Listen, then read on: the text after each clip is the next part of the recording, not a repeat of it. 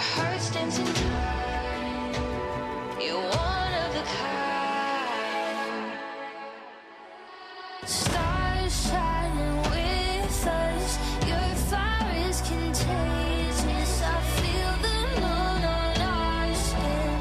Love glows out, love streams in. Your eyes shining through me. Light the way so that we can see. I feel the warmth of my love.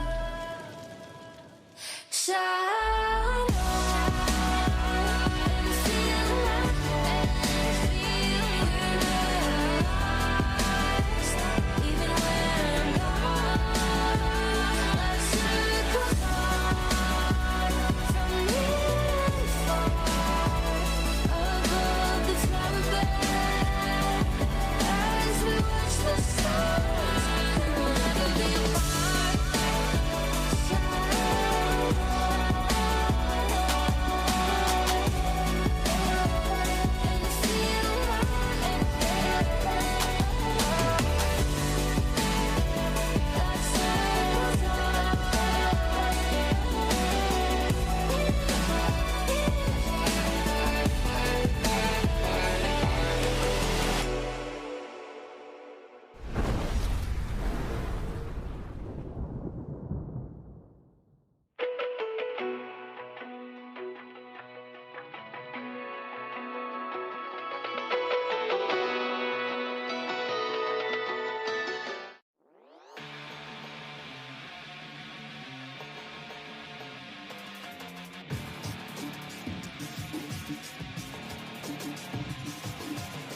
This city never sleeps, chemically brought down on its knees. With every breath that I breathe, clenched fists and gritting teeth. Tonight the energy flowing in me is waiting for relief. Thunder beneath my feet, I sight you on my life. Until the dawn, the darkness falls, and I lose control. I feel it in my bones, a spark to lead us through the shadows. Can I fight the way before me? It coursing through my soul, a rock to guide us through the sorrow. Can I calm this storm inside me? This electricity, a part of me that's under pressure. Charged up, my fuse igniting a sight you wanna see. I'm outside, pointing to the sky. Gonna make the earth shake, cause you can't contain me. Voltage burst through the black of my eyes. Put my finger on the trigger and I'll shock you, baby. Against the odds, until the dawn, the darkness falls, and I lose control. I feel it in my bones, a spark to lead us through the shadows. Can I fight the way before me? It's coursing through my soul, a rock to guide us through the sorrow. Can I calm this storm inside me?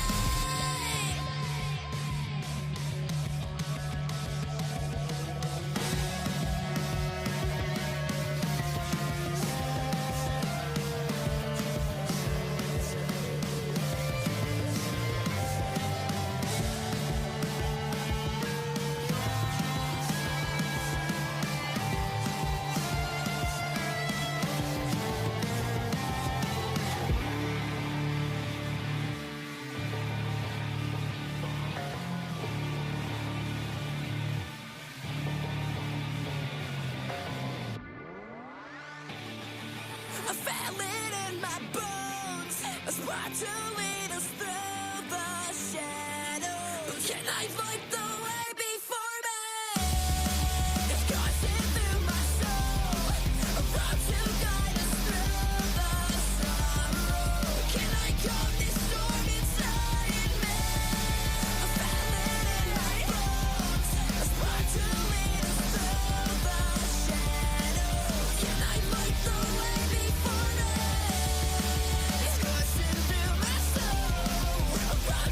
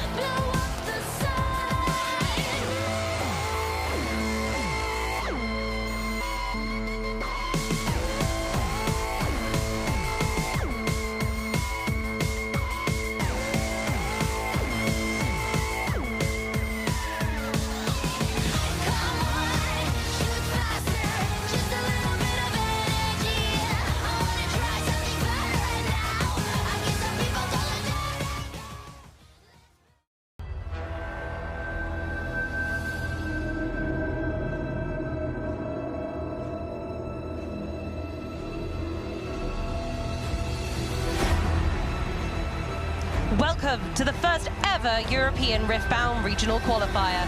With 1,650 players, new legends will be forged this weekend in Bologna, Italy. Just like the rich culinary history of this beautiful city, we're here to bring you the most delicious plays and spicy decks. My name is Amy Worsley and I'm joined by the fantastic Medic. How are we feeling today? Oh, I'm feeling amazing. I was here at about 8:30 a.m. There was already a massive queue. People have been lining up for hours to get in, and with the action already kicking off as well, we're starting to hear about some incredible decks. It is just such a pleasure to be here. It's an amazing event. Everyone's been so kind, and I'm really looking forward to the next 2 days. Honestly, the energy in the room is unmatched. I think the player base is already so dedicated. We were only just talking about the mega Nexus night that we had last night, finishing 11:30 p.m. and people are already filtering into the hall very early to get on with the action and just enjoy Riftbound. Yeah, it's incredible to see how quickly it has got a grasp of kind of the collective consciousness here. You hear people talking about it everywhere. At breakfast, people are playing games over their croissants. It's like, guys, maybe take a second. You've got like 12 rounds of Swiss to go. You know, it's a lot of action still happening. And I'm really looking forward to seeing how things begin to develop today and whether we get to crown a new Spirit Forge champion as well, with, you know, some decks doing really well over in China, but this is the first kind of European Spirit Forge that we get to see overall. Exactly, and there's so much to play for. There is so many events yet to come as well. We are only the first European event, of course. We've already seen a lot of love from Houston. We're here, of course, in Bologna. Now Spirit Forge has released.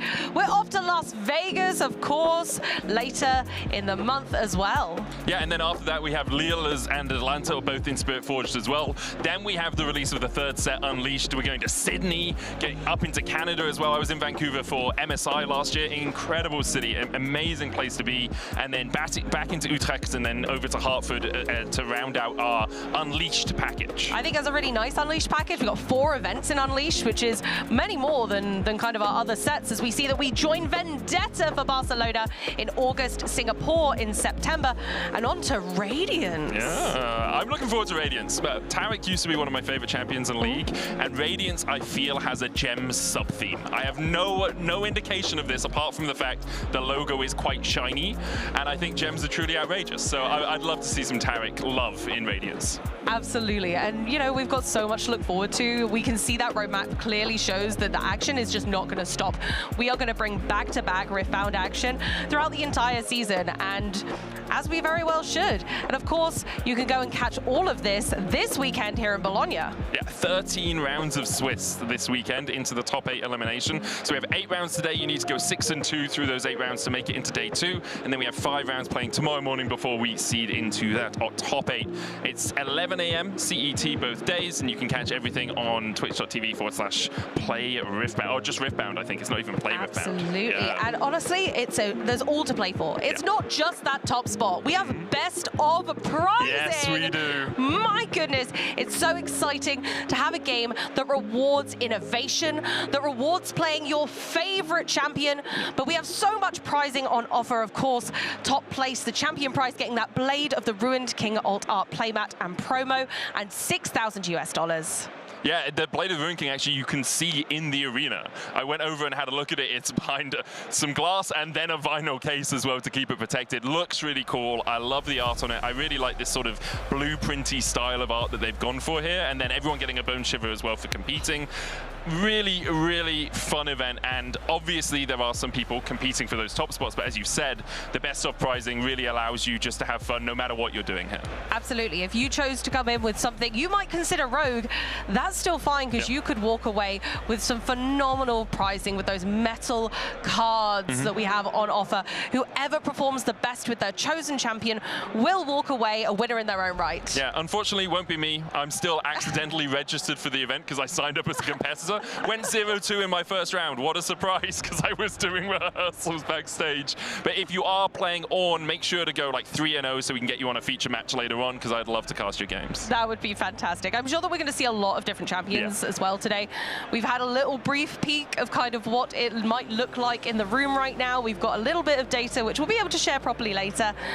But there is a rather large mix of champions, and some that I wasn't expecting to be quite so high up in those rankings. Yeah, I think the fact that we've had 3 big Chinese regionals has allowed people to see more of a meta than perhaps we saw in Origins, where there was just a lot of Kai'Sa really dominating. Draven, I think most people still see as the premier deck, maybe the S tier or the Z tier if you want to put it even above that. But you are seeing a lot of the chasing pack teching to beat Draven, yes, and then also teching to make sure they are consistent in their other matchups, right? And it's partly best of prizing. I think that does increase meta diversity, but also we've had enough time looking at Spiritforge and looking at the cards for people to understand exactly how you need to get over the monster that is a Draven deck. Absolutely, and that's the thing. We've had time to practice now. Everyone's had their Nexus Nights and Summoner's Skirmishes at their local stores, which we're going to talk about briefly now. Yeah, Nexus Nights and Summoner Skirmishes, if you aren't able to make it to this event, or if you did make it here and you want to get smaller practice tournaments in, Nexus Nights and Summoner Skirmishes are great for that. Nexus Nights, usually 3 rounds, you get a reward of a 3-card pack at the end of it. Much more about having fun, enjoying yourself, being part of the community. Summoner Skirmishes, slightly bigger, usually happen about once a month or so, but you can get buys for the regionals, and those buys stack up across the regionals as well. So if you want to join in organized play nearby, you can look at those QR codes on the screen, or you can look up Riftbound Store Locator on Google and click the link and you'll find everything you want to get. It's exactly that easy to get involved. If you even need to learn to play, Nexus Night is your first port of call. You want to make sure that you're getting in there, jamming with other Riftbound players, picking your chosen champion and really going for it. And I think that's what gives this game so much prowess, is that actually I can pick my favorite, and that's okay. I don't have to go, oh, but it's not very good. It doesn't matter. I'm gonna get my Nexus Night pack with 3 snazzy cards. I'm gonna have the best time and get ready for my Summoner's Skirmish. And eventually, Ornn will be good, okay? Eventually, Ornn is gonna be meta defining. Just you wait. Just because it's not good now, you can get it on the ground floor of the Ornn hype train. You can do it. You can do it. You can do it with any champion. No, Ornn only. Ornn only. I was wrong. Yes. It's Ornn only. Ornn or nothing. Only. Hey. But of course, if you want to brag about your favorite champion, the best way to do it is to hit us up on social media. Make sure you're using #RQBologna, and you might get your socials post featured on our broadcast this weekend. Tell us what you're doing. Are you here? Are you with us? Are you at home? Is your cat watching? What's the jam? If the cats are watching, we need cat pics. Yeah, like dress your cat up as Soraka or Nidalee, you know, Bushwhack's in the game. 100%. We need all of your cat pics. And before we do get into the meat and potatoes of the weekend, we as casters decided to make some predictions of who we thought would win the championship. Now, I will say, and I'm going to put this out there, I didn't predict Ornn, but that's only because I'm not competing. I went for Sivir. I think Randy's Sivir list that we saw in the Chinese regionals is really strong. I like what this deck can do. It does suffer a little bit to time. You need to be quick at playing it, and you need your opponents to be quick at playing it. But I think if one gets into the top 8, it can definitely take down the competition. I've got to say, I know it's typical, but I went with Kai'Sa, Daughter of the Void. I think that having the practice from Origins and then using that knowledge and kind of experience that the players have gained all the way and bringing it through to Spiritforge, only having to learn how to combat the newer champions. Actually, I think that's a really fun way to think about actually kind of the old dog can learn new tricks. Yeah, only having to learn the new legends I think is really important. You already know how your deck plays, you're only adding in a couple of cards. But we do have on the end some pretty like meta slaves, really, when you think about it. Fiora and Draven, James and Leo, can you excuse yourselves for these very, very standard picks? To excuse myself for picking like the deck everybody thinks is going to be really strong coming into this. But you know, we can talk about our predictions a little bit through the day. James O'Leary here with Leonard Koenig to bring you all the action from round 1 in Bologna. And since we're actually going into a match that features your pick for the weekend, let's talk about some Fiora. Leonard, why do you think it's so good? All right, so I think that Fiora, especially with maybe a baited hook in the deck, could be the deck with the highest ceiling in the tournament. It is a card game, and even though there's very little luck involved in Riftbound, I might add, still sometimes you need a little bit of this extra oomph that you want. So if you are playing an unsung hero, you equip a BF Sword to it, and then you baited hook it away, draw 2 cards, find a Harness Dragon, which deck is going to match that, really? Yeah, I mean, the Harness Dragon, when it drops on the battlefield, is really hard to deal with. It's a big momentum swing. And to be fair, we have seen Fiora putting up results in the first two Chinese regionals, so I'm excited to see in this first round how it does. Just to quickly explain my Draven pick a little bit, I think it's the obvious choice coming in. It basically is like you're playing across 2 days, consistency is key. Yes. It draws a ton of cards, it sees a lot of the answers to things in the meta, and it doesn't really have too many bad matchups, if any at all. So a lot of the players thinking that Draven really is the deck to beat this weekend, but we have a lot of room for surprises. The last 2 weeks of regionals in China did give us winners that were not Draven, so anything could happen. We are going to be jumping in to a very fun matchup for round one that does not feature Draven. We'll show you some Draven later in the day. We're actually going to go into Fiora versus Victor, so we get a good look into two very different types of playstyle that come out of Riftbound, based around kind of like swarming recruit units for the Victor, and then Fiora, all about making, you know, fewer units bigger, get to that mighty status and contest battlefields. Yeah, and I think that is a very interesting dynamic, because the Victor we're about to see, I think it is we call it Kill Victor, which is a deck that just basically plays a lot of spells that kill your opponent's units. So if you're investing a lot of energy and power into making big units, chances are you might be really disappointed if they get removed by a Dragunda very quickly.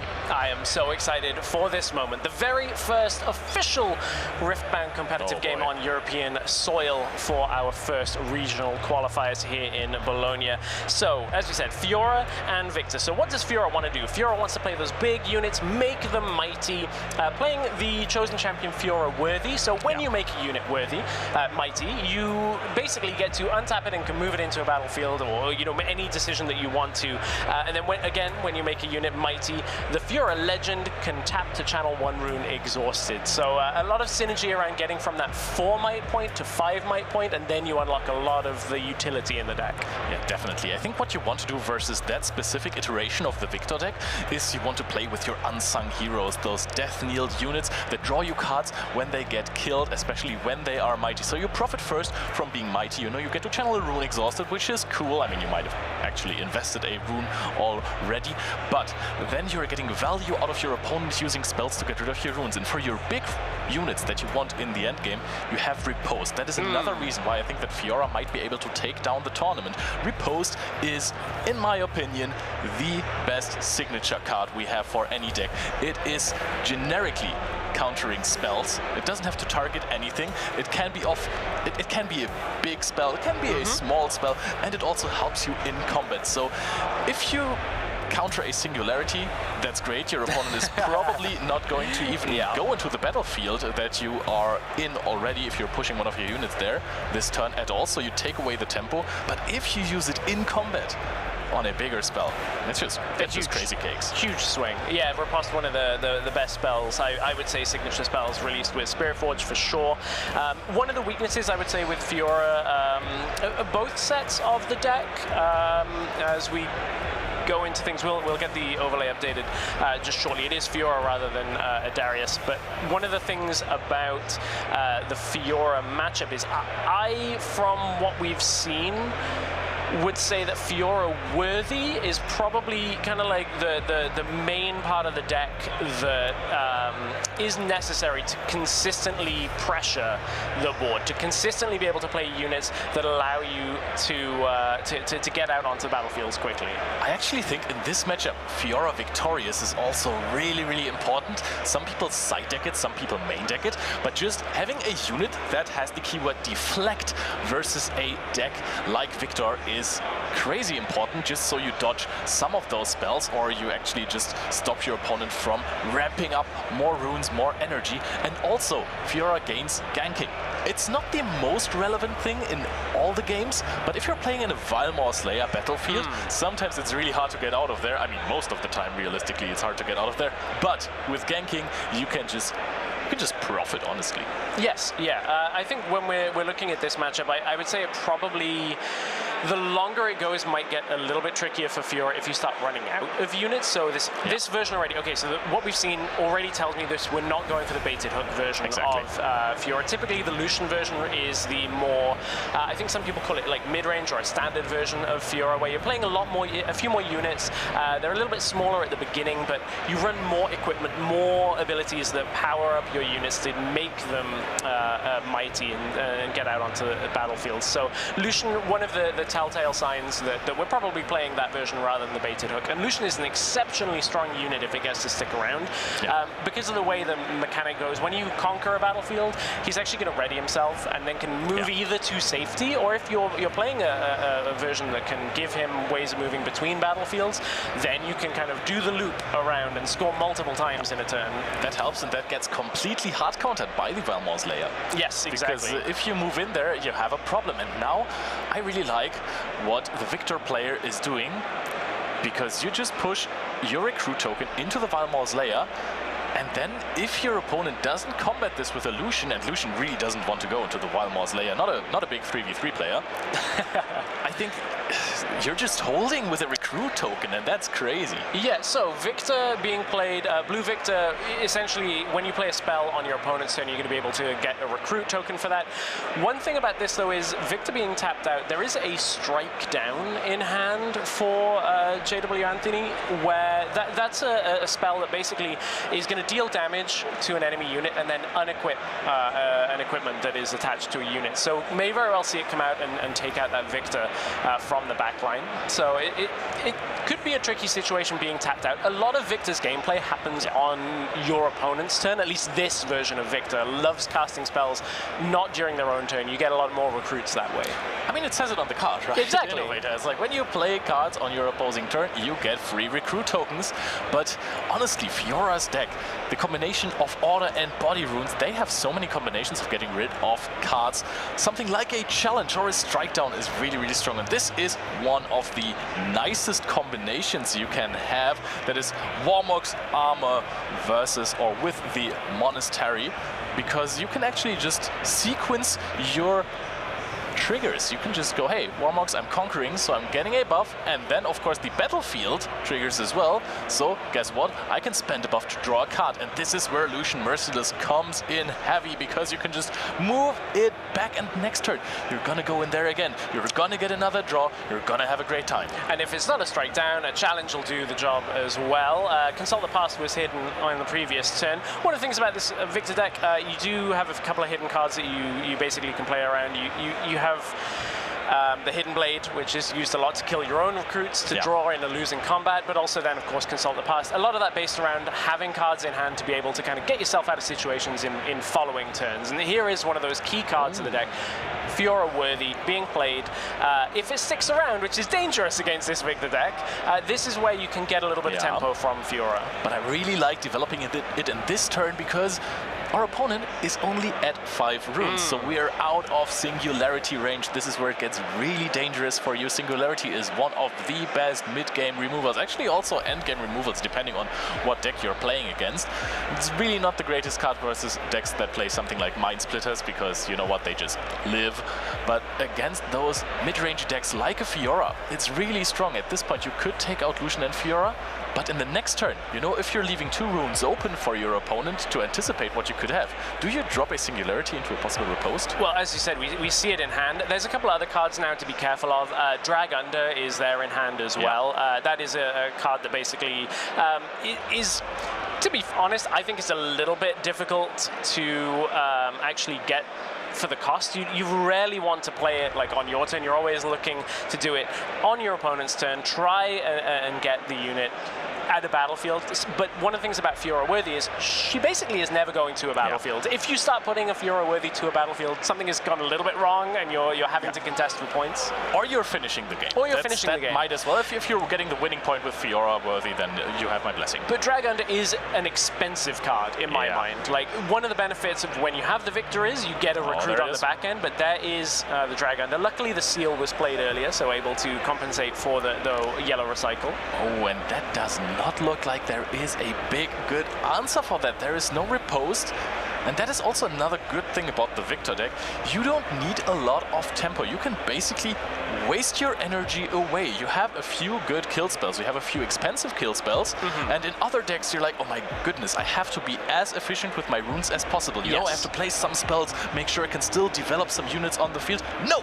Victor does that for you. And one of the things that I was looking at this matchup of, it kind of depends which kill spells or damage spells Victor draws in which order, because Fiora can go over the top of them. Like, you can protect units to survive through damage, and then once those big spells are out, suddenly Victor's not so difficult to deal with. But I will say this, like, direct kill spell, like single target, remove a unit, doesn't matter how much might it's got, is a lot harder to deal with. And here's where the Fiora deck can run into a few problems. When you start losing units, you only have a finite amount in your deck, whereas Victor is just going to be like, yep, here's another recruit, add another one to the board, keep swarming you. And now, I think we're already at a pivotal point of the game, because Riftbound is so incredibly dynamic, right? You have so many decision trees already. There's 2 battlefields open, your opponent is tapped out. You could go for points here. You could just really greed into it, but do you want to risk your Fiora worthy? Here's one thing, though, that to know about Set. Because of the way that the mechanic works with Set, he's going to enter as a 4 and get the buff up to become 5, so Fiora worthy is going to allow you to play Set as like an active unit that turn and start moving. I feel like that is normally the interaction you would see, was Set is going to be able to move, but hasn't this turn, unless I'm mistaken on that. I mean, do you want to push it into the Vile Maul's lair? We're already at the point where you have quite the big investment on your units, and I think if you invest too much here, you might run out of cards soon, but I really like that we're going for a draw here. Fiora worthy in this matchup. The question is, how important is it for you to get your units ready in the turn you play them? Because versus Victor, you know that you're not going to combat the biggest fields, right? You have even a rookie, a 2-might unit, can just get you the same amount of points as your Set brawler. Yeah, I guess that's kind of a fair point as well when looking at things. With the Victor tapped out as well, the Fiora being able to go and come back is not the end of the way, because the way that it was played with the Warmogs, Fiora actually comes up to 5, gets the buff, and basically becomes mighty. You can recycle Rune and protect Fiora. So I can understand the line there now that we've seen it. It's not necessarily so much of a line that I had seen in that one. Oh, we're going for an Imperial Decree here. Every damage that is going to be applied to units is going to be lethal now, and that's a Bellows Breath if I've ever seen one, completely tapped out. What a turn! That is a massive push. And that is devastating at this point of the game. Like, you just spent a lot of resources to develop that board into 3 units and thinking they're protected, but Imperial Decree, Bellows Breath, again, Bellows Breath, one of the newer cards coming from Spirit Forge. This time doesn't need to be repeated, because as you said, Imperial Decree is going to mean any damage will kill a unit. Bellows Breath, deal 1 up to 3 units at the same location. For newer players, the base is a location. It is a selectable location with Bellows Breath. That's exactly what we see here from our Victor player, and wipes the backline. And from here, Victor holding both battlefields, now no Fiora worthy from the champion zone, makes it kind of tricky to stabilize in this matchup for Fiora. Definitely, and you know what is even more nasty in this one? You invested a full rune, you de-rammed yourself to get your Fiora back to base. If you didn't do that, the combination wouldn't have worked. It's the one time where it's the wrong play, which, or at least like a difficult play, because you don't necessarily have that information, of course. You maybe are thinking about playing around it, but at some point, you just have to go for it. You're kind of expecting, okay, my opponent's going up past 6, probably a singularity. I'll probably lose 2 units, so therefore I'll develop a 3rd. Yeah, and I mean, honestly, how much playtesting do you have versus this specific iteration of Victor, or any Victor really? It's not a deck with the biggest meta share. So it's really, really tough to playtest against all of these decks that are in the room. Every deck has the same chance. Every deck can have the element of surprise. Oh, and now we are spamming recruits here. This is one of the win conditions of the Victor deck. And a couple of Victor decks have been playing like the Jace version to try and cheat out the Vanguard Armory. When you get to just play it because you're not worried about what your opponent is doing it, that's a pretty good sign for being in control of the game. Vanguard Armory, one of the new gears from the set that you basically, once you play it, you can tap it every single turn on your turn to play 3 recruit tokens, which is quite good value when you know, every turn you get to do it, you just are going to spam the board, constantly have pressure. And we said that the disparity in this matchup could come down to just who has the units left, and Victor's always going to win that one. That's true. What I also think is interesting is that you do it this turn. You're holding, your opponent only has a pit rookie, and you're at 7, so you only need to hold 1 battlefield. Is it necessary to tap yourself out here, to just exhaust all of your runes, just to get 3 recruit tokens? I mean, you're gonna get infinite value from now on. That's a great thing for you. But I feel like you could have won the game that turn much quicker. However, it's not a race yet. Yeah, looking at what's in hand, looks like a Stupefy. I think it's another Imperial Decree. Obviously, Singularity not usable on your opponent's turn. So all right, yeah, I see that. I'm looking at like what are the options available that actually would be able to hold that. It's an interesting line to like look through. I also am along the same line of like, if you're holding, tapping out is a little bit dangerous because Fiora still does have power in the tank to like drop pit rookies and things and start untapping and get a lot of presence. But it now is a lot more dependent on what JW Anthony has in hand, whereas Victor's like, well, I've got everything just on board on my next turn. Also, actually, you know what? I take it back. I think it's always the better play, because the only lose condition you have at this point is basically if the Vanguard gets stolen by an Akshan. Okay, which is possible. Fiora decks do run Akshan. I guess the other side of this is Singularity on your turn, which you know you have, can just wipe both battlefields if there's only 1 unit on each. And you're not too worried from then. You just go, okay, recruit to 1, recruit to the other, off we go, and we'll go to game 2. And you do not have the best reactive spells. And now look at this position Victor is in, forcing your opponent to play a challenge from a pit rookie onto a recruit token. That is absolutely nasty. So we're going to recycle some runes. Sabotage is going to be used, and that is bad news because possibly the best card. And you see 2 Singularities though. Yeah. So at this point you're looking at like, what is the thing that gets me out of this situation? And yeah, you see 2 Singularities is like, well, I can't take both of those. So we're gonna just scoop it up and go to game 2 and look at sideboards. So Anthony concedes this one versus Obechkovo. I hope I got that name right. But that was very impressive from the Kill Victor deck. Victor Innovator, the Mind Victor chosen champion. You know, in set 1 in Origins, there was most of the time a Victor leader in your deck. So that was the Order chosen champion. That one, whenever you pushed another one of your units and it, you know, got killed, you got another recruit token. In this build, there's not too many non-recruit tokens or units that you're having. So that's that. Yeah, and this is reminiscent of the Victor deck that came out right at the beginning. When we were watching a lot of best of ones coming from local and kind of regional games in China before the first actual regional qualifiers, we were seeing a lot of this like no unit Victor being played. It's very similar, but with a slight tilt on it. I know there are some lines in the deck that does have a unit involved. So for full context, players that play on the feature match, they do, obviously we can see their deck, we can see the cards in front of them. We do have the deck list, but this is a closed deck list tournament, so I'm a little hesitant to reveal too much about each deck's specificity on things, but obviously this Victor is a potent force when you do have so many kill spells to be able to control the game. So we're going into game 2, obviously post sideboards now, and the battlefields have been changed. So we're now on Sunken Temple. Dreaming Tree and Rockfall Path. Dreaming Tree and Rockfall Path. I apologize, I was reading it off my phone. And so the Rockfall Path is very, very interesting in this deck, because units can't be played there.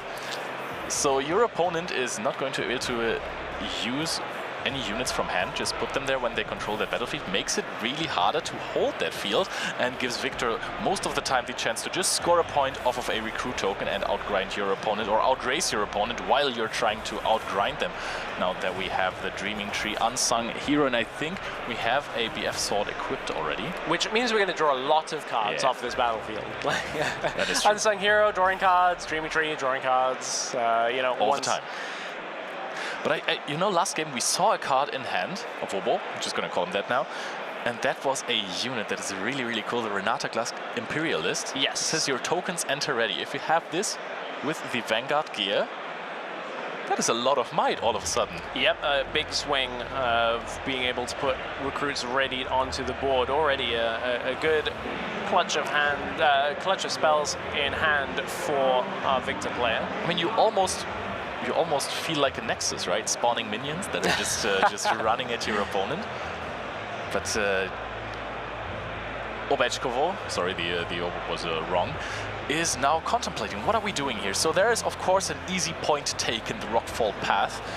You're not really suffering from the downside of that card because you barely play any units. However, are you dealing with that unsung hero? No, there's plenty of ways for Victor to deal with it, but do you just want to give your opponent draws? Exactly. That was going to be my question. Is I can see, I think there's a Color Weak in hand, which obviously is a relatively cheap way of dealing with it, or you have the Drag Under, which looks like will be the option. So is going to come through. Obviously, this is saying, well, I'm going to give you a bunch of cards, but I think it gets worse if this sticks around. Yeah. I need to stabilize the game a little early on. They will get the draw at some point. And one reason not to go for Color Weak here is a matchup specific thing that I'm kind of like assuming comes later. There are a couple of cards in this Fiora deck that have Deflect, and Color Weak kind of works around that. Like if you, for instance, if your opponent taps out for like Fiora Victorious, and that's the only unit there, well then Color Weak is going to deal with that problem because you just sack the recruit and you don't have to deal with a Deflect. Well, speak of the devil and find him. I think we just saw one in hand there. That is a really strong card. Getting so many keywords all of a sudden by just getting Mighty somehow. There we go. Oh, Sabotage is being used first. Oh yeah, and that is again Imperial Decree Bellows Breath combination. I think when you're looking at that hand, oh wow, it's so tough. You don't take the Decree for sure. Because yeah, there's two of them as well, so you're like, maybe not so bad. Also, I think knowing the Bellows Breath combo here is in hand. Maybe there's a way you can play around it a little bit better. I don't know whether it's Color Weak, but certainly that's like in my mind of like, if I'm tapping out to play a big unit, I really don't want to invest and have it die. I could deal with it now. You know, now that you say it, I think it's 100% Color Weak that you're taking, because you can very well play through this Imperial Decree and Bellows Breath combination, usually, you know, by spreading your units to different battlefields and your base, of course. But then again, if your opponent is playing a token deck and is getting recruits out every day, then it's gonna be tough to keep your units safe at the battlefield if the Imperial Decree is just going to be played. So that's a tough one already, but you can't get rid of the Imperial Decree because there's another one. Yeah, that's always like a frustrating position when you do have your opponent reveal their hand and you're taking cards out of it, and you're like, well, I really want to take one, but the fact that you have two means I have to go a completely different route. Yeah. We're going for a set Brawler developed here as well, and oh, that was the riposte from the side deck instead of a Exhausted Rune that was being channeled there. Oops, that could happen. Interesting that we did not side in the third riposte, because many people have been going away from playing the triple riposte main deck because it's just not that great versus Draven. So that's some information there. He's laughing. I mean, it's stage nerves on day one. 100%. Anthony, you're doing great. Don't worry about that. It's Judge, my opponent revealed information on himself and what has been sided in and sided out. Oh no! Yeah, I know, right? No, poor me. But yeah, we're going to wait this out for a quick second. Can't be too long. But what do you think of the position Victor is in right now? You are actually going to hold with a recruit token. You have not developed the one in the last turn, so that's a very interesting thing to note here. That Victor had actually a point in time where he couldn't give you a unit, and that is massive sometimes. And I think looking at this matchup a little bit, I think Fiora, when I say is like a little more stable compared to the first round, Victor's about to get to 6 and might be stuck in a loop of like staying around this amount of runes on the board where oh, it looks like it actually came from perhaps the main deck. I was getting set Brawler up on screen. So I was going to say Victor goes up to 6, and now if you want to clear units out, you're again going to have to recycle down. Not having the gear in the early game is a little bit different. The seal that allows you to tap to instead of recycling does mean Victor kind of stays in a point where you're recycling a lot to cast these big spells. That is true, and also sometimes when you're only having those kill spells in hand, there's not really a way for you to interact with your opponent if they're playing it calm, right? So the set Brawler is in base there. What are you really doing? You can develop the Victor Innovator, that's nice, but we also know the hand. There's not too many cards in your hand that can be played on the opposing turn. maybe a Hidden Blade, finding some new cards. That could work, I think. And this is a situation where you're like, well, the recruit's going to die. If you challenge this battlefield at all, I'm just going to be okay with drawing 2 cards, and that's totally fine. I've developed on my turn. Also, counts as playing a card on your opponent's turn, so you're going to get that recruit back. So essentially, there's no real loss on making that exchange. I think the easiest way to explain while hiding a card and then playing it counts as playing is Teemo.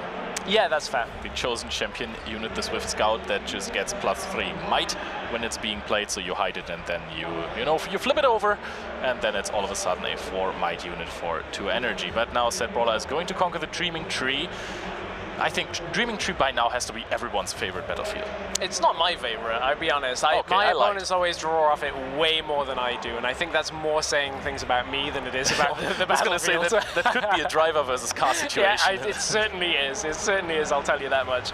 So taps the Fiora, gets a rune, and will pass. So no opportunity to play the Hidden Blade that turn, because Set goes to the other battlefield. Of course, that is one limitation of hiding a card like Hidden Blade, is it is now kind of locked to the battlefield that it is hidden at. But I really like this. I mean, you wouldn't have activated to chain it to any kind of spell or something, except for when it removed the recruit, because it just gets you another point. The recruit is working over hours. You get 3 victory points from 1 recruit. That is insane. That might be a world record, actually. I'm lying again. Sorry. It is a lot of momentum gained by just a single recruit. Here's the moment now where do you just eat the deflect cost and say, well, I guess now that we've paid 1, we probably can't get there. For Singularity, not an option so much anymore. There's a BF sword as well, so we're at 8 might. Oh, of course, no, thank 7 you. Yeah. might. We're not a defender, but. Yeah, so we are up above Singularity range. That is one of those break points that we were talking about in Game 1. The Fiora can get up and out of Singularity range. So now we start looking a little bit further into the line of like, okay, I have to either try an Imperial Decree with recruits, or is there another way? Like if there are any more drag unders, that type of playing. I think you're just chilling on the side of Victor. Your opponent isn't running away from you or anything. They're just at 2 points as well. How important do you think the salvage is that's in hand for our Victor? Because there are not amazing targets for, you're not looking at GAs or anything like that, like the Guardian Angel to take away so much at this current board state, but is removing the BF sword significant? One of the things that Fiora can do is like re-equip gear like a BF sword and go to battlefields multiple times trading. Is it worth taking out? I'm not sure in this current board state, but it would take away all of the keywords that Fiora has. Yeah, I think you're saving yourself the deflect costs by just paying for the salvage. Yeah, so that's you're actually very true. But I mean, you put it at least into the Singularity range. The +3 might effect aggressively for Anthony is not doing too much. There's almost always going to be just a recruit in those battlefields. So it doesn't matter if you have 2 might or 7. There's really no... I mean, with 2 might, there might be Stupefy, but that's a whole different story. But I think still the salvage is really good. It draws you a card. At some point, you might have the chance to play out a Seals. You can basically play it out for 3. I think the only problem you have with it is that it just recycles a rune. Very true. Is action speed as well, though, so it will allow things. Going to force out the Hidden Blade. So I guess I'm looking at the line here. So wants to draw the cards to be able to just make sure you can play the rest of the turn. I was working through that matchup. So does Fiora go to the battlefield now? That is the important thing, because you cleared it out. So I guess you send him in.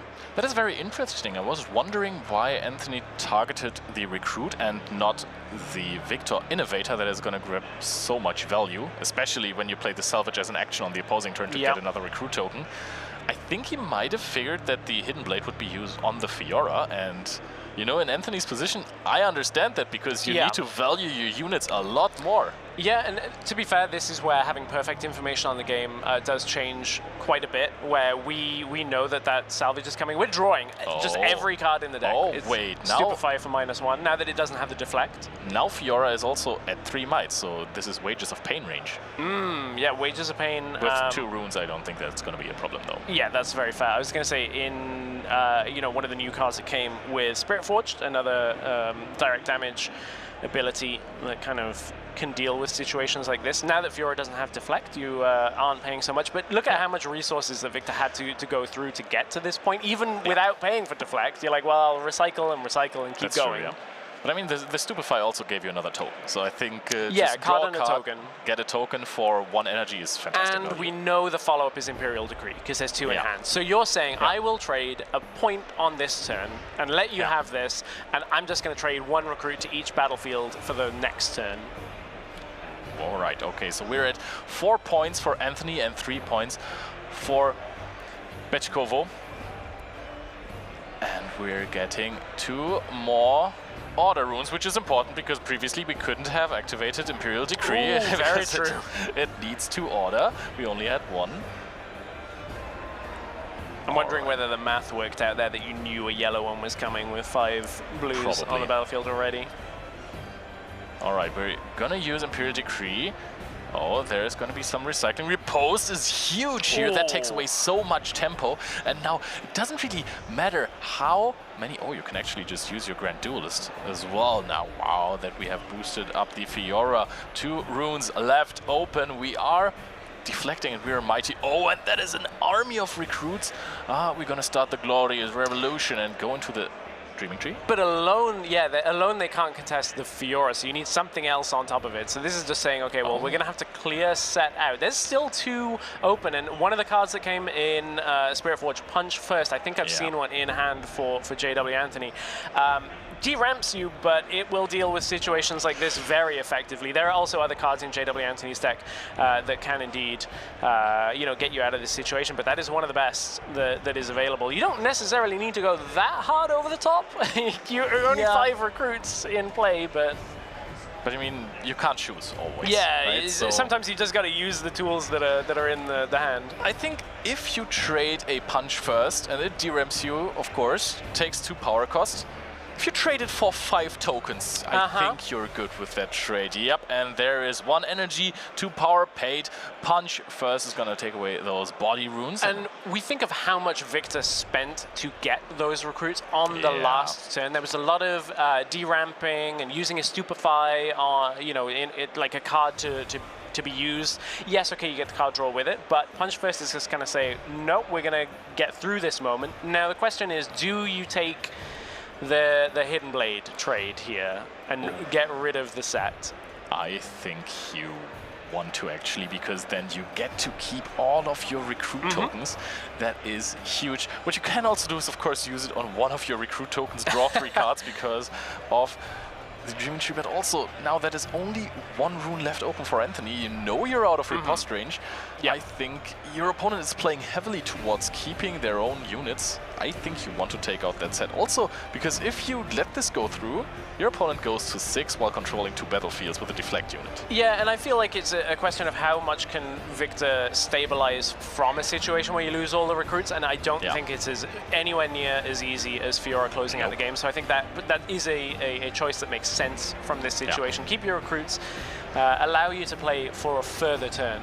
But do you think there is something that Bechkovo did not account for, and that is the ganking keyword on the victorious Fiora? Because if you boost that one up with something like a BF sword, that could get rid of those recruit tokens really fast.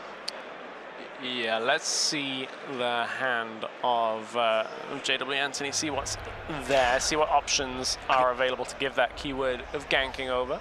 I mean, you just need to give it 1+ might. There has to be something in your hand that gives it 1 extra might. We did just see the hand. I saw a lot of units. I saw like a Lucian, I saw... That is wild. I mean, ideally, I think those are 5 recruit tokens, right? Ideally, you give the Fiora +2.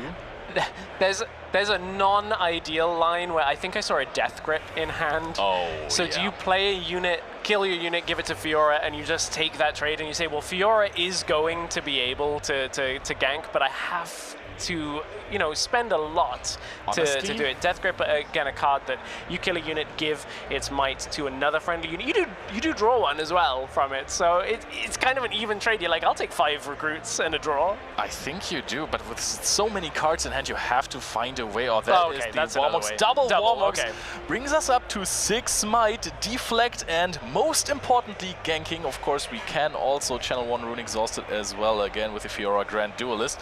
And now with the keyword ganking on a completely exhausted rune field from Bechkovo. This is going to be game for Anthony, picking up the cards, and this is how it can go too if you can't start running away with the game with Victor. And there we see Anthony victorious, revealing that riposte, but you know, eventually probably got to draw it anyways, and you know what? Card was good. Yeah, pretty good card. Those Warmogs as well, just hiding tucked away in the back of the hand, doing the easy job of just playing a gear and equipping it rather than finding the convoluted line that goes down a strange path. But that means we're 1-1 in our first series between these two. Interesting to see how Victor was able to, you know, take game 1 quite swiftly, quite easily, and Fiora kind of just like really fighting through those spells and going above and beyond, making sure you're not in singularity range, trying to trade as effectively as possible. I mean, when you're saying trade as effectively as possible, we saw a drag under used on an unsung hero that was mighty. That is such a discrepancy in value in these cards. It's really hard to come back from that with any deck if you're using a 5 energy, 1 power cost card on a 2-drop. Essentially, that draws you 2 cards. It's tough. And I think maybe not necessarily about the players in this match specifically, because we are playing at a regional qualifier level, so I expect everybody in this room is very familiar with card games, but for newer players that might not understand how important drawing cards is, it is possibly like the strongest mechanic in the game. Is like, the more cards you have in your hand, the more you're able to play around things. So never give your opponent free cards if you don't have to. Exactly. And now, when you're talking about drawing cards, there's something that feels like drawing cards, and that is for the Victor Innovator deck, the Ravenbloom Conservatory. This card is insane. When you're defending there, you look at the top card of your deck, and if it's a spell, you get it to your hand. Victor has so many of those, so you're almost always going to draw one of those. You start with a recruit token, so you're always going to have a 2-drop or a 1-drop basically, so you're going to play a unit on your first turn. So this card is just free value for you. I'm time traveling. There's the Sunken Temple coming through. I love the conservatory that you were talking about as well. As you said, you're basically always the defender if you set up, and of course Victor going first is going to allow that move to the conservatory as turn 2 begins. So there's the unsung hero. There is a Warmogs as well played for Fiora, so very similar to the previous game, although it was BF Sword in game 2. That is very interesting to me, because the question that you have to ask yourself now, is that a strong start? You started with, in your first turn, you used up all your energy, right? You used the runes. You played 2 cards, so you have 2 cards less in hand. And they are not a combination, you know? Unsung Hero plus Warmogs, it doesn't do anything. It's just a whole pile of nothing. So maybe you are lacking good cards that you can use as follow-up, because the start of the Victor deck inherently is strong going first with the Ravenbloom Conservatory. Okay, so there is a BF Sword in hand. That is possibly a side-decked card. Yes, I'm going to bring it up on stream. Unyielding Spirit. It's, you know, a tech card that we saw a lot in Origins, at least against Kaiser decks. So again, this matchup is so much based on direct damage abilities. Here is the play on Sunken Temple. Wages of Pain comes out, and we'll deal with the... Oh, wow, that's a really early use. We're throwing it in immediately, so are we going to even... I don't even think you get the gold token then, right? Because you're not doing the damage that Wages of Pain wants you to do. We would have to read up on the Wages of Pain card as well to see the exact wording. Let's get it for you here. Because gold tokens, I think, if we check out the last games that we've seen... one thing about Riftbound is because it's kind of like do as much as you can, it is within the rules. I'm assuming that it's because it's deal 3 damage to a unit, play a gold gear token exhausted, you're going to be able to do that regardless, is my interpretation and the way that the players have played it. So it's, you know, pay 3, get a gold. It's not as much as I would like, but at least the opponent playing Unyielding Spirit for now, that's a big, like on a future turn where you're committing a lot for Singularity, that blowout would have been huge. So getting it away is already a good thing, I would say, for Victor. True. If you're trading, also you did not trade any power cost, right? So you actually DRAM'd your opponent while not having this yourself. This is nice. If you can use Stupefy for an even trade with a root unit, I think you're happy with that card. Just getting free value out of this. And you can see Anthony just did not go into the Ravenbloom Conservatory once because he knows that is going to give my opponent a draw. I do not want that necessarily. So you can go into the Sunken Temple, you can spend 1 energy to draw another card. That is good value for you. But again, a recruit token that is pulling the overhours. Gold +1 salvage is going to make it not mighty anymore, so you won't be able to activate Sunken Temple, and now Fiora does not have all of those keywords, deflect, ganking, and shield, so a little bit less potent. It's still difficult to deal with without a follow-up spell. Recruits obviously really struggle to get past larger units like Fiora without the assistance of an Imperial Decree or Wages of Pain or damage that comes through. And there's a BF sword to say, okay, well, we'll get through that after. I won't draw the card, but I'll still make sure Fiora is safe. So we're equipping it immediately as well, and I'm wondering if there ever was a turn for an Imperial Decree. Is it now? Because I think you have a very, very healthy rune management. If the Imperial Decree, Sabotage is huge. Sabotage is huge. I mean, Imperial Decree is there, and look at this hand. Double Bellows Breath with an Imperial Decree and 2 Hidden Blades. 3 Hidden Blades. Oh, wow, those are plenty of blades, man. So Fiora's like, well, I'm probably drawing a lot of cards if you're using them on my units, but that is a lot of kill spells to just eat through the units that Fiora has. But I mean, I think Anthony is in desperate need of more cards. I don't even know if he has any left in hand, because that was plenty of cards played without any card draw in the first turns. Unsung Hero just dying without doing anything. I think he's at 1 card in hand, so he'll gladly take that Hidden Blade, but also needs to really top deck off of it. Because if you don't find the units, well, I mean, then you don't win the game, huh? Yeah, a lot being spent. Oh, draws the Vanguard Armory off the card after the Sabotage has been used. Yeah, I dig it. That was a neat top deck. Yeah, that is, in other games you say you can't do stuff to the top of the deck. You can't sabotage the top of the deck. So that's the way I'm going to put it for Riftbound. You cannot sabotage the card on top of your opponent's deck, and sometimes it just draws exactly what they need to keep up the pressure. Imperial Decree was a problem, but now with Hidden Blades and a lot of recruit units, you're kind of like, well, I'm just going to be able to contest battlefields for as long as I can. You will not be able to keep up with the pressure that this Vanguard Armory is going to create through the game. By the way, I love the hidden card there, which might be a Hidden Blade. Could also be Do you think is one of the 3 copies of Hidden Blade? I think it could be a Hidden Blade, actually. And I think this is going to give so much value. You know, you're holding with the Fiora, you can gank with it, so you're going to draw a card off of Ravenbloom Conservatory most of the time. Then you're going to be able to Hidden Blade, draw 2 more cards, and then find Defender removal. trigger first. Oh, wow. So it's it's spells. No, it's to the bottom, so it spells. Doesn't count on gear. But it's now C1 card. Decide whether you want to Hidden Blade your own unit or your opponent's unit. Maybe draw 2. I think you do want to Hidden Blade your own unit. You want to find more Imperial Decrees. That is the most important card there. You're starving your opponent out on cards, which is huge. You do not want to Hidden Blade them. I mean, look at this. Your opponent has 7 runes, is this? 7 runes open. Yeah. 2 cards in hand. I mean, okay, this was the first action done this turn, actually. Never mind. But still, fewer options means your opponent can't play their way out of a situation so much. So Hidden Blade comes out.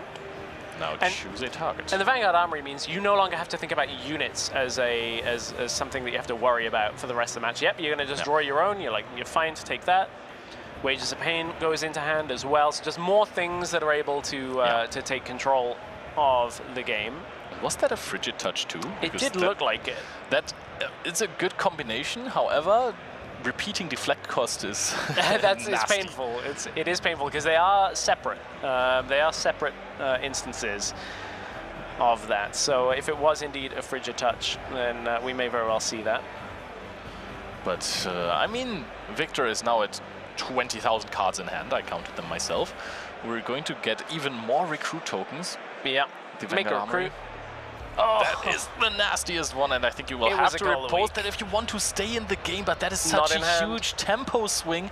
The Fiora Victoria is actually granted you 2 points per turn, and now... That's exactly the interaction we talked about earlier in the game, when Fiora Victorious is the only unit that is on the board, and Victor has 6 recruits at that point. Yeah. Just kills one of the exhausted.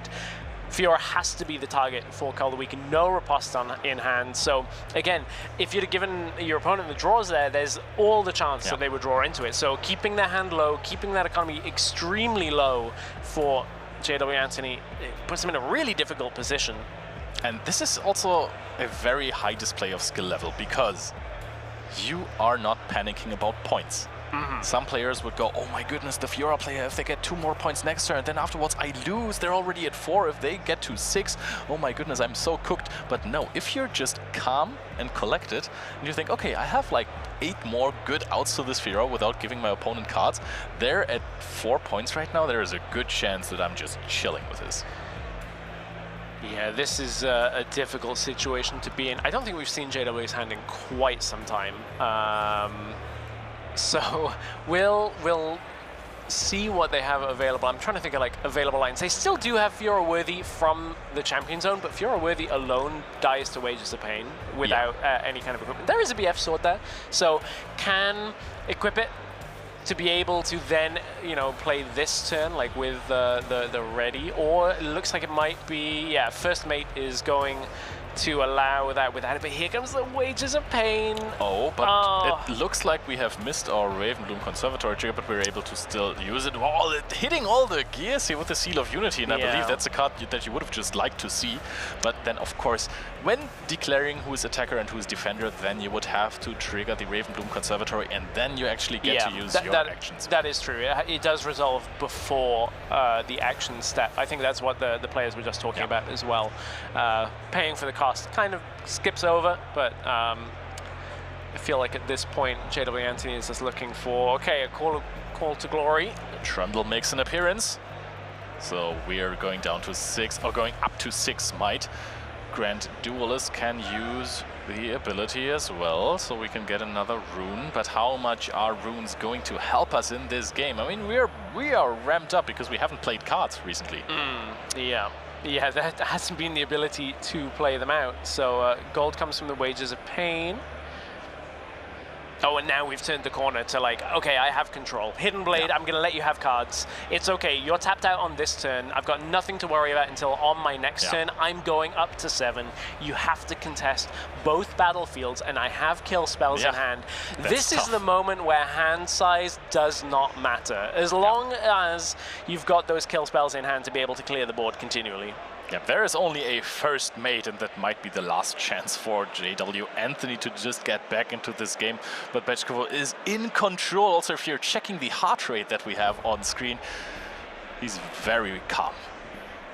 Understandably, JW Anthony's heart rate through the roof right now. Oh yeah, basically getting the equivalent of a workout in playing this game. Oh, just turn that dice to 6. That's fine. Although keep in mind they are not ready. Yeah, I was going to say they are not ready for this. We get another one. It's just all the dice on all the units. That is 10 recruit tokens. Actually 12 in total. Now it's correct. Yeah. Untap awaken 6. 4 of them are from this turn. Yeah. So now it makes sense. I was about to say we don't have 10 ready. Was that just, I'll make 4 recruits pass? Yeah, sure, okay, I've got cards in hand. But I mean, you never want to have more than 1 recruit in a battlefield. I mean, there are some scenarios where you really want, but I think those are the more rare ones. Call to Glory drawn off the top. So how much have we got? You have to clear both battlefields. Doesn't have it enough. First game of the day, taken down by Victor Bechkovo, taking the win. I really hope that pronunciation is correct, and I'm sorry if it wasn't. We're going to ask later. I definitely will make sure to ask, as hopefully we'll see more from Victor throughout the day. Quite a hard-fought matchup. Yeah, the Kill Victor really looks strong here. I mean, you're getting endless resources with those recruit tokens. You're keeping your opponent low. You're basically forcing them to not really participate in the game with you. Every single time they try to conquer something, they're getting nervous. They're going, is my unit gonna make it? And there's just this one recruit token looking at you like, that's got a kill spell backing up. Yeah, a lot of kill spells. I mean, when your opponent reveals their hand and it's like Imperial Decree, you know, 3 Hidden Blades and then some more spells that are just going to take your units out, like, how do you even play around that when you've got, like, you're taking 1 away and you're like, well, I've got bad options all across the board. I mean, if you want to counter that kill spell Victor deck, you would have to play, I mean, a full Poro deck, basically, right? You need so many units to even be able to score points to outvalue them. And this is where the metagame comes in, because Draven, the Glorious Executioner, seems to be one of the best decks in the room, if not the best deck.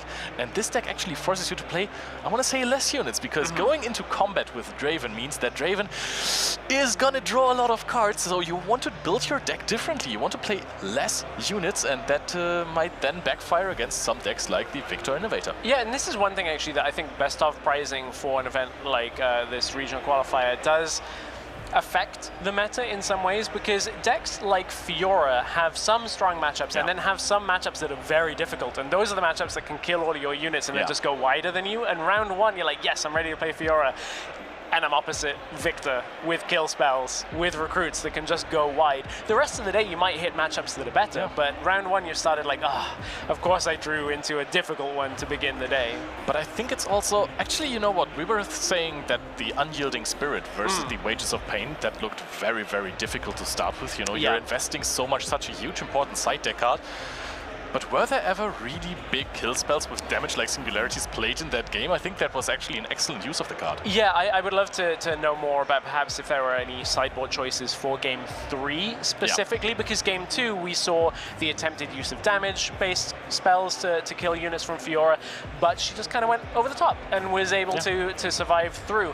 Anyway, we'll park Fiora and Victor for now, because we're heading into our second feature match from round 1. Still sticking with the opening round of play, which of course a lot of players did bypass by winning their Summoner Skirmish locally, getting a round 1 bye here for Bologna qualifier. But that does not mean that there aren't players that have traveled that are very skillful from elsewhere in the world that weren't playing Summoner Skirmishes. Maybe they picked up the game recently, are here for round 1. I've seen a lot of strong players already out today.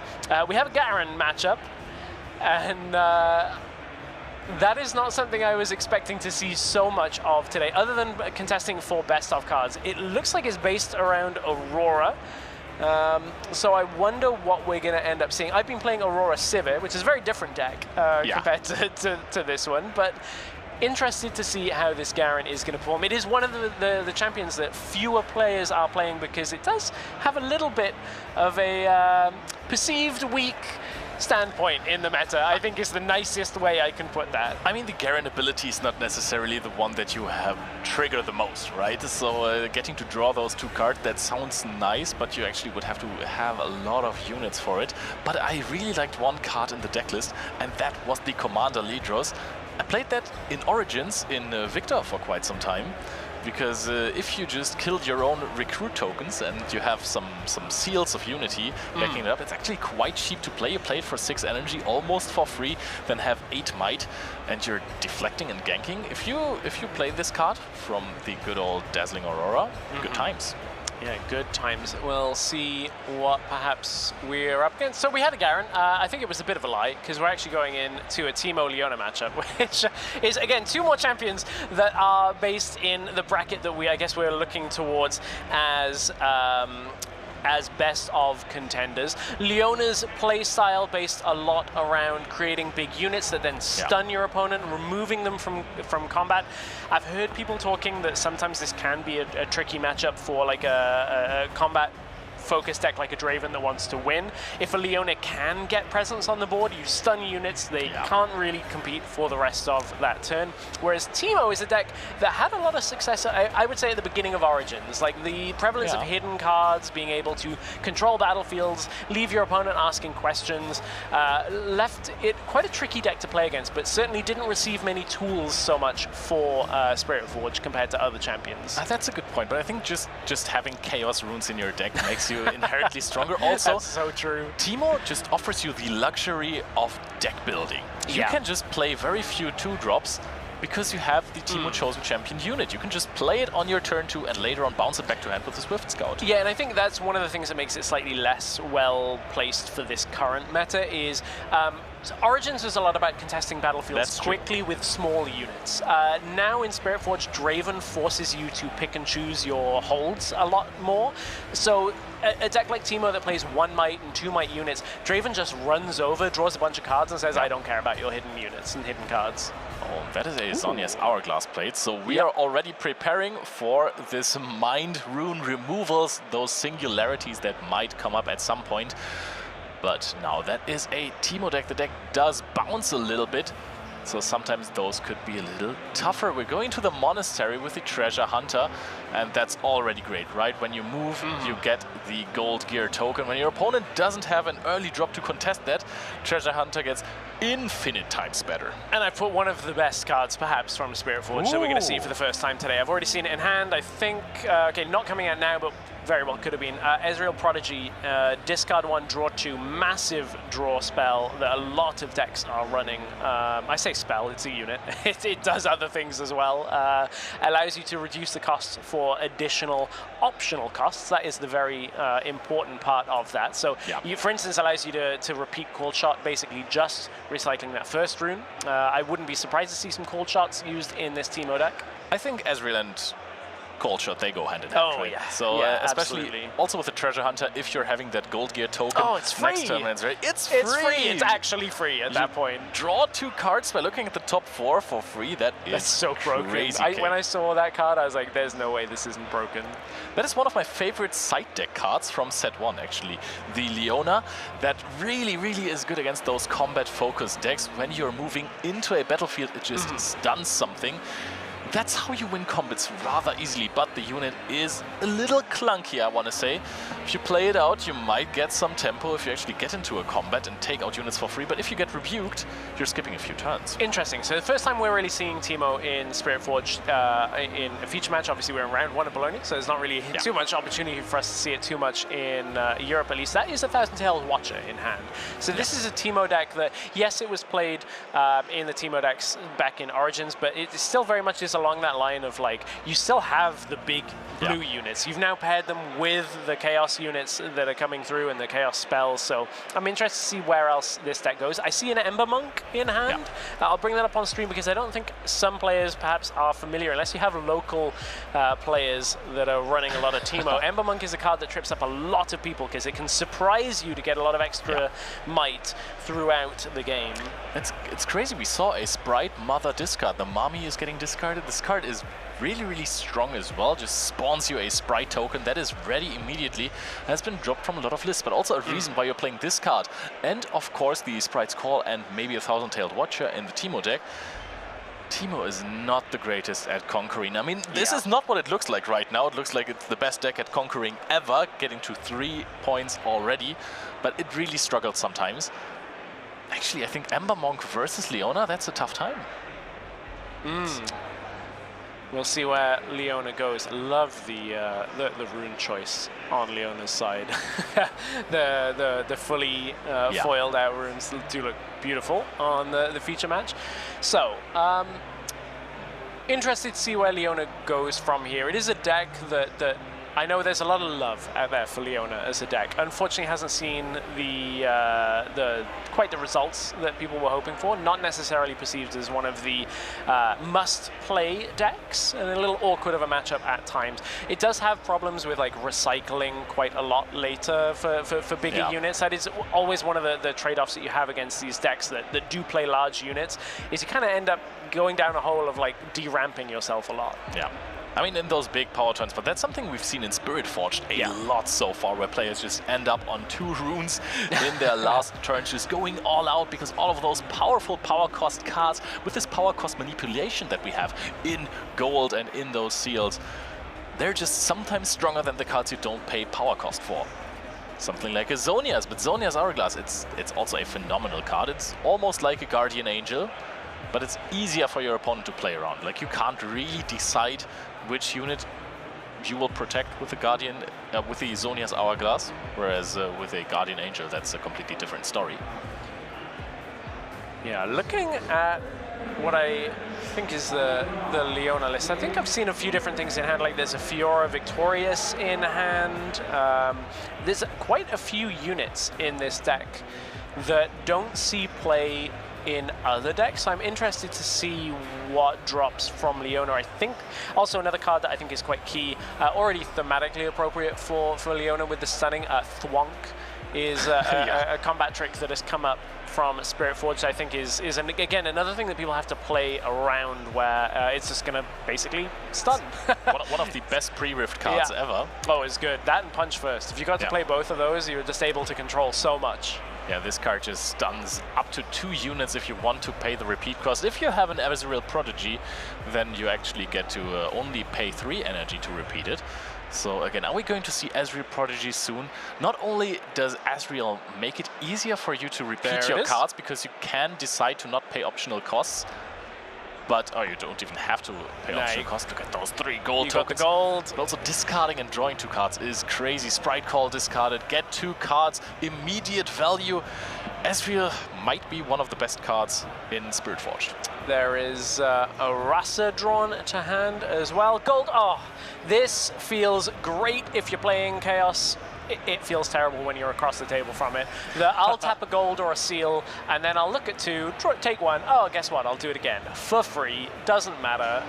That is so much value, and it even keeps up the tempo. Yeah. How many times do you get to draw 2 cards for absolutely free? Because those gold gear tokens, yes, you use them up, but that's what they're there for, right? They provide no other value, except for when you're playing on. But I think that Maddie can tell you more about that. So, interesting choices. 2 big endgame units, or the do I want to just see 4 more cards ability. And it is going to be one of the units. I saw Cold Shot going back into the deck. I guess we'll take a look here. I didn't quite catch which one. It's the Watcher. Okay. And, you know, matchup specific, I think that's good, because you're going to end up playing against Leona having big units. Watcher can really, you know, put pressure on the battlefield with that -3 effect that I think everybody knows from Origins. Those of you that are playing, hits the battlefield, you kind of sigh, and if you can't alter it, you scoop. I just think you need to pressure with the Thousand-Tailed Watcher rather early, because those big units versus the Leona deck, they're not the greatest, right? So if you stun a Watcher, you feel great about yourself, right? That's the best thing that could happen to you. A 7 might unit and you just stun it for free, that's so much tempo. 1 card in hand we saw there for Leona. Another signature spell coming through that I'm going to bring up on broadcast for us. Zenith Blade. We're going to have potentially instances of Surprise Defender in this in this matchup, which is a tricky mechanic that people I think are still getting used to. But we'll see how that Zenith Blade ends up coming through. As you can see, it's going to be stunning an enemy unit at the battlefield. You move friendly unit to that battlefield. Zenith Blade is crazy strong. I've been caught off guard at skirmishes a couple of times by this card before. But also pushing back the Leona is quite nice. You have the Fiora Victorious still defending your zone's warrants. Leona is making herself ready for a possible attack on the monastery.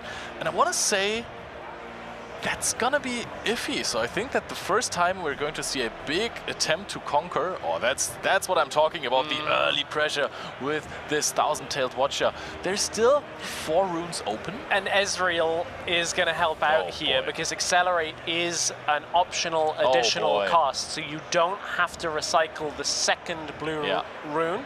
And of course the first one coming from the gold, so Watcher comes out and you know you can follow it up in a following turn, and you still have more available. So Traggle K is really going strong with planning forward these turns, knowing I have a Watcher, I'm just going to take another one because I'm not going to deramp myself, I'm not going to recycle any runes with the first one. Oh, is the Ezreal pushing if it goes in too?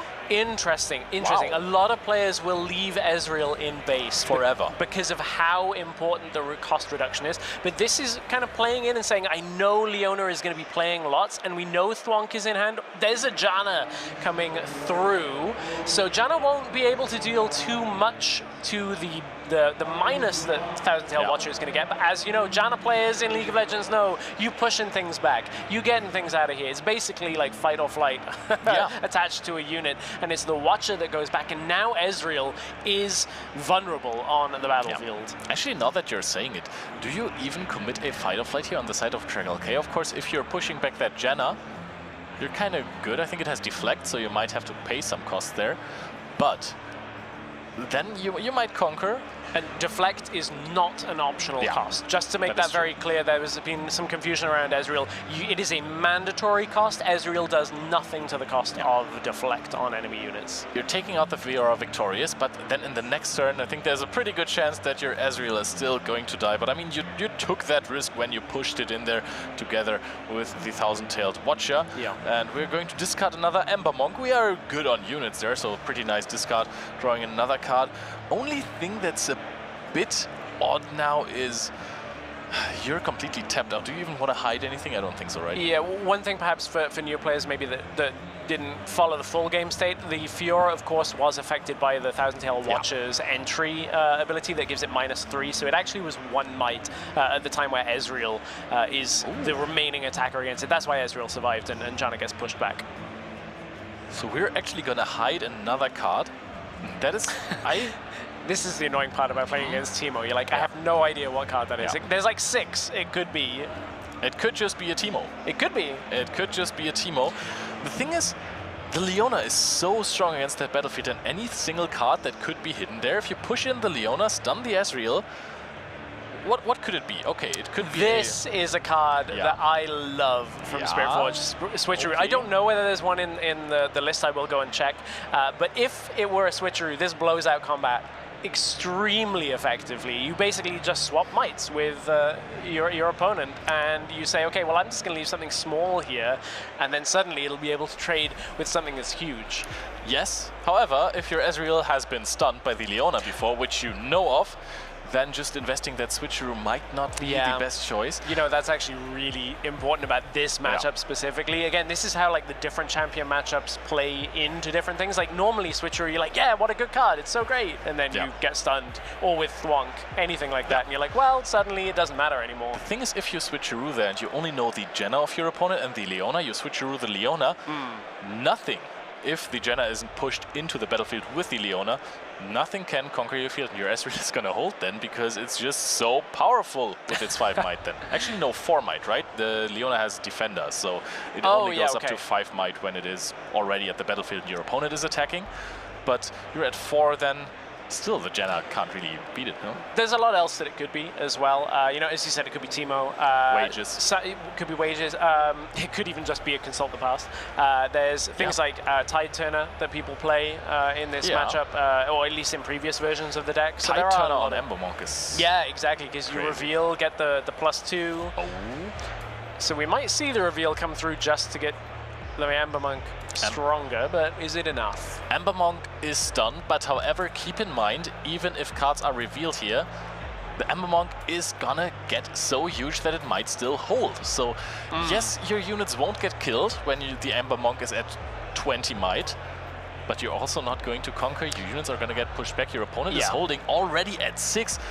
So holding potentially to win the game. As you said, that is one important thing, is if you're strong enough. There's the Teemo coming through, so we'll get +3 might, so it becomes 4. Captain Teemo on duty.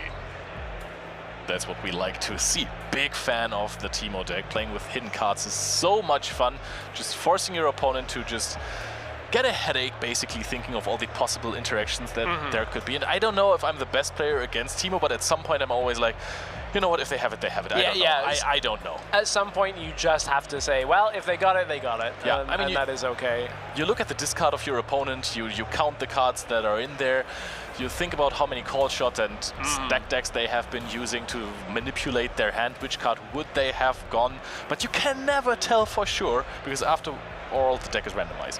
Find your center. I'm just going to go for see what more options I have coming from this. Of course, now the reduced cost on Find Your Center by Traj LK being so close to that 8-point part of the game. So loaded bag 2 is now going to see, do you have any more combat tricks in your hand? 4 runes are open. Your opponent is not going to do anything about it, but there is still one card that is hidden on the Zorn's Warrens, and this card could push up the Ember Monk to 8. Yeah, there's. I'm thinking, what are the options? If it were a Tide Turner, you could swap something out, get the Tide Turner's Might in there as well. If you wanted to. Oh, then you would get another gold token with the Treasure Hunter. Yeah. And you would get one more white. One more might. It's a game of just inches at that moment, of every small addition. So here is Zenith Blade. Zenith Blade is coming in, and we have another Leona in our base that we've played previously. So Zenith Blade can now stun the Teemo and then move a friendly unit to that battlefield. So we have another Leona. Does that now count as a attacker? I think so, right? So you actually get to stun again? Do you stun everything? You already were attacking, right? So true. Attackers. all of your units are assigned for this showdown. It's when contested is applied to an open battlefield that it becomes a bit tricky, and then you become an attacker, even though your opponent was the one that moved in first. So it is a complex board state from that situation. This one I think is a little more simple, and our Teemo player just says, yeah, okay, I'll let everything die. You've invested a lot here. Yep, but then again, almost completely exhausted their runes on the side of loaded bag. There is an Ezreal that is looking strong, holding here. Monastery is going to give you a draw. And we know there's another Watcher in hand and a Watcher in base ready to come out onto a battlefield. So that's going to be 14 might at a minimum playing into the Monastery of Fiora at least. That is a lot of eyes on you. There's going to be some watching that has to be done. Yeah, and this is one of those situations where Watcher pays for itself massively, because 3 units means you're effectively giving -9 over to the opponent's battlefield. I think we went up to 7, right? So picking up another Fight or Flight in hand, if we are at 10 runes, if we are that. Actually, we can still use the Ezreal passive effect to just play it for 7 accelerated. 2, so it's either 8 and 1 rune or 7 and both runes. You get to choose whichever. So it's going to be 7 and both runes, exactly as you were saying. And I think we just paid 8 and 2 runes, actually, but that doesn't matter too much in this game state. I think it would really help. But of course, we can also go for a Fight or Flight. Nope, immediate fist bump here. Loaded back concedes that game. Teemo was just running away on points. Yeah, that was kind of reminiscent of how Teemo used to be when it would be like get early points and then just protect them by being able to be very versatile about, well, you don't know what my hidden cards are. Leona unfortunately falling in that matchup. If you're a Leona fan, some of the content I released leading up to the event, my Leona videos were just like way higher than everything else. I was like, wow, Leona has some really like die-hard fans out there. I mean, I like Leona too. She has almost my name, you know. I'm Leonard, so we have something in common, but I don't stun as many players. I was seeing if there's a joke there going from Koenig to something with Leona. We still have a few more hours on this broadcast. Yeah, exactly. We'll make it work. We'll make it work as we head into a follow-up game for these two.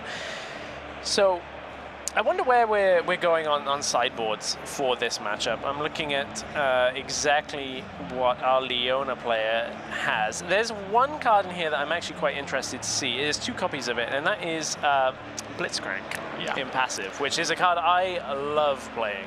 I think that's a really good card going first. If you can establish... Oh, loaded back deciding to go second here. Values the 1 extra rune, so you can get your power plays first. We're not playing the Obelisk of Power. I would have said that would have been quite nice with some of these Fiora Victorias that you just play on your first turn then.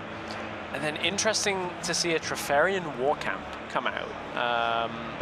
So Treferian Warcamp is going to obviously make units a bit bigger that are on the battlefield. I mean, that is one thing that Teemo does struggle with, is like having small units, but it's a symmetrical battlefield, right? If we both contest it, we both get the buff. So you know, we tend to see it when you can go wide and have lots of units, like a Victor will play it. I think the Treferian Warcamp is mainly just because you're running 3 copies of Fiora Victorious. Sure, to activate Mighty, okay. If you're pushing that in there, there's some decks that profit more from the Treferian Warcamp, of course. Something like a Victor in the order version when you're playing Victor Leader as your chosen champion unit and a bunch of units in your main deck, so that you always have more units than your opponent and you get more might. Yeah, that makes sense if it's that it's Leona has selected Warcamp, right? And which it may very well have been. We didn't see battlefield choice setup. Vilemore's Lair, I think I would understand for Leona as well. So we'll see as the game goes out which player does end up utilizing it a little bit more. But we're into the early game, and this is what Teemo does: just puts the units down really quick. Just hide it immediately from the champion zone. Yeah, Teemo Legend passive, I believe. Let's have a look. It's just not much of a surprise, isn't it? That's true. Felt like just hiding those cards, the best thing you could do there.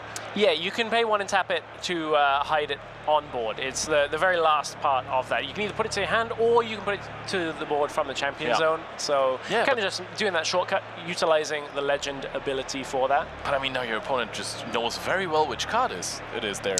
Sometimes that's fine though, right? Like I actually don't think it's that big of a deal, if I'm being totally honest, because you're also saying, well, I'll just get a unit basically for free for one might. Yeah, sorry, one cost on a future turn. You just get a unit basically out of nowhere, and you're saying, yeah, okay, I'm not hiding it, but sure, I'm fine with that.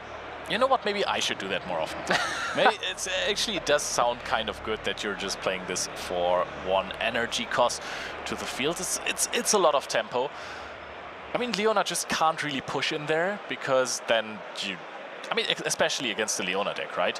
Yeah. If you're pushing Leona in there, then you're just reacting with your Teemo, and they're both at 5 might, so that would really not help. You leave your probably Teemo on the field, then you're still going to hold, removing that Leona if there's no combat tricks. Huh! That is an on. That medic is somewhere going crazy, because that is the on Forge God. Don't see very often. Wait, I think that is the Forged God, no? That just gets better with every gear you play, and you have so many gold gear tokens. Oh yeah, sorry, no, this is the one we do see very often. It actually gets huge just from pushing all of those gold gear tokens. If you're hiding, you're getting a gold gear token. If you move the treasure hunter, you're getting a gold gear token. You're getting so many gears while sitting on your Ornn, and you know Teemo really profits from holding on battlefields. Yeah. Ornn is kind of goated at that. Yeah, that is a very fair point. Obviously already getting both of like extra might from here, from those gold tokens, as you were saying. Also, if Leona wants to push into that field and then stun the Ornn, you would have to play Deflect too, because it's spell or abilities. So yeah, that kind of takes out the entire strategy of the Leona deck here. And oh wow, pushing the Leona into the Vilemore's Lair, and I believe. Wait, no, the Trifarian Warcamp is from the Leona. Vilemore's Lair, now that is fantastic side decking as well. In your Vilemore's Lair game, you're stacking your Ornn Forge God into the other battlefield, and then your opponent is forced to play good units into the Vilemore's Lair because they can never ever conquer that. You can also still play with your Black Market Broker. This is blowing my mind, honestly. That is an interesting like adaptation coming into a second game. As looking at what outs we have, there is Ezreal is Singularity in hand. I say outs, I mean I feel like Teemo's in a pretty good spot looking at things. Yep, I would agree with that. Outs to continue winning the game, potentially. Wow, that is so strong. There's also the Fiora in the base. Did you just see what 2 cards came off the top? 2 switcheroos. Oh wow! As well. Although you don't want that with your Ornn, right? Yeah, that's true. You're hiding already. But I mean, the thing is, when you're hiding Teemo, you can just play Teemo, and you can play the switcheroo out of your hand as well at action speed. So, at least I'm pretty sure it was 2 switcheroos. Going to go with the Treasure Hunter into the Vilemore's Lair. The next question is, do we just sacrifice it, or we're playing the switcheroo? Wow, that is so big. I don't know how far down the rabbit hole I'm going here. Switcheroo can swap 2 of your own unit's mights. So if you get stunned on Ornn, you switcheroo Ornn's might to the other unit at the battlefield. Has to be at the same battlefield, though. But Ornn and the black market broker is here. So sorry, I'm actually not talking about this battlefield specifically. Right. Yes, I should probably be focusing on what is going on live. Drops the second switcheroo immediately. You talked about this earlier. Okay, cool. That works too.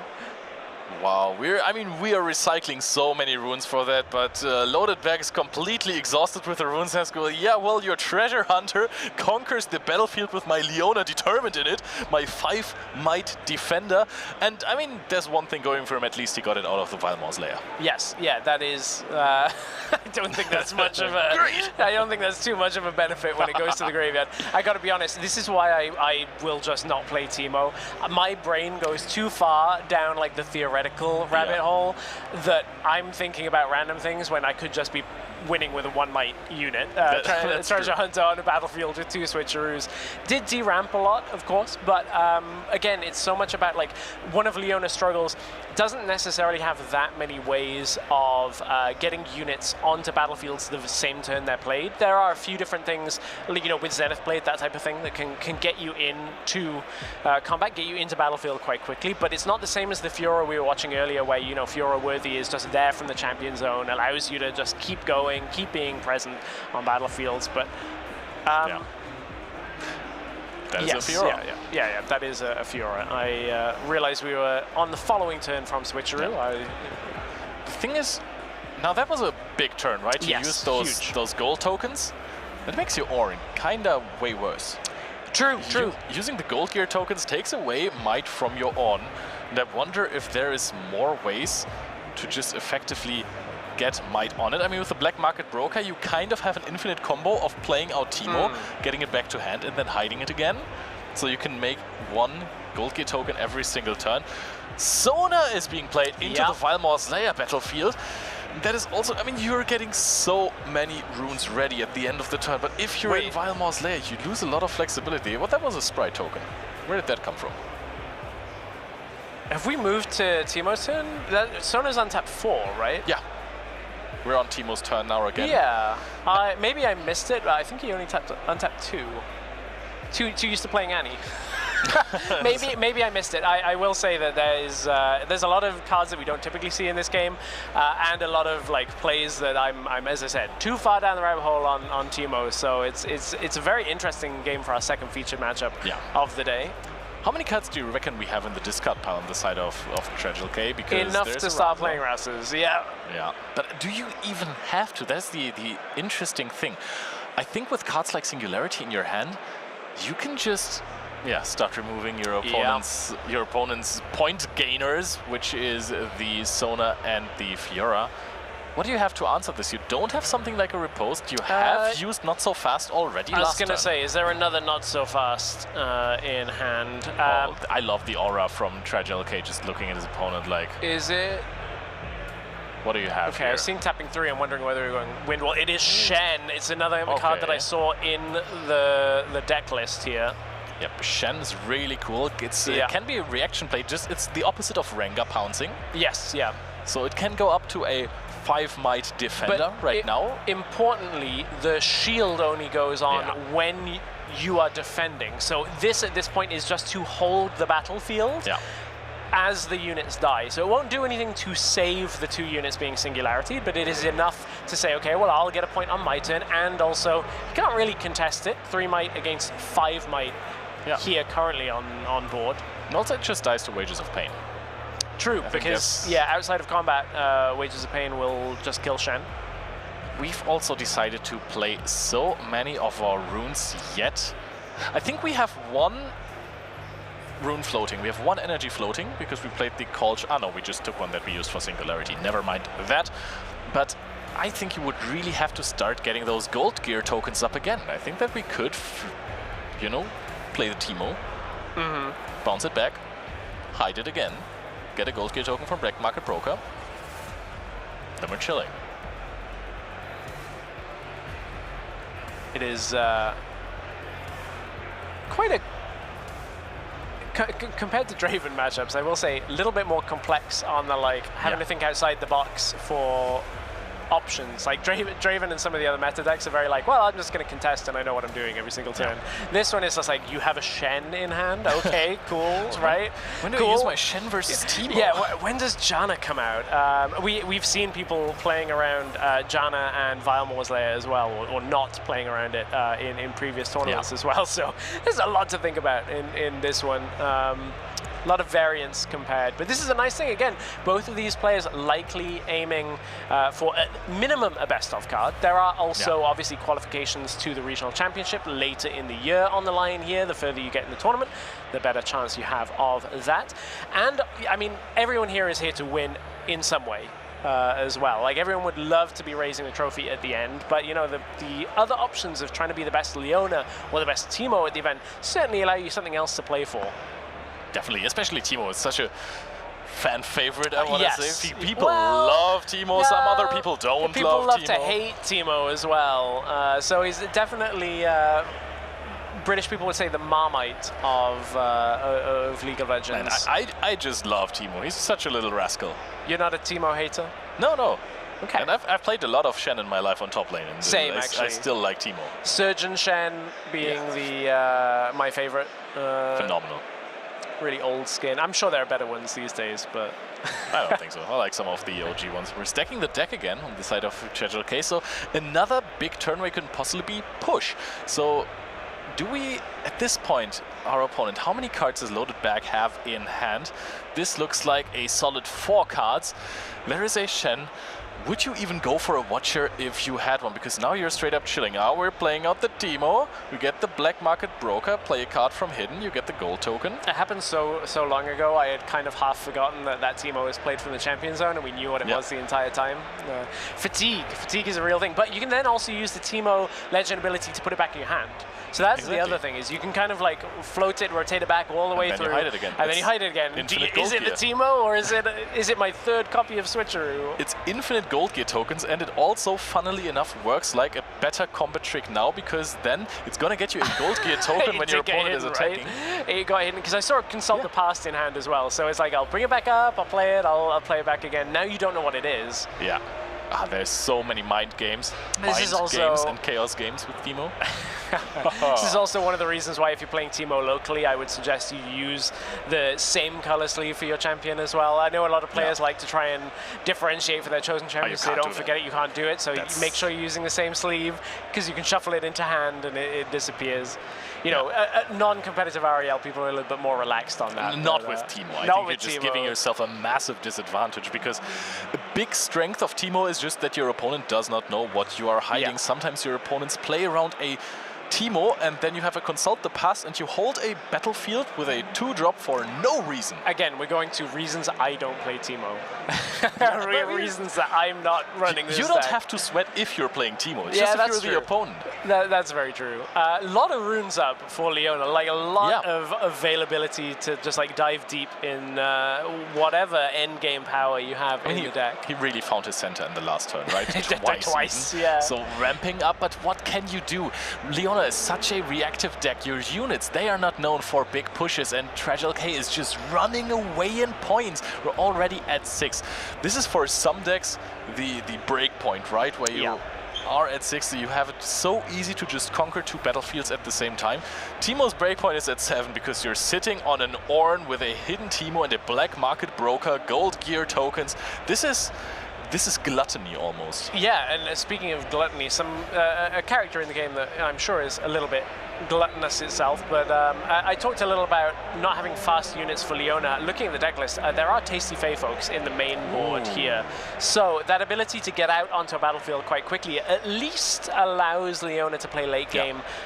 You know, obviously Tasty Fey folk kind of mid-game into late game for that ramping death knell effect, but when that Ornn is there, it's not big enough yet that you'd be too worried about it. There is a Tasty Fey, folks. Somehow the premonition coming through. I'll be honest, whenever I see a green deck have this many runes available, I'm like, it's probably going to go towards Tasty Fey folk at some point. But I mean, Loaded Bag can't even accelerate it. I mean, technically it could, but for what reason? Yeah, because you're not going to conquer in the Trifarian Warcamp. Goes up to 7 points on the side of Tragel K. So many runes open, and now the thing is, there is only a Shen defending on the other side. So can you just remove that Shen? There's 4 runes open. Do you just go for Singularity? Fight or flight, everything is an option. You have the Ezreal in your base as well. Teemo is so close to just winning the first game with a quick and swift 2-0. We're even giving up a gear.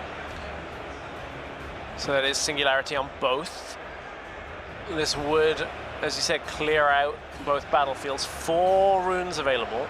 Oh, that looks like a not so fast. But there is other cards that TragLK could have. Now the question is, do you go into combat and then press the fight or flight button, or do you do it preemptively to force out maybe something like another Shen or another card that you haven't thought about? Because I think for Shen we don't have enough. Fight or flight's tricky because it does lose to Defy in many situations. Like there's a lot of cards now when you tumble down the cost of spells, there's more options to actually deal with them. But if you do it preemptively, before combat, then at least you're okay. You're seeing the Defy, you're like, all right, you know what? Other game plan. If you're waiting for combat and you push the Ezreal into a losing combat, fight or flight gets defied, you actually might find yourself in a not so optimal spot anymore. So I really like the play of using some of these combat tricks, some of these actions just somewhere on your turn.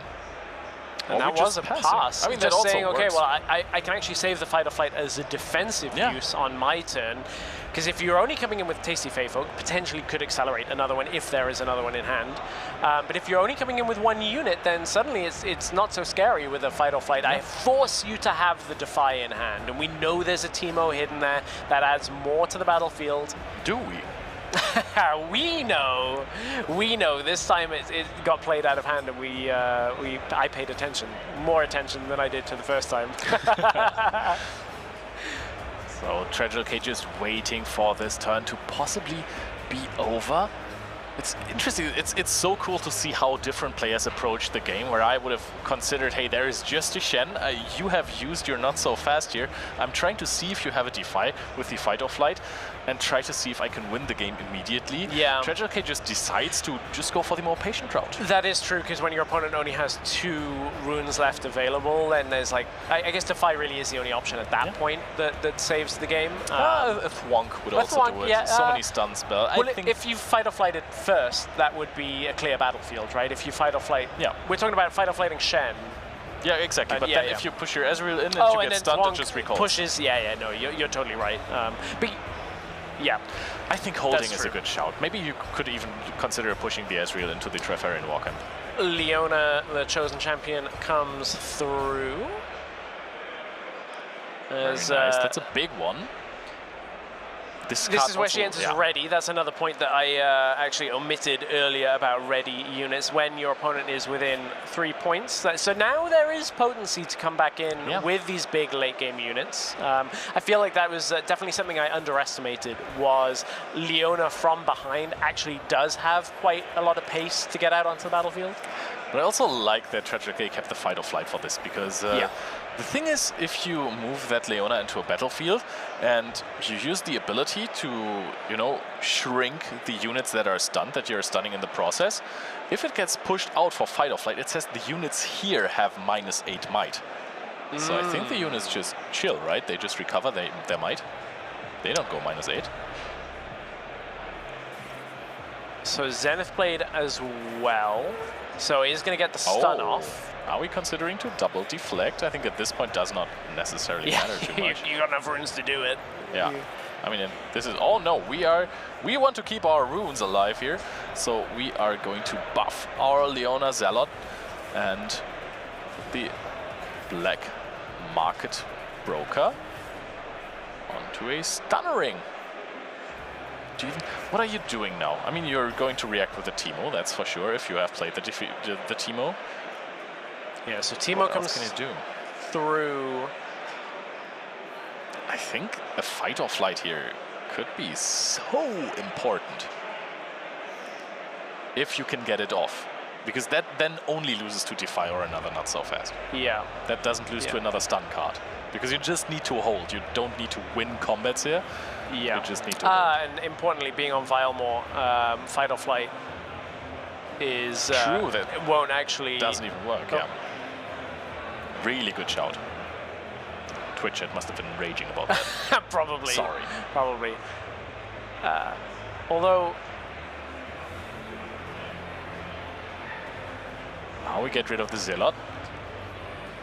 Fight or Flight has been played, so... So we're pushing it out of the Trifarian War Camp. And now we're going to see how this combat resolves. Yeah, sorry, the board state was Yeah, it's a very lot. intriguing. It is indeed. So, the Tasty Fae Folk is going to threaten with 6 might.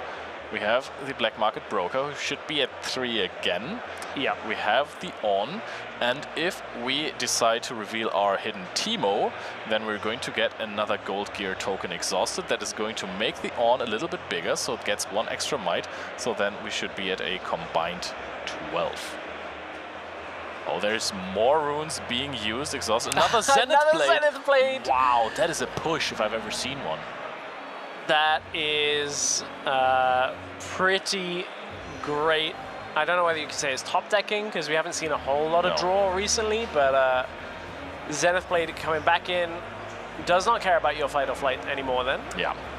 That is just absolutely massive. And I think this is one of those points where Leona really shines, because you've read Zealot, right? If your opponent is very close to winning the game, it enters ready with such a powerful effect if you get to stun your opponent's units as well. So this deck, it's a little bit too stressful for me, right? You have to get your opponent very close to winning the game, to defeating you, and then you can start your power plays. So you won't have those easy games where you're just sweeping through your opponent many times. Oh, but now what are we doing? I think we're just counting, but there is no way that you're beating that Leona Zealot. Yeah, no, not with, especially both stunned. You just... Do we not get the Gold Gear token? There we go. There it is, yeah. But then again, completely exhausted runes on the side of Loaded Bag. You just need 1 more point. Unfortunately for TragiLK, you're not going to get it from just taking out that Shen. But all of a sudden, Leona is at 6 points too. So if you're getting a double hold here, game's immediately over. Also, Leona Zealot is buffed now, so that means Singularity is not an out anymore. All of a sudden, the tides may have turned. Yeah, certainly. It does feel that way. Teemo in not the best spot here, has to try and recover. I mean, at this point, are we just trying to draw into Watcher? Does Watcher even do it? Looking at that battlefield, I mean, I have to run some math. I don't think alone it's enough. It would have to be like Watcher, Ezreal clears 1 battlefield. Is there a way to have enough runes to clear both? I think Watcher plus Ezreal clears that battlefield, actually. I'm just wondering whether you can clear both battlefields. Like, if you get Wages of Pain and Watcher plus Ezreal clears 1 battlefield, and Wages of Pain deals with the Shen, and maybe then the following turn you can deal with it, but then you kind of have to have another unit, another Watcher. But your opponent is so out of steam, I don't even think you need to clear the other battlefield. You just hold with Watcher and Ezreal. Yeah, that's true. Exactly. So Stack Deck is trying to find this last push. This 1000-tailed Watcher really dramatically revealing the cards to himself. I think Fountain Mind Splitter, that might not be the big drop that you're looking for, but Rebuke is one of the best removal spells in this game. Bouncing a card from a battlefield to the hand immediately. Oh my goodness. And we have another cold shot there, so we're going to recycle this. And Do it again. We're digging. Ezreal's there, so it doesn't cost past that. There is a Watcher. Immediately goes to hand. That's a very quick choice. Now you're like, okay, if the Watcher doesn't do it, what's my second one? Can I find another Watcher just to put the nail in the coffin in the following turn? But cold shot being done, repeated, the repeat one coming for free. That was the first one that was all you needed. Yeah. Should be able to turn this at least back into Teemo's favor. Yep, and we also only need to pay. Yeah. Now, what are we deciding? Are we going to recycle more cards? Yes. Okay. So we have... Yeah, it was 7 and 2 recycled, so keeping up 2 and 2 Chaos Runes. And now we're counting in. We are in Trifarian War Camp, keep that in mind. True. So Leona is at 8 right now, the Tasty Fae Folk is at 8-2. They're going down 3, so both are at 5, so easy 10. But of course you have 10 on your base as well. You're in Trifarian War Camp as well if you want to push them in. So that would leave you at a decent amount too.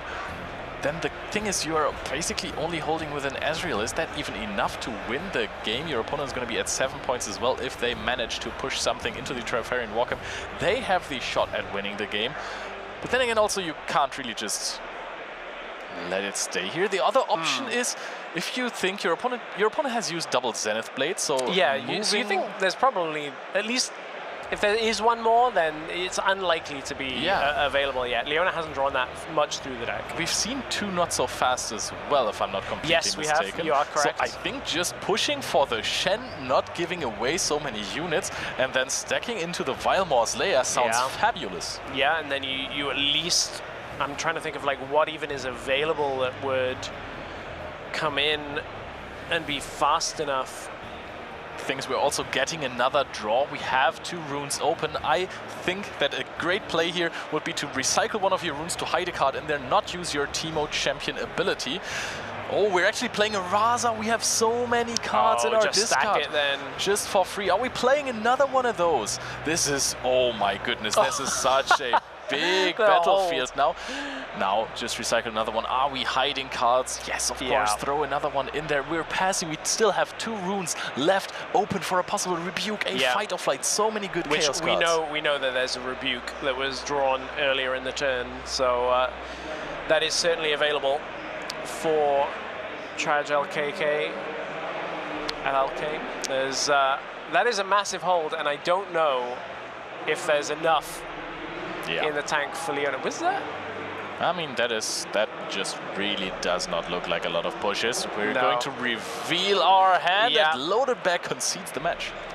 Loaded Bag concedes. Our Teemo player does indeed win their first round here in Bologna with a very interesting and dynamic matchup is, I think, the way that I would put it. One with a lot of interactions that are less familiar with a lot of the decks that we see in the meta. So that was quite a learning experience for me on seeing exactly how that played out.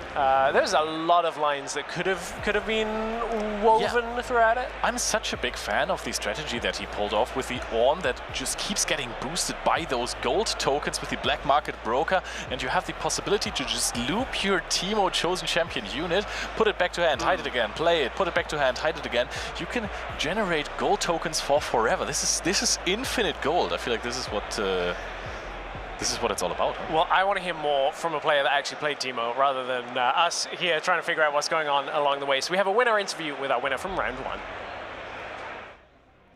And welcome back. I'm here with the winner of our feature match, Tragic, with a 2-0 with Teemo to start off the day. Why Teemo? I mean, Teemo is wonderful. He has a lot of mechanics, and I mean, I like mushrooms, so why not planting some? Absolutely. Yeah. Honestly, I think that's a vibe. Just Vibe Space picked it, and honestly, it's proving to do really well at the beginning of the day. How do you feel now that you've got that first game out of the way and you're on that victorious loop? Oh, hopefully. I mean, it feels good. I was a bit stressed. You're on TV stream, you know. I'm playing against Leona, so I didn't train too much on that matchup, but it went well. And yeah, I'm happy, so I can start even. It's like I had a bye, you know. Right, exactly. But it's not. It's like, yeah, we have to go through 700 games, so. We'll see what happens. You're right. I hope it goes well. It's a long day, but you've got through almost the hardest part. You've got through that first match. Yeah, on TV. You won 2-0 exactly on stream. The hidden mechanic is something I really love about Teemo. Do you think people will underestimate that today? I don't think people underestimate it. I think they know that you can hide like a lot of things. It makes people think a lot more than in other matchups. So. Yeah, I think matches takes more time, and yeah, maybe a bit of stress of what is going on the battlefield. So yeah, I like the mechanics. I hope that other sets will bring more hidden cards. So yeah, it's nice mechanics. Absolutely. Yeah. I think you've picked a really fun deck, and I really appreciate that as well. The best of prizing is obviously something that we're going to be talking a lot about. It's very exciting. Is that something that you were thinking about when choosing Teemo? Yeah, I think that Teemo is a powerful deck.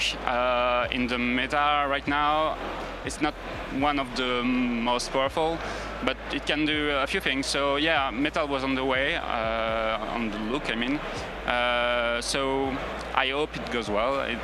Yeah, I think you have to go to the day 2 if you want Metal Timo, so I'd try my best and go for it. You've got a long way to go, Yeah. but I'm confident that Timo will continue to bring you strength to strength, and I hope that all of your hidden mechanics work out for you. Thank you. Thank you for joining us, Tragic, Thank and you. good luck in your next round.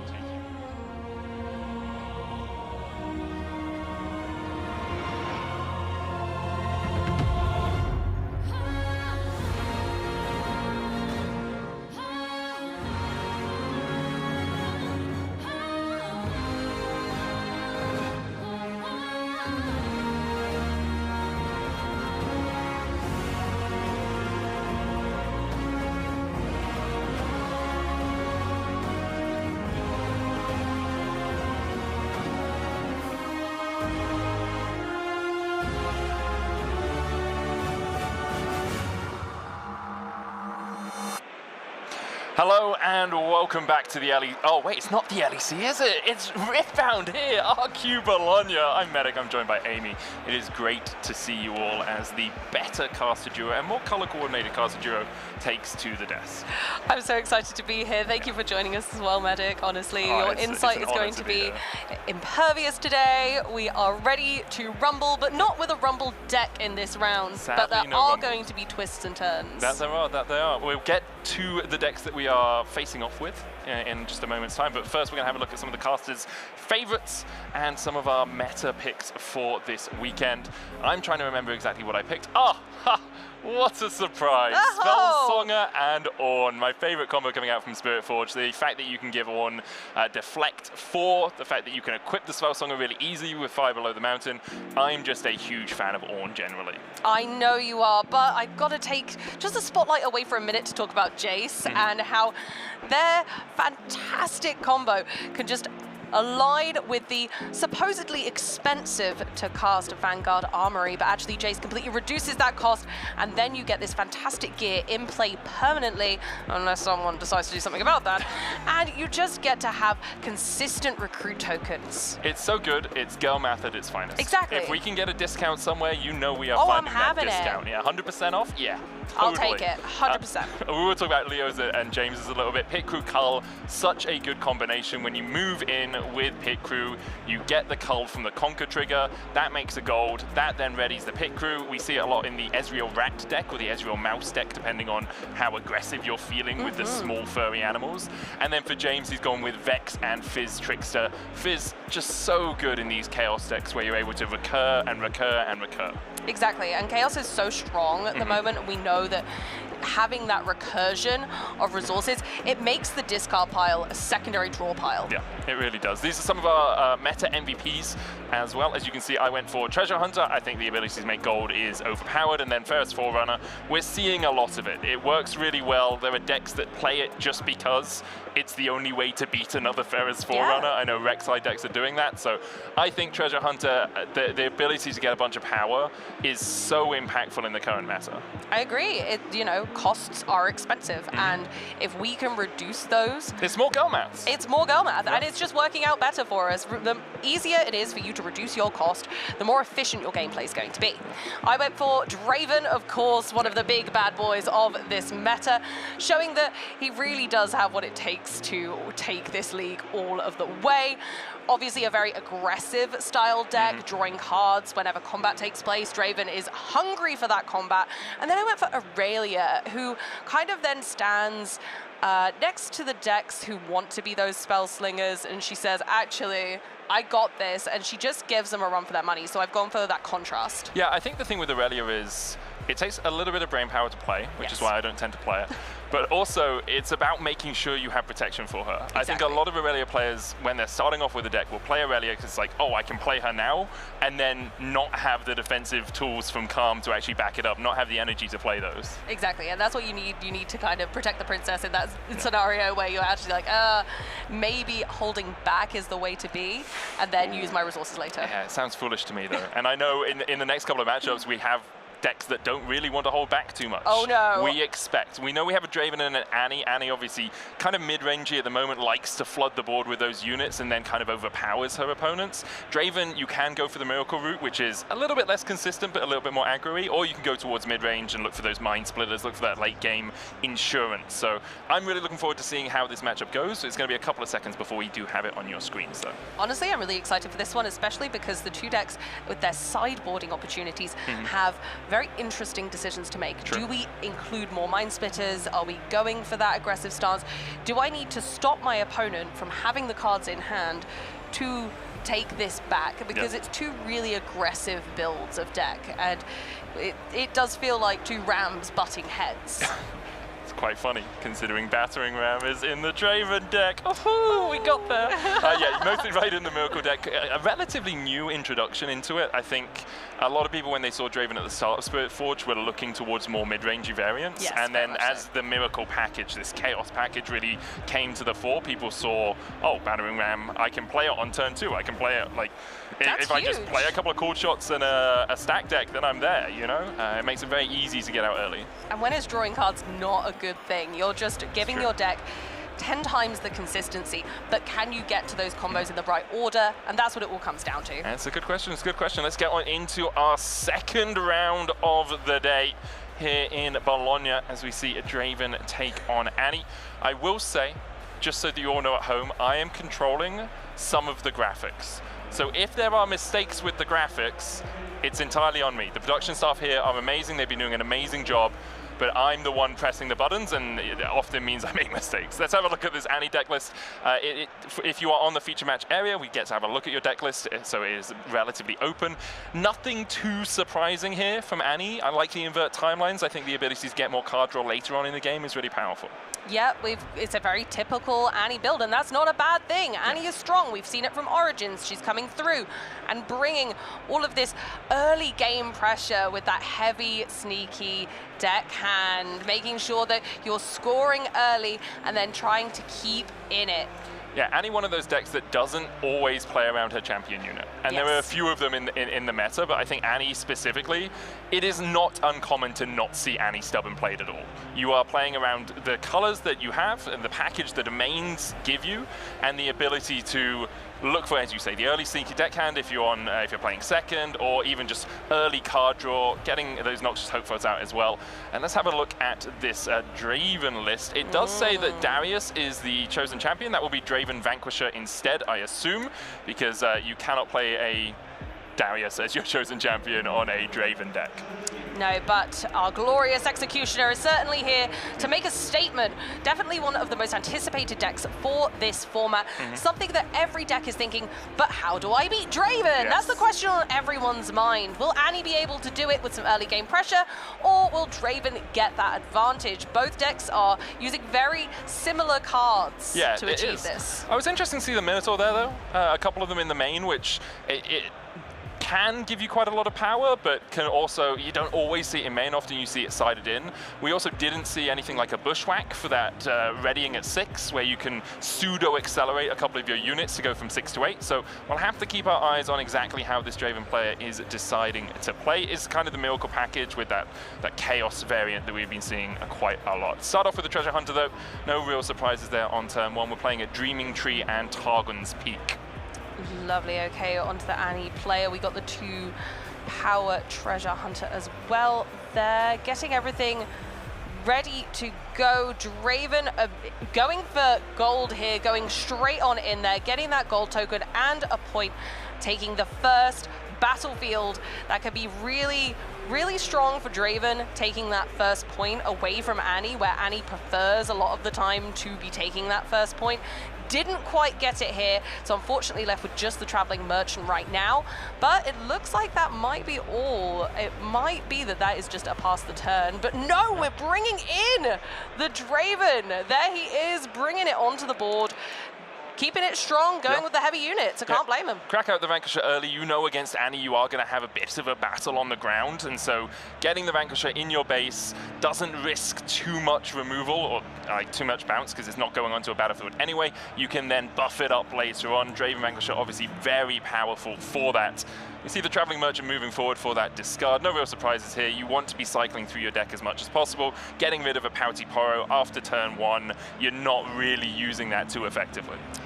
Looks like we're going a little bit slow here with Annie. I can't really see, there's a lot of reactive kind of spells and gadgets in hand, but no units that are particularly strong right now. It's just going to be a blind Titan. I might move the Traveling Merchant back here for the extra draw discard, switch it around.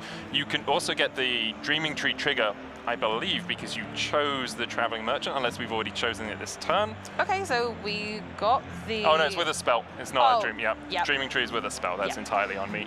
So we got the Noxus Hopeful off the top deck there, which is great because we can play that, but we haven't gone for that yet. We're going straight on in with the Overzealous Fan.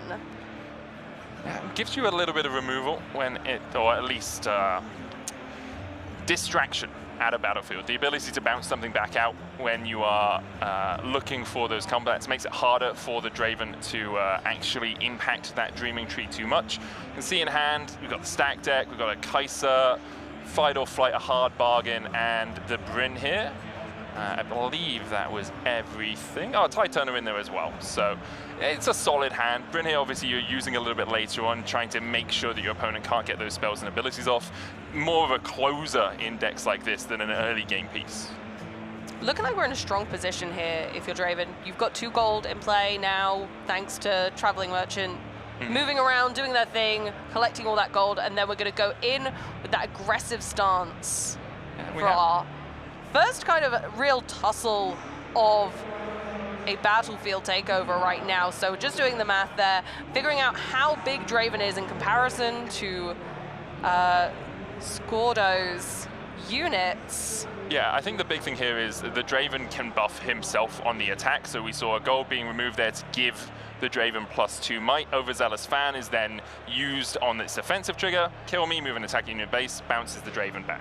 Ooh, Kai'Sa coming down, hitting the board hard. Again, a really powerful unit, just building up that base, ready for next turn. Yeah, you could have accelerated the Kai'Sa here. I don't think it does too much in and of itself. You get control of a single battlefield, but you're already at 2, we're playing to 8, so you're kind of comfortable saying, okay, as long as I'm going up in these increments of 2, it makes it a little bit easier for me to play out the rest of the game. I also think, you know, you've got the potential of removing some units from Annie with the Kai'Sa. She's strong in her own right, and also gets that lovely Conquer draw ability, and so you'd be able to continue to put the heat on, because at the moment, we can see that Annie is just drawing that little bit short. We've got reactions, we've got some smaller units, but nothing hard hitting right now, and that's going to be really troublesome coming into Draven and Kai'Sa. Yeah, you can see using the cleave just for the Dreaming Tree trigger here. It's all about trying to get that extra card draw out. Haven't seen the stack decks, haven't seen the called shots. Nothing to help us cycle to those important cards that we need for these big combos to actually deal with Draven at its hardest. Yeah, exactly. Like the Traveling Merchant kind of does it, but you're looting more than anything. You're discarding, then drawing a card, which means you are still thinning out your hand as you thin out your deck a little bit. It's not the easiest position for the Annie overall. No real combat tricks later, and you can see the retreat of the Titan is saying, okay, I know that you're going to win this combat or win this battlefield. I don't want to give you a combat so that Glorious Executioner then allows you to draw that card. Yeah, you're trying to reduce the amount of cards that your opponent's managing to draw while attempting to accelerate that yourself, going in with the Noxus Hopeful there. Of course, we've got the Legion effect, so it costs 2 fewer to be able to play, which is even better. So we've got the 4 power, which is a little bit better. We're getting into the range now where a champion battle could take place that would actually benefit Scordo. Yeah, I think it's a bit of a struggle for Annie in this sort of position, because you do like to swarm a little bit if you can. You like to have stronger units on the battlefield. You like to be able to remove your opponent's units. And at the moment, because the Draven player is just playing this slight bit slower, you're even on points. We're going into round 4, round 5, and the Draven's units are just stronger right now. It's a Kai'Sa and a Draven Vanquisher. Very difficult to play into. Let's have a look at I'm gonna mess up this name. Shezonda? I was going to go by Sizonda. By Sizonda, we'll go with that. Maybe. Yeah, we'll go with that. See what by Sizonda wants to do. Still holding that Bryn here for later. I will say, and this is a disgrace, like, why is your gold up here? Why are we putting our gold this far up onto the battlefield? And there's another one joining it. It's not at the Dreaming Tree. But what if it is? But it's not. No, it's not. You're right. It's not. It's not being stashed Maybe that's there. a future battlefield where you can stash gold there and get double or something if you conquer it enough times. That would be clever, wouldn't it? Love that. But for the time being, bring it back into the moment. We've got ferocious units ready to go. I imagine this is going to be quite an aggressive push at this point to try and put us up to those 4 and 5 points. Really taking over, and that's what this is about. That's what this whole matchup is about, is pacing. And Bison Zonda has that in the bag right now. We're going in with the Kaiser Survivor. She's strong, she's ready. She really can't be particularly contested here, I don't think. Looks like we're going to have a fight for it. Yep, push Again, her back. it's about denying that card draw, right? Even though it's not a combat because it's an open battlefield that the Kaiser's going into, when she conquers, she gets to draw a card. And now we see the Draven going in as the second option. It's like, does Scordo want to keep using resources to keep Bizonda down? My expectation is no, and as you can see, we now go up to 4 for Bizonda. And that's what it's all about. You could deny your opponent one thing, but then actually was that resource worth keeping for later when it could have been more impactful? I don't know. This is a really tough situation. We're bringing the Draven back, going in with the Tide Turner, just to swap them around to keep Draven safe. Tide Turner, a much kind of squishier unit, but we don't mind that in this situation, just being in the Dreaming Tree, especially considering the amount of cards that Draven has that can buff units and get out of those struggle situations in combat. Yeah, it's also just making sure that you're not leaving your units in a position where they could be vulnerable at all. Yes. Right? Why? If a Tide Turner dies, not the end of the world. No, not at all. If a Treasure Hunter dies, not the end of the world. If you're losing your Kaiser or your Draven, you're getting a little bit more concerned. And I think this is one of the big level up steps for players of Riftbound, and one that I've only recently really been learning is, in a lot of other card games, controlling the area and being in the fight is important. But because in Riftbound you can take a step back and then re-advance, often you want to be in your base and then looking to score 6 to 8 rather than trying to hold from 6 to 8. That top deck was really lovely from Scordo there. We've finally got one of our bigger units, the Ferris Forerunner, in the hand, and we've got plenty of runes to be able to bring it into play. But first off, I love this sequencing of saying, okay, I'm gonna have all of my runes up, I'm gonna have everything in my pocket, and I'm going to just move this Noxus Hopeful into the Tide Turner and see how my opponent reacts. I'm currently winning, but what have you got in your hand that could potentially push me back or say no? But then you've got so much backup, and Bison Zonda knows that. Yeah, there's so many resources still for Bison Zonda to work their way through this. I believe the Fight or Flight was played. Get the draw from the Dreaming Tree if you were targeting Tide Runner. Obviously you can just knock the Noxious Hopeful back as well, which makes more sense in this situation. You want to try and play for that hold point if you can get it. Scordo taking their time, thinking about exactly how they want to approach this. You're not just thinking about this turn, but you're thinking about, if I use a resource here, when Bison Zonda then goes in with the Draven, goes in with the Kaiser, how much trickier is it for me later on? It's going to be a hard bargain repeated, so that's 4 energy needed from Bison Zonda, and it's paid. Does mean now Bison Zonda is tapped out, apart from those 2 Chaos Runes, for the rest of the turn. And you can see Scordo is like, well, I know you have the resources for this, but I would like to deny you from further plays on this turn if I can. And I think that's what it's all about, is using your resources, but also making sure you're keeping an eye on what your opponent can do.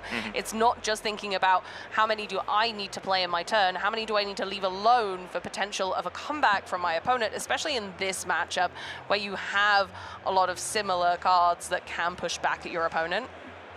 Yeah, we'll have to Scordo a second. Gonna go move into the Treasure Hunter here. 4 might into 1. Pretty one-sided in terms of battles. Has the Traveling Merchant trigger first, as you can see them pointing it out. I will say our players today have been very good at being very deliberate on, this is what I'm doing, this is how I'm doing it, make sure the sequencing is right. Discarding a Ferris Forerunner is surprising. Yeah, I would have thought that that would be a great way to keep lots of units in play, which is what Annie loves to do, is just swarm the board and kind of overwhelm. And Ferris Forerunner can be really difficult to remove if not dealt with efficiently. Again, as you stated earlier, using a Ferris Forerunner into a Ferris Forerunner is very common for that exact reason. It's a pain. Yeah, there is a second one in hand as far as I can see for Scordo, so maybe just saying, I don't need 2 6 energy, one Fury power costs to go through. So now having a quick look through the graveyard, Treasure Hunter does get killed off. That's another point over to Scordo, currently sitting at 3. Bison Zonda does have more control, especially with that Kai'Sa and the Draven still sitting in base. We're gonna bring the Annie back, which allows us to recur a spell. Currently looking like it is going to be the fight or flight, which makes sense. Again, it's one of the key portions of this game, of this deck, is the ability to force unfavorable combats on your opposition. Yeah, and kind of just force that into your own hand, and push them back, give them a struggle, make it difficult for them to advance their really strong units to be able to draw cards. And then if you deny them that card draw, that combination just can really make Draven suffer. At the moment, of course, Bison Zonda has gone ahead and gone up to 5 now with that hold point from the battlefield. And so it's looking quite one-sided in regards to points, but that's what Annie can do in this matchup, is they can make this comeback just by building this really strong base, advancing forward and just trying to overwhelm Draven so that they can't kind of take over both at the same time, slow them down a little. We're still both in it to win it here. There's a lot to play for, and both of these decks are going for gold. They're going for the win today. Yeah, we've seen some Annie decks have really good performances over in China. Obviously, we talked a little bit about it in the pre-show, the ability to have played your legend for so much longer than everyone else has played their legend allows you just a little bit more comfort in some of these matchups. Obviously, Draven new in Spirit Forge, but Annie's been around for so long, and a lot of these cards have been key to the deck for a while. We'll see where Bison Zonda wants to go. Vanquisher moving forward. Looks like he's going to take the battle at Targon's Peak. We'll have the ability to sacrifice those golds to Draven's trigger and put as many of them on as you want. For now, it's just going to be the one. Doesn't get the option to do that again. After you've declared this is how many I'm doing, that's that. So it'll be 6 Might Draven with all of your runes available. And that's the nice thing about this at the moment, and they're trying to take away Targon's Peak specifically because Annie benefits so much from it, being able to ready 4 runes, using the legend ability and the battlefield at the end of your turn, just again gives you that flexibility. Both of these players aren't going, I've got an aggressive deck, I'm going to go into battlefields and mess you up. What they're saying is, okay, no, actually there's more strategy to that than you think. What I'm going to do is deny your resources, and if I can just string you along and make it so that I have more than you, then we're golden. And that's exactly what both of these players are trying to do with kind of this tussle at Targon's Peak. Okay, so Scordo deciding to retreat out of the situation, going for the flash, is going to bring the Tide Turner and the Traveling Merchant back. We'll get a discard draw trigger from the Traveling Merchant as it does return. And I mean, Bison Zonda's like, yeah, sure, if that's what you want to do, I have used a gold to get here, but I will take that trade in totality. That's fine. Another Ferris Forerunner getting discarded. I wonder if there's one more in the hand, or if Scordo just doesn't really like the Ferris in this matchup. Appreciate production switching to the hand cam. Scordo not quite playing ball with us there as they put their hand down on the side. Fight or Flight and Assault are the 2 options. So as a cleave and Fight or Flight is a really... No, it's a very common deduction of both cards. They do a very similar effect. I like the cleave in this matchup. It's really cheap, it's cheerful, and it does achieve a lot, but unfortunately it just means that Scordo could run out of units here.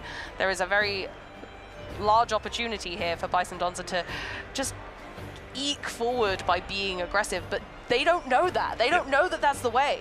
I think also you have to give credit to Bison Zonda for the patience. Because it would be easy to look at this battlefield and say, I have more might, I have more power, let me play aggressively. But in the end, Scordo has 2 cards in hand. You have a great board state. You've got your Draven, you've got your Kai'Sa still back in base. You know, if all you do is score 1 point a turn for the next few turns, you are in prime position to win this game. So playing it a bit more patiently, accepting that you're not going to get as many combats as you want, putting more might in your base, and then if you ever need to overwhelm, if you ever need to have that might advantage, you can play around it. Absolutely. Here we go. Darius in effect. Finally, here he is.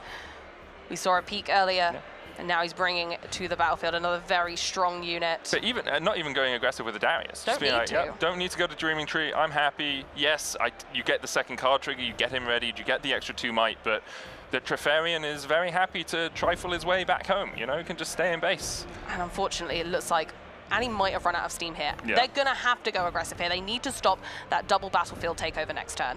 So going in with Annie into that Tide Turner, a 3 to a 2, looking pretty good. Can Bison Zonda bring something to the table to stop stubborn old Annie from taking that battlefield? No! It doesn't need to, though. It's true. Again, it's 4 points to 6. It is not inevitable at this point, but very tricky for Scordo to actually take the win from this position unless they find another cleave and an overextension from Bison Zonda. Again, we'll move to 5, Traveling Merchant for the discard of the Traveling Merchant to draw. Hopefully not a Traveling Merchant. I don't think it can be. I think this is our 3rd of the game. But for Bison Zonda, as long as Scordo is not getting a massive amount of draw, they're actually in such an easy position to win out from this spot. They really are. That's all you got to do. You got to get to 8 points, and you want both battlefields in your control on your turn. That is very much within the possibility right here, right now. As soon as you see these plays where a cleave is being played just for the Dreaming Tree trigger, yes, you can't use it for the attack anyway because you're passing the turn, so you don't get the assault trigger off it.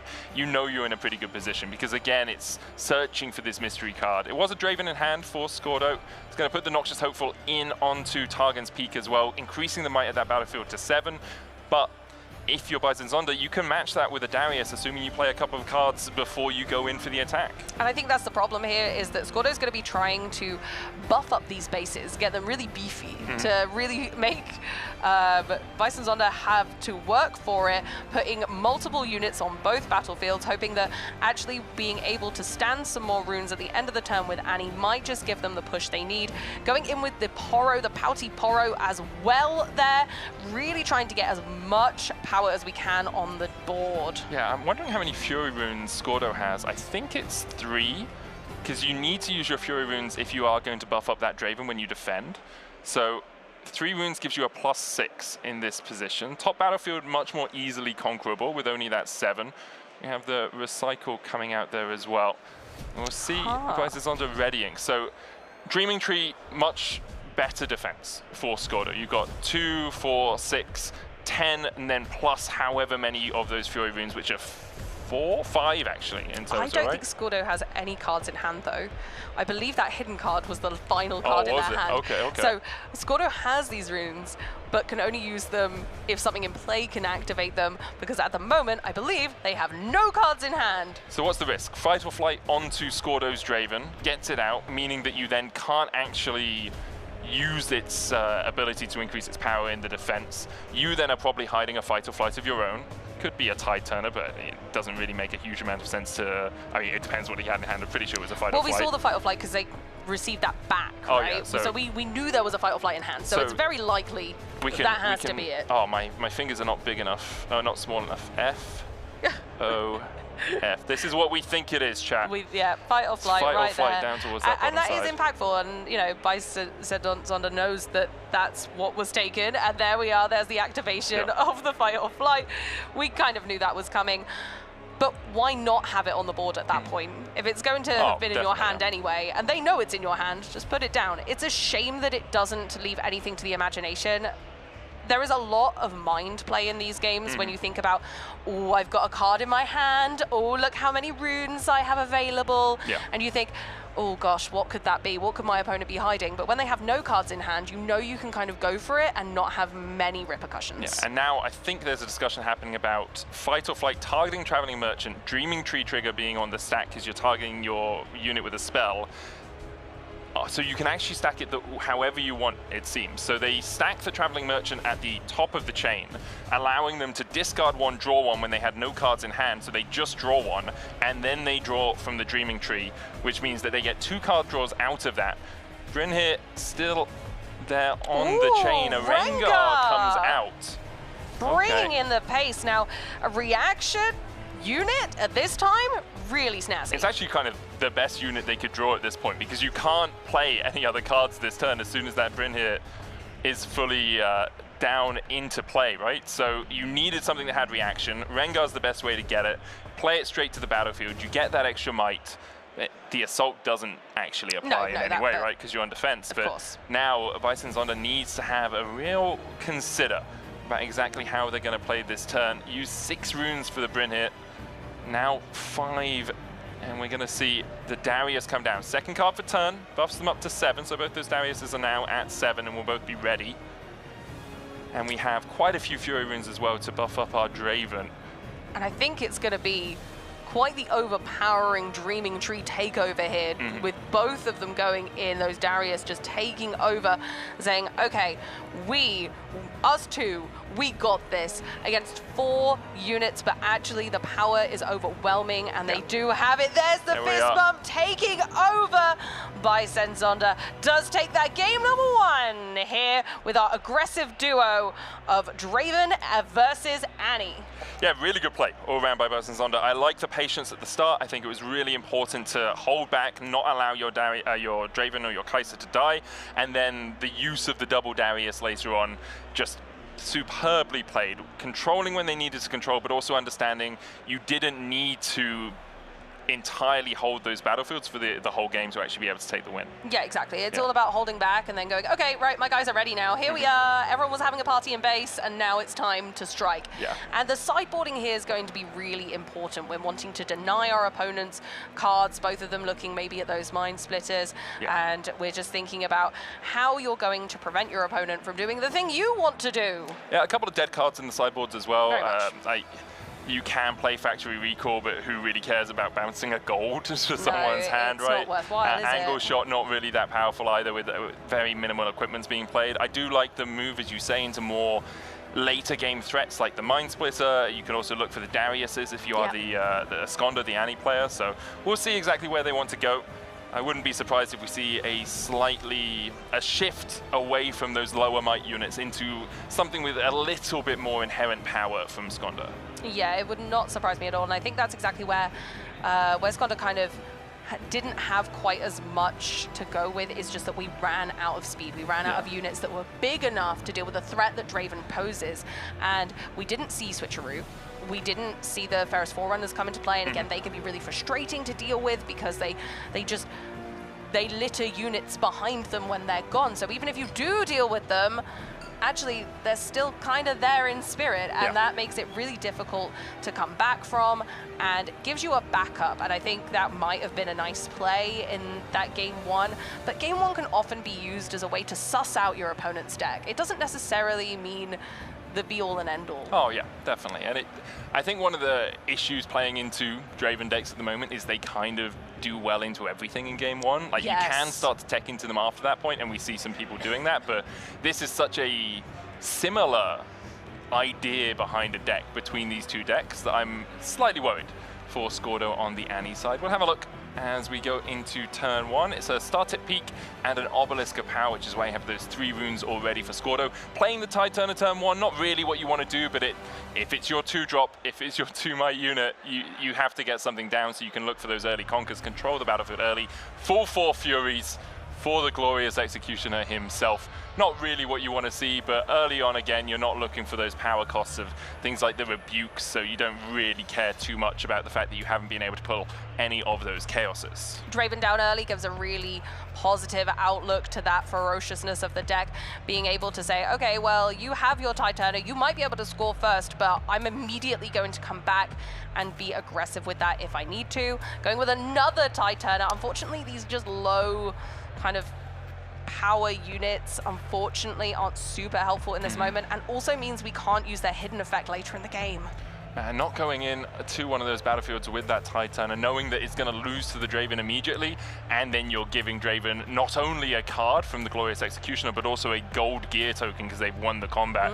That is one of the issues when you're playing into Draven decks, is you have to be so aware of when you can look for combats, when you can actually look for fights, and when you can leave units out on the battlefield. We start to see a little bit of card draw here from Draven, going for that stack deck. Not something we saw a huge amount in game 1. No one really got into that Miracle package that we've been talking about a little bit. I'm still not a massive fan of Miracle. I'm going to say, not the deck archetype, although I think there's problems there. The naming convention yes, here, I Amy. agree. Why are we calling things Miracle? It's not Miracle from MTG. Nope. That was stolen by Hearthstone players, and they decided to call it Miracle Rogue. It wasn't Miracle Rogue. And it's not. You are playing Draven, and you have a deck that you go through very rapidly. That's not miracling. No. There's no miracles happening here. If anything, it's just like a harsh card draw mechanic. Yes. Like, it's just card draw Draven. Card Draven. Card Lots Draven. of cards Draven. The problem is card Draven, all decks are card decks. Yeah, that's true. You know? I know, that's what I'm saying. Like, it's difficult.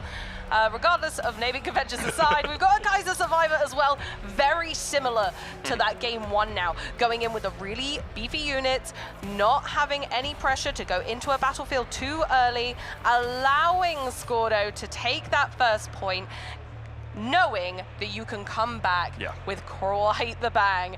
So, and then draw cards. And we're winning combats. That's what Draven wants to do, win combats. Scordo's taking the other battlefield as well, trying to just now do what Annie does best and gain points early and try and hold a lead. Yeah, also looking for the ability to flash later on, the ability to put down a Traveling Merchant, use that flash, get units back.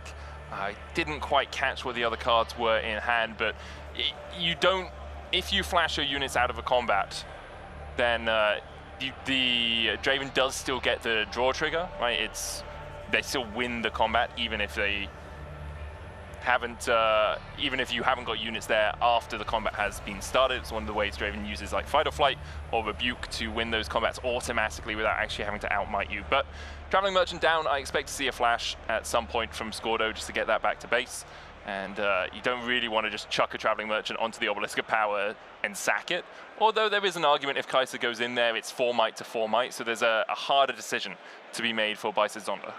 Absolutely, but there's a lot of tricks up their sleeve yet, and with a lot of open energy to use, those runes are ready to rumble. Let's see how Darius is going to go into that Tide Turner. Looks like, yes, we are going to go ahead and spend and recycle to be able to buff the unit, expecting a comeback from Scordo, and here we go in with Rebuke. Lovely. And that will bounce straight back to Bicep Zonda's hand. Yeah, I like the Rebuke here. You know, you're looking for a hold. It also means that Bicep Zonda cannot get 2 of those combat wins on a turn, can't conquer the battlefield and get a card draw from winning the combat, but we'll see if this Kaiser decides to go towards Star Tip Peak as well. I really like this flipping the room when you've used it as a power cost. Yeah, by the way. I like doing that. You can still use that energy, it's just showing that energy is in the pool. Thankfully in Riftbound, the energy in the pool remains for a long time until the end of turn or until your end of your draw step, I believe.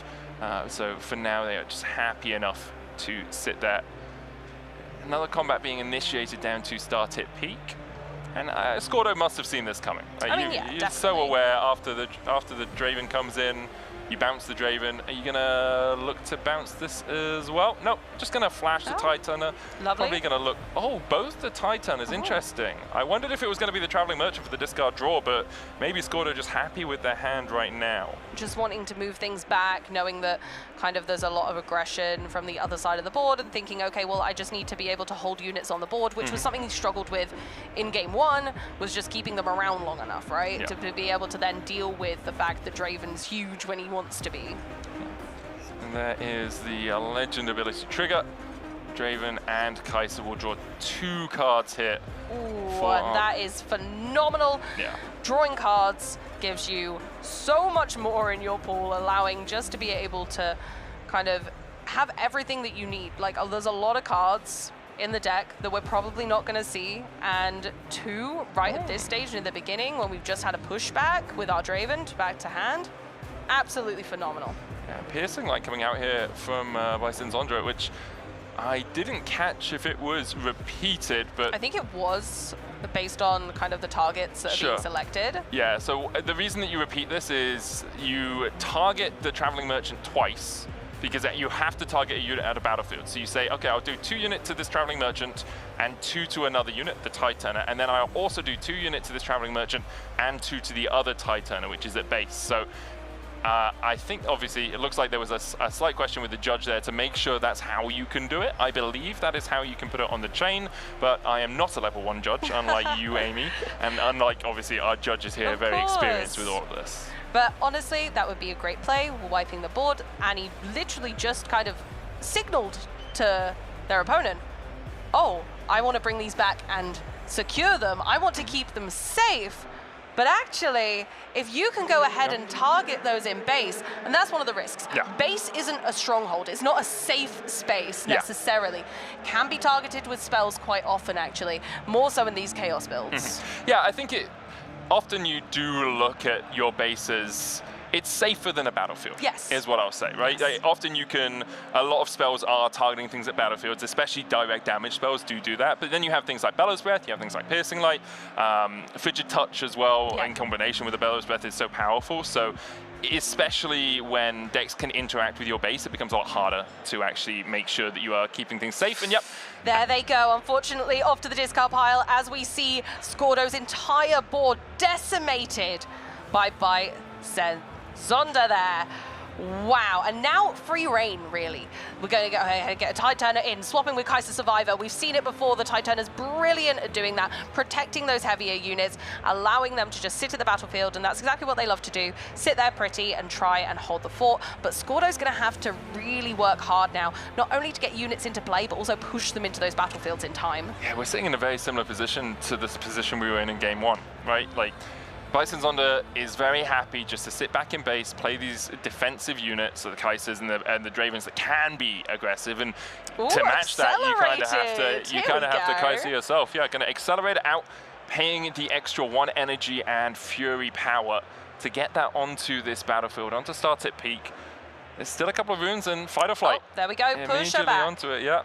We're not having it, not today, Kaiser.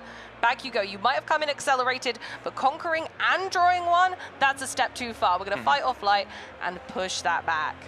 Scordo having a think about how they want to react to this.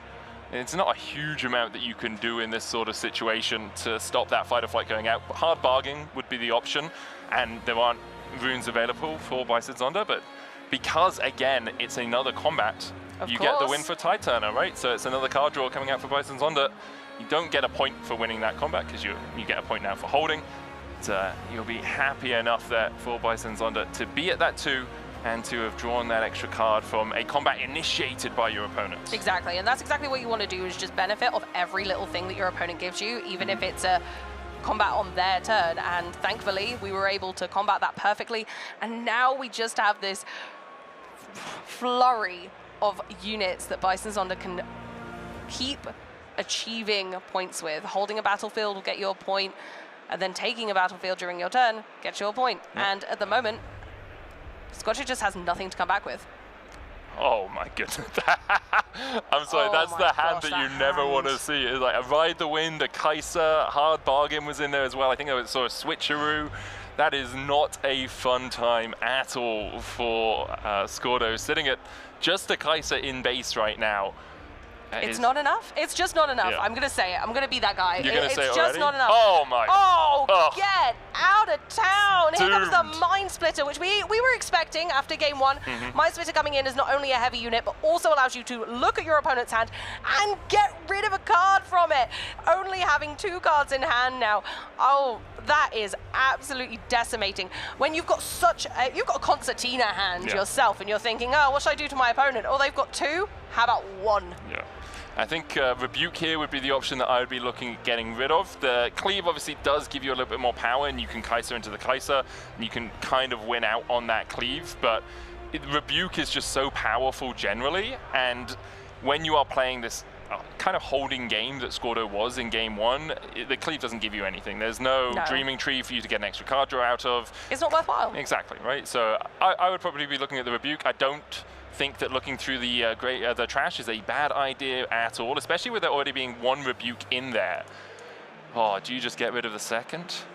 I think you do. I think you Yeah. go for the rebuke, but I think that they're more concerned with the cleave. Honestly, fair enough though. Yeah. You know what your opponent's got in their hand. You know that It's true. rebuke's coming, and as long as you can combat it, which we know their hand's pretty good. Yeah. So I reckon they're not too concerned about it overall. Overarchingly, this is fine. Yeah, I'm trying to think of, I guess with a switcheroo as well, there's the risk of using the switcheroo and then getting cleaved afterwards, but you do know the hand, so it becomes a little bit easier to play around, and maybe just wanting to make sure you continue to keep your units, whereas if the Kai'Sa goes in, gets the Assault 3, then it beats your Kai'Sa plus a Tide Turner, it equals your Mind Splitter.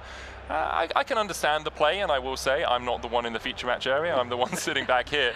All of my plays have been beating Vedi on Ornn, you know, that's kind of my experience at this level, yeah. Here's Kai'Sa going in for a point.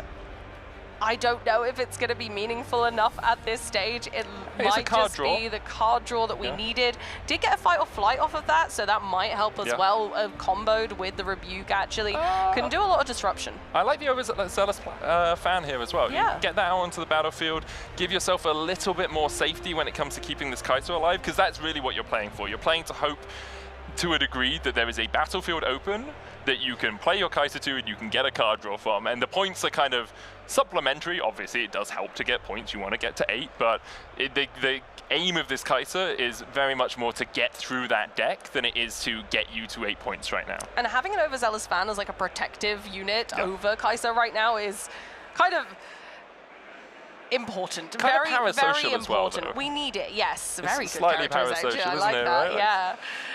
But yeah, no, it's imperative right now to be keeping our units in play. And of course, we're going to bring that Annie champion unit in because we have to, because we need some more units on board now. Yeah, but what are we going to get out of the graveyard is the question that I must ask. Maybe, it looks like flash. Out of the yeah, trash. I like that. Flash out of the trash. It does make sense, using the Annie to recur that and then have that option later on. I'm really impressed with the way that Scordo has managed to come back from this situation already. That hand already now has a lot of kind of traps in it, and it has a lot of diversity, and we're going to be able to stand 2 runes at the end of the turn thanks to Annie. And actually, I think that we are finally maybe having that comeback that we needed to have enough to battle the oncoming onslaught of these Mind Splitters. Let's have a look then. Bison's on going to 4. It's a fight or flight again, hidden at that battlefield. We know that. If you are Bison's Onda, you can kind of assume the other option is that Tide Turner, right? But do you want to hide a Tide Turner there when you're switching it only with the Annie? Probably, I think it's a fair assumption. Yeah, it's a fair assumption to say it's a Foff, which is my new nickname for fight or flight. I like by the way. I'm going to just keep it. Oh, he's Foffing. Oh dear. You know, everyone just likes to Foff in these decks. Maybe I shouldn't come up with the nicknames. Maybe not, yeah, maybe not. Maybe leave that one understandable. to the experts. So what there's so many choices here. Yeah, too many of them. Too many, yeah. There's a lot of choices. They've got aggression, they've got switcheroo, they've got units galore, acceleratable units as well. But first off, again, I love this. This sequencing is perfect. Yeah. Going, okay, I'm going to have every piece of power available to me, and I'm going to go in with combat first. The beautiful thing about Riftbound is that you can do that when you fancy. You can go and do combat. As long as your unit is ready, you can go in and do combat. There is no combat phase. Yeah. It is just, I want to fight your guys in this battlefield. I'm going to try and overpower you now. Let's see how many resources you need to spend to try and combat that. We're currently at 7 on our Mind Splitter to just the 6 on the other side. But again, the overzealous fan can help Kai'Sa. I think you've got the 2 options, and I think that's what Scordo is thinking of, isn't it? It's yes. Overzealous fan, do I want to get rid of this parasocial Andy, or do I want to Foff? Yeah. And those are the 2 main options. Could Rebuke. Which, of course, Bison's Onda knew was a threat. Exactly. But because you know the Rebuke's there, I guess the question is now, if you're Bison's Onda, do you say, I'll play my Mind Splitter again, I have the runes to do it, I have the chaos, but you only have a couple of cards in hand, I think maybe only just the flash for Scordo. Is it worth playing it now, or is it worth waiting a turn and then playing it afterwards? Personally, I'm greedy, and I would play it now. Same. I would absolutely replay it, but I'm not the one in the feature match seat, and actually I like the Tide Turner here. Going on in, really trying to kind of poke the bear, I think, in this situation. Right, going, what are you going to do? Go on, what are you going to do about it then? You have a trigger on the stack. Go Is ahead. Overzealous fan dying? Scordo's there, deep in the tank, because we know there's a switcheroo. Oh yeah. We know there are threats if this Tide Turner is allowed to sit at this battlefield. Squirdo Does not know. I mean, I think Squirdo can assume. Yeah, that but they're again, threats, right? with one card in hand, it's do I play it, do I do something, or then are you opening yourself up to the Mind Splitter? I think that's then can you force your opponent to play the one card in the hand? Yeah. Can you get them to use that resource so you then can focus on other things? Mind Splitter can be used later. Yeah. Maybe if they manage to reestablish more cards in their hand, manage to make a board back, and you're like, actually, I kind of need that later on. I'm not going to bother right now. Going for the fight or flight. Yeah, rush of adrenaline, trying to knock pushing. the Kai'Sa back. And then Titana would trade with the Overzealous Fan, which is again a defensive tool lost for Squirdo. And you would need to, you'd have to fight or flight in response, right? Because you don't want to just lose your fight or flight. So then Overzealous would probably be knocking that Titana back. Kai'Sa back to base. Now Squirdo has the option to react with a FOF of their own, or even to flash. Yep, we've But got then, two, but do you flash, knock the Titana back? Yeah. It's an option. It is. But we're going to fight or flight. I like this better. I think holding that card in your hand. You're not picking up on my FOFs. No. So you're just going to keep going with the fight or flight? Yeah. Oh, it makes sense. I'm doing it. Like I'm a deer in going the against headlights, the you're grain. locked into your one thing, yeah. Yeah. Pushing the Titana back is nice. I like this. It's a shame because we're still limited with that one card in hand. But at this stage, you know, Bison Zonda has used too many resources and cannot now go for the Mind Splitter this turn. Yeah.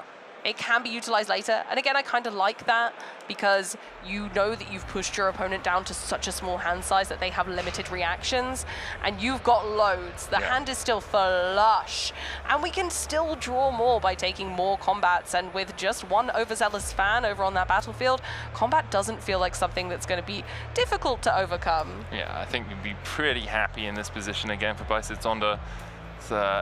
You do want another big unit, and that is something we aren't flush with. Like, we have the Mind Splitter in hand, and that does work, but a Draven Vanquisher would be really nice. You could play that second Kai'Sa that you do have in hand, instead going for the Titana here, again, to try and avoid unfavorable combats up on that Obelisk of Power. Actually going straight in, because the Kai'Sa was still readied. Beautiful. We've switched that with the Titana. Yeah, but so Squirdo saying, excuse me, we have a moment here. Yep. You are skipping a couple of steps. Oh, because here's the flash. Brings the Overzealous Fan back, meaning that it's not a combat when the Kai'Sa goes into start tip peak, right? I love it. And then you don't get to draw the card. Still looks like they're going to take the point. Why not? It's wide open, but it did limit your opponent, and that's what this is all about. But then again, was that flash worth it? That was the last card in hand. Squirdo now has really limited rune usage and really nothing else to play.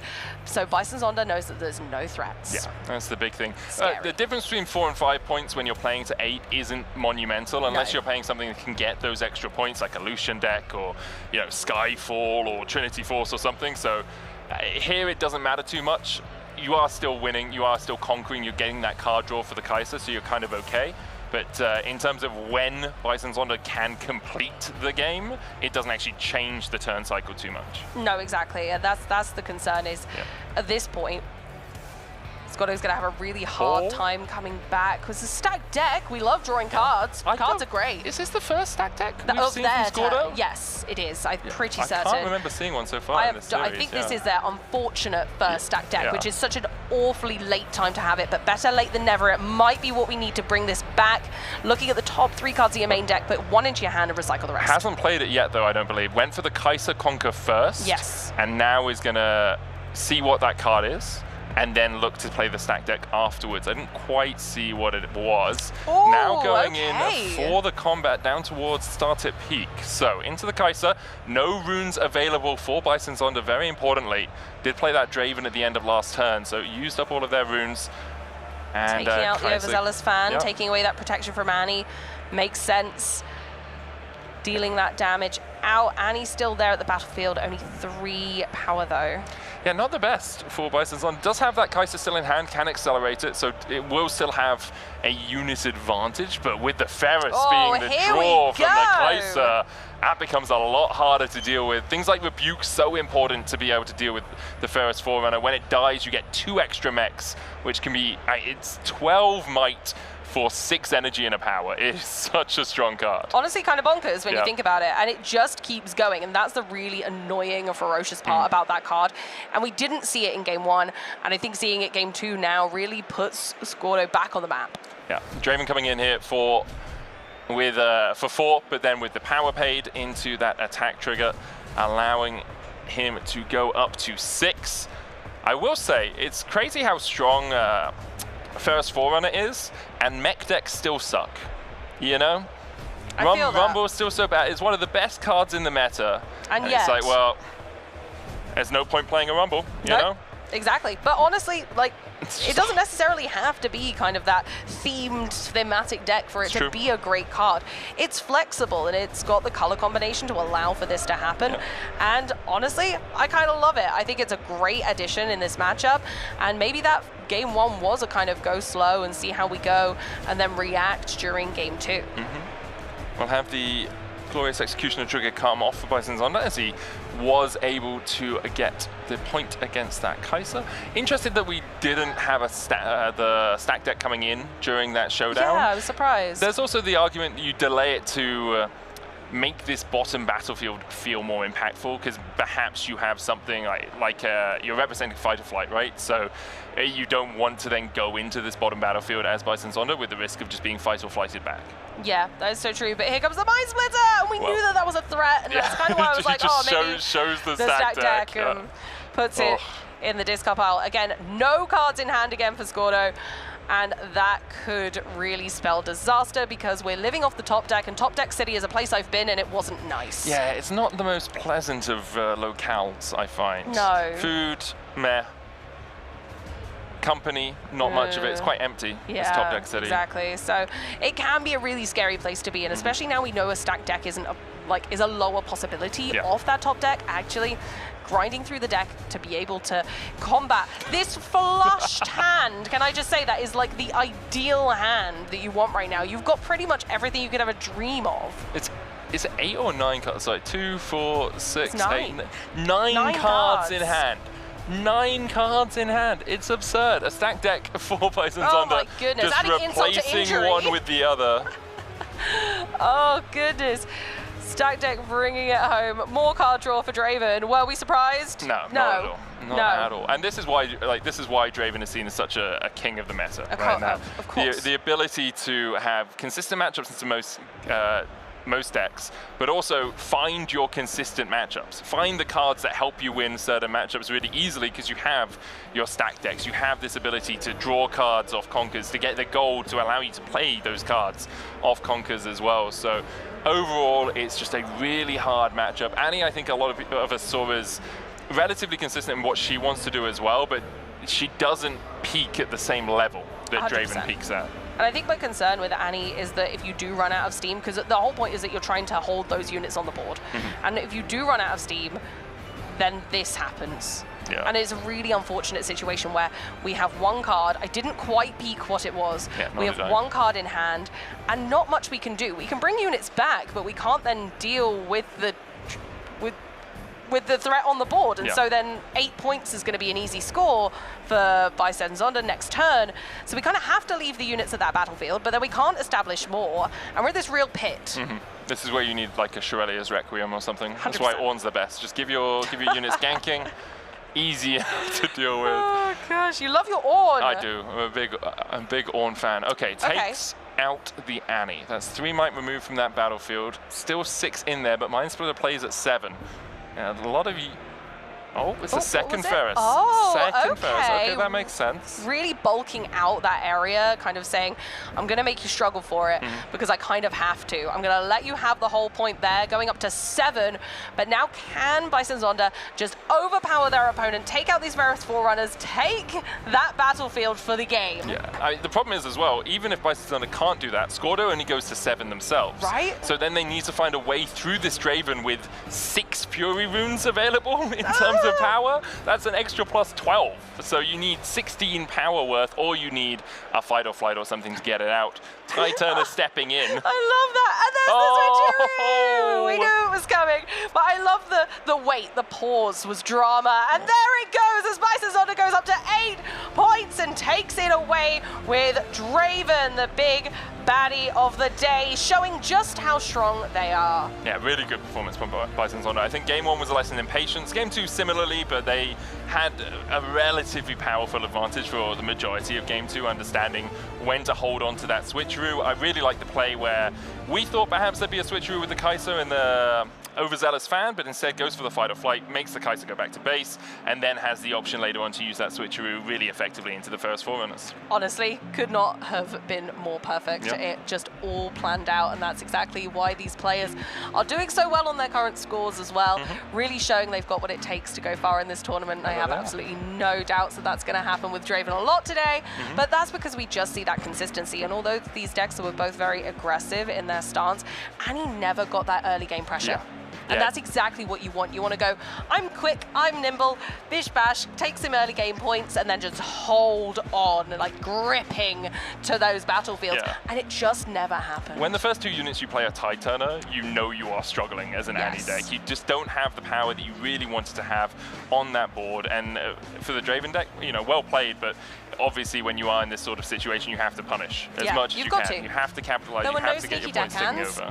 And we took that, and it was a good battle, but my goodness, it was just such a shame to see Annie not quite get off the mark. But I've got to say, regardless, drawing as many cards as they could and coming back from those the initial Mind Splitter, I thought was phenomenal. Yeah, really well done all around. I'm sure we'll see more Annies. Of course we will. Maybe we'll see some more Scordo as well. I did get a ping in my ear that something was ready, but I didn't actually hear what it was. Oh, winner interview. Let's hand it over to Leo, James, one of them.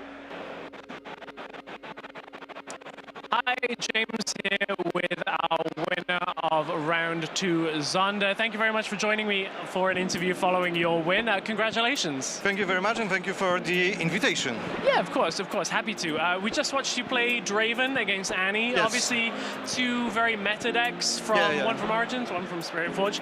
They're the same domain, like colors, match. How does that matchup different for you? Like, how are the 2 different when you play against each other? I mean, as you said, they are the same colors, but the variation which you get from Legend and Champion unit changes everything.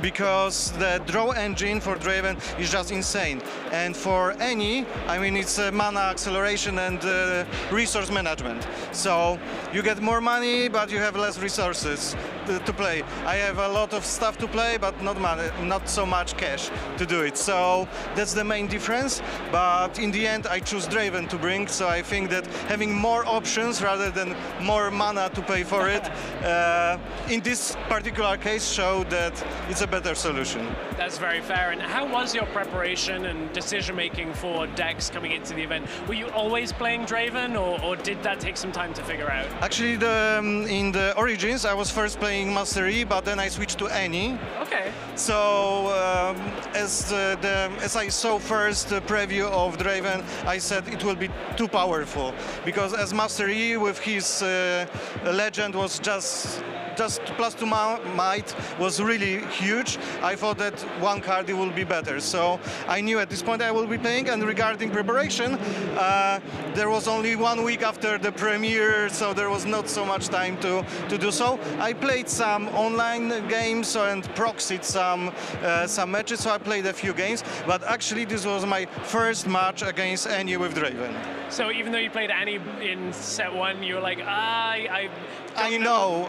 You know. I kinda know what can happen. That's fair. You had the information coming into it from playing the other side of the matchup. Well, thank you very much for speaking to us. Hopefully we'll see more from you across the weekend, and good luck in the next games. I won't say thank you, not to jinx it. Thanks. I appreciate that. Let's get back to some more Riftbound action. Surprise, it's us! We're still here! Sorry, oh, Amy, I'm the one that needs to say sorry. No, I'm kidding. Honestly, that was a brilliant interview. Thank you so much for being such a superstar on our set and being able to show us all that Draven has to bring, even though, you know, it was the expected deck coming into this format, but it's still so interesting watching it go. Like, we didn't see a lot of what Draven has to offer there. We didn't see a spinning axe, we didn't see a lot of like the key cards. We saw the switcheroo right at the end. So actually, we've got so much more that Draven can bring to us. Yeah, so many cool things that Draven can do, and I expect that we'll see a lot of it through this weekend. In fact, we are going to see it in our next game as well, because we have Draven up against Rek'Sai, who has been making a little bit of a stir amongst a lot of communities. I think there was a Challenger TCG put out a Rek'Sai guide, which I did use as part of my research for this, and because of that, Immortal Phoenix was immediately sold out in a lot of different places. People love their Phoenixes, people love those cards. I do think, personally, it's overrated as a deck, and that is not just because I'm bad at playing it, but I just don't think it's as good as some of the other decks that try to do similar things. I really like the style of Rek'Sai. Sure. I just think it lacks that oomph. Yes. There's something missing. I don't know what it is. Maybe the players will show us. Maybe they figured it out. Maybe they've brought the spice. They've cooked, hopefully. Because I couldn't quite get there, and it was always that late game that I was struggling with when I've played it in the past. But I love the idea of these Immortal Phoenix. I love the fact that you can use them as a discard cost. You can throw them away, but then they're always there. Immortal is in the name, and it certainly is. In essence, they're a kill spell.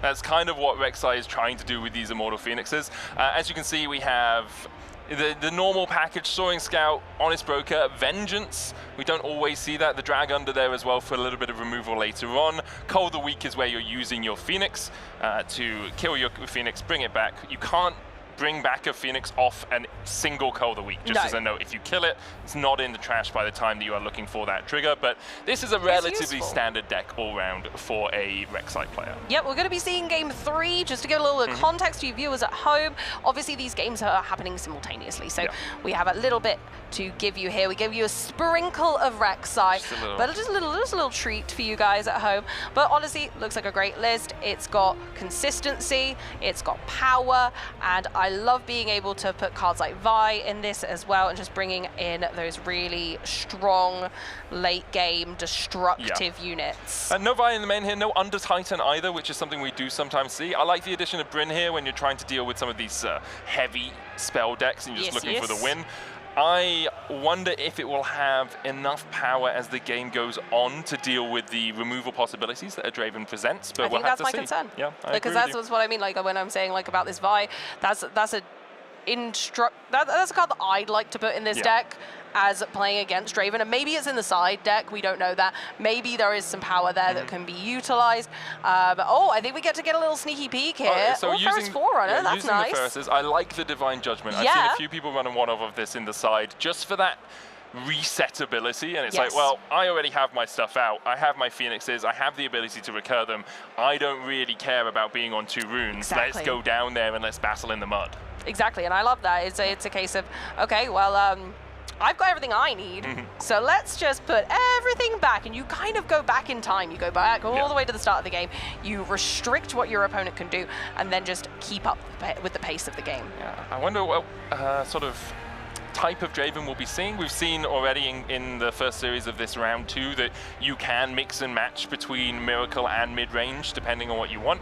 I like the Against the Odds edition. It's something we're seeing a little bit more for when you really want to try and control a battlefield with that one unit against these recruit heavy decks, against these swarmy decks. It allows you just all of that extra might on the defense. So as we get into the game, we'll see exactly where we're sitting in terms of battlefields. I will mention as well, something that I really noticed with Rek'Sai is sequencing is so important.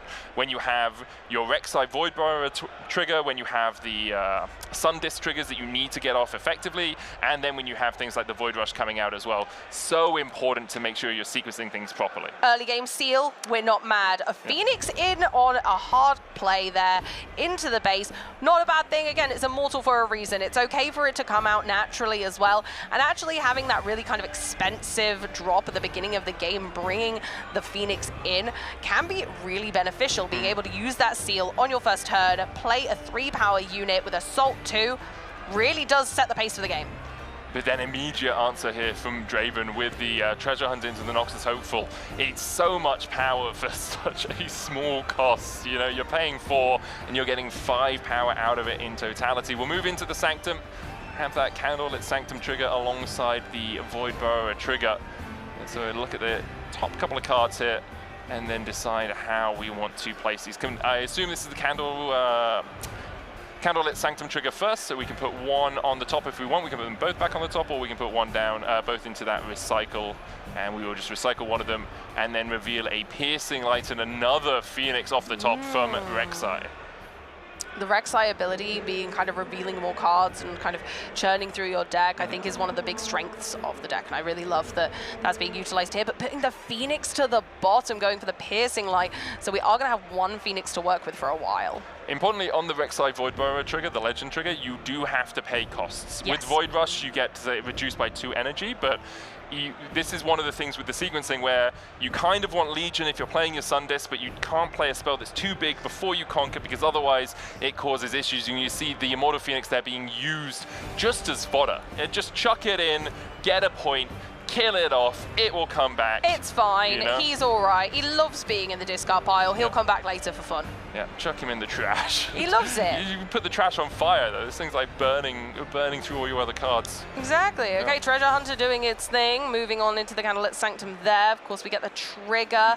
Fight or Flight or Stack Deck. Ooh, what a choice. I mean, you know, it depends what you have in hand, right? If you already have a FOF in hand, you keep it. Yeah, I'm you going keep to the keep FOF. it. You keep the FOF. But if you're looking to try and get through more cards in your deck, you're looking for some more of those like rebukes and such, then a Stack Deck does help you dig a little deeper. I didn't quite see what was kept overall. We're going to have the Draven Vanquisher come out once again, and no real surprises here from the Draven early doors. Here we go. Mascalismos once again No going units. on in. We've got a lot of resources, but nothing in play currently. And I Yeah, think that's the key that part is here, the is that issue we are here. currently kind of lacking on board presence, although that won't stick around for long. And sealing Beautiful. into a seal, you Oh. can't ask for better. It's an incredible play. The seal into seal is one that we all love doing.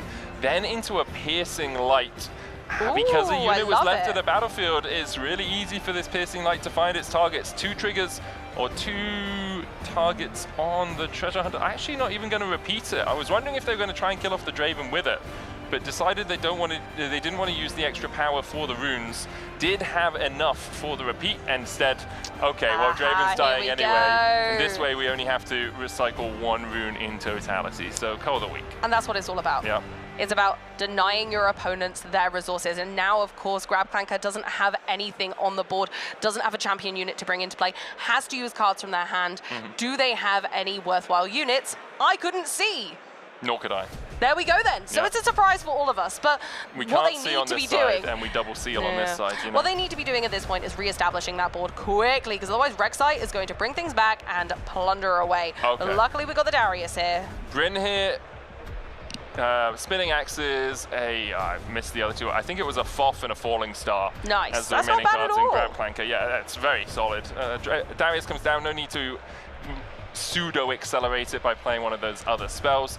Mascalismos has a Soaring Scout in hand, just going to put that out. Nice little death knell on that, then chucks in a Noxus Hopeful Ooh, with lovely. that Legion effect. So And again, it's just re-establishing the board for both players. Yeah. Both players were kind of pushing back and forth, and now Grabclanker really does have a bit of pressure on their hands to kind of start moving forward before Rek'Sai does exactly what it loves to do, and just flood the board with units, keep them there, and just be that kind of like frustrating aggressive Yeah. kind, where you just can't seem to keep their stuff off the board long enough because they just keep bringing it back. yeah, we'll look through with that stack deck, make it very clear which card we are taking into our hand.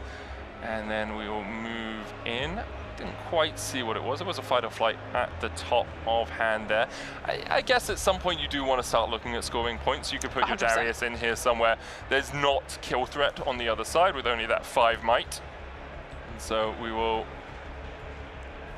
cycle here and Falling Star onto that Noxious Hopeful.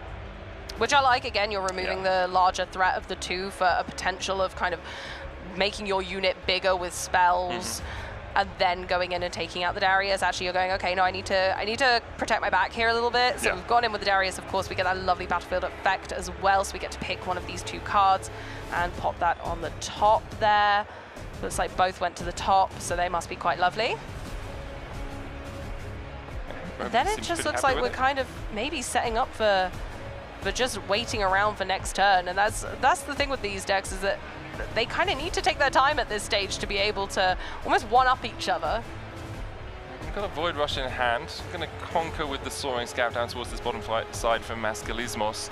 Use the Rek'Sai trigger. Remove the counters from the Darius. Okay. Into a Void Rush. I kind of like that. Yeah, going to play the Void Rush.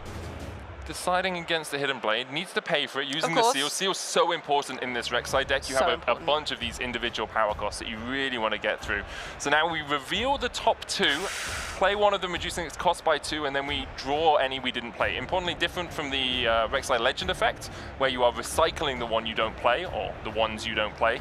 Here you draw the one that you don't play. I'm going to play that Falling Star. This is exactly how I'd have gone with this. Play the Falling Star, remove the one threat on the board, don't allow the whole point, and you've got the Vi in hand for later when you want it / need it, because at the moment there aren't a lot of cards in the discard pile. You want Vi to come in when she is big. Yeah, you really do. Looks like we're just going to get the Spinning Axis down, mitigating any effect of that Falling Star. That Darius will have 6 damage marked on him, but that will be cleaned up at the end of turn.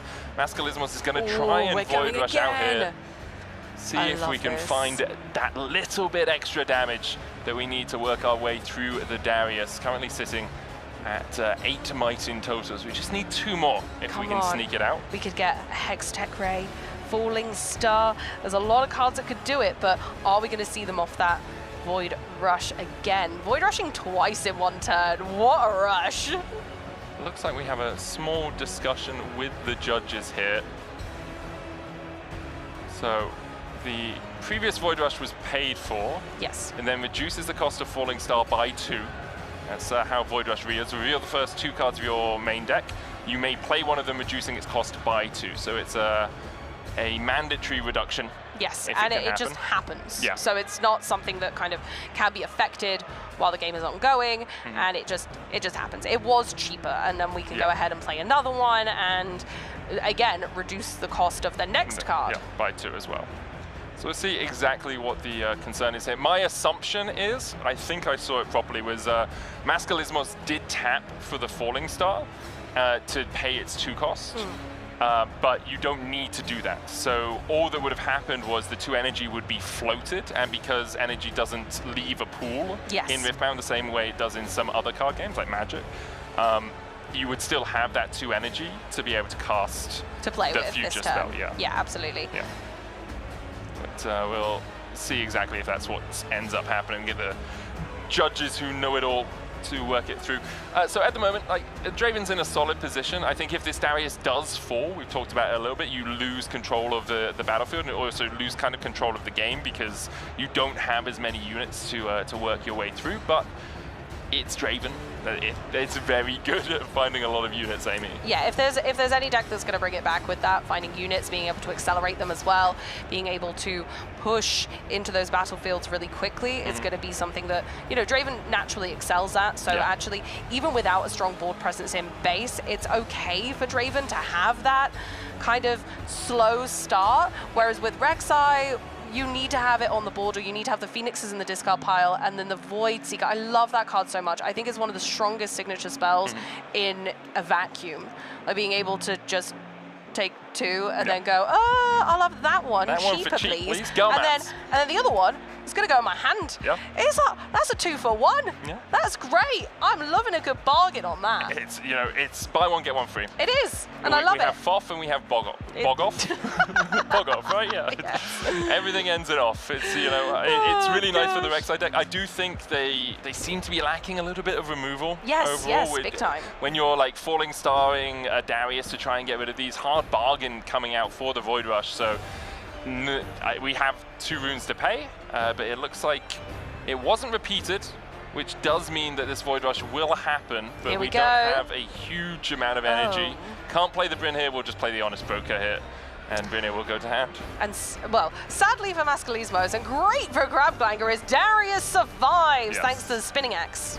Yeah, Spinning Axe is such a powerful equipment. It does so much. The quick draw, the +3, it is incredible. in decks like this. And we don't talk about it too often, but it is often one of the reasons that Draven can be in such strong positions, because you don't usually see it as a huge include, but the ability to get units out of this sort of kill range is so strong. It's so strong. Going in with a stacked deck. Oh my goodness, we got another FOF. Okay, it was a rebuke. I know I said it, you're welcome.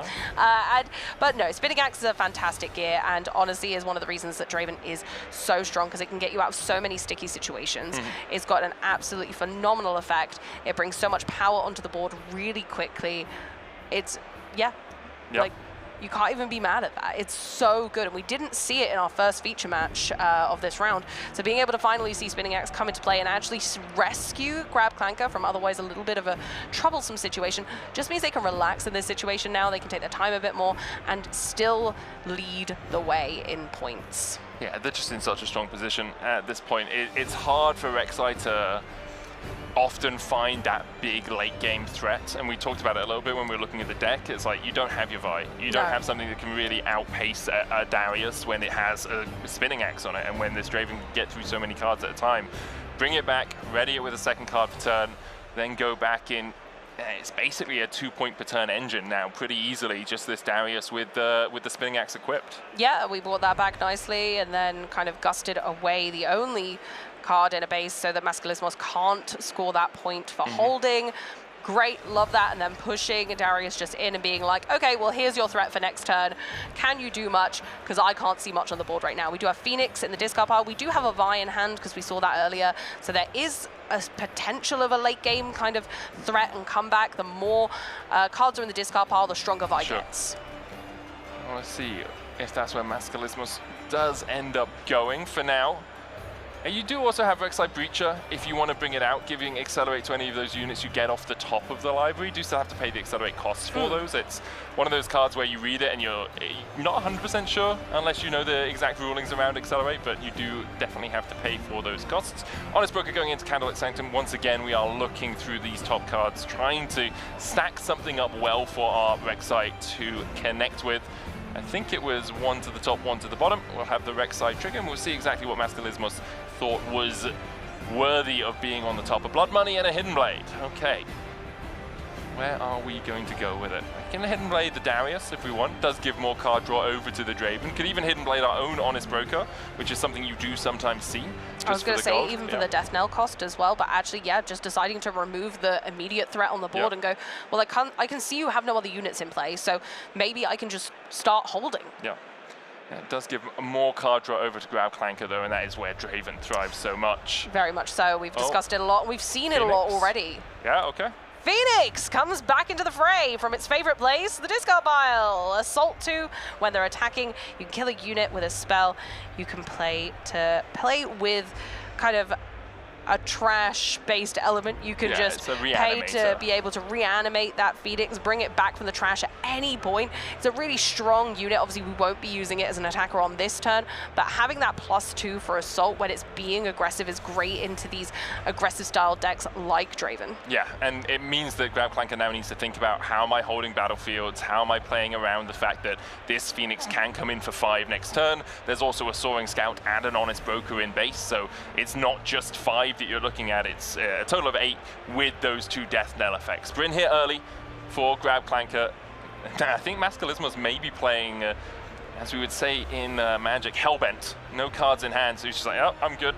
Nothing honestly, I can do there. That's fine with Rek'Sai, though. Yeah. You have your Phoenixes. As long as you are able to cast a spell, you can then play that from your discard for 1 energy or power. That's phenomenal.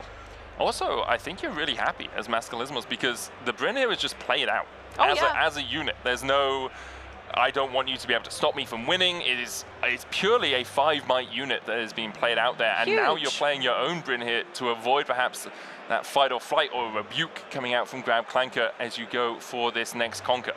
Yep, not being able to play cards is kind of big in a card game where you like to play cards. Yeah, it is. It's very, very strong. Okay. Very impactful. Going in, with the Soaring Scout to another battlefield to keep that point advantage. And I think Rek'Sai has a really strong point here. We've, of course, got the Void Burrower. Would you like Soaring Scout or Soaring Scout? Bird's the word. Yep. Bird is the word. There we go. That was an easy decision. We'll take another Soaring Scout. Again, littering the base with units ready for a really big hold on these bases. spaces where Grab Clanker just doesn't have much to fight back with right now. Will they be able to bring this back? If any deck can, it's Draven. Yeah, he's still got 3 points as well. So you hold to 6. It's 2 turns still before Mascalismos can win the game. Yes. So for Grab Clanker, it's kind of about developing your base again. You don't have to go and try and kill off this Soaring Scout. You can. It will give the rune channel to 4 Mascalismos when the Death Knell comes off. It gets you a point, you control a little bit of a battlefield, but because there's a Bryn here on the other side, you know, unless you are able to actually bolster up your defenses there, you are going to lose on that rebound attack. Gives you the Glorious Executioner trigger as well, which is nice, and you get that little card draw. And hopefully that'll be enough. Hopefully these cards in hand are actually going to help us to re-establish that board and have kind of a much stronger stance, because unfortunately for Grab Clanker, Mascalismos just has a lot of units, more on the side in our champion zone, which can come in accelerated. So we have a lot of power dwindling in base, kind of posing that threat and saying, you're now on a clock. Yeah. And if you don't start to react to exactly what I'm doing and what you can see I'm building up, then unfortunately your time is going to run out, my friend.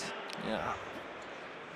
My expectation is, if Grab Clanker doesn't really bolster up this Bryn here at all, we'll see Tide Turner comes out. So my expectations don't matter, because immediately that Bryn here has been swapped out for a Tide Turner. Can just go in with an Immortal Phoenix plus 1 of those Honest Brokers if you want.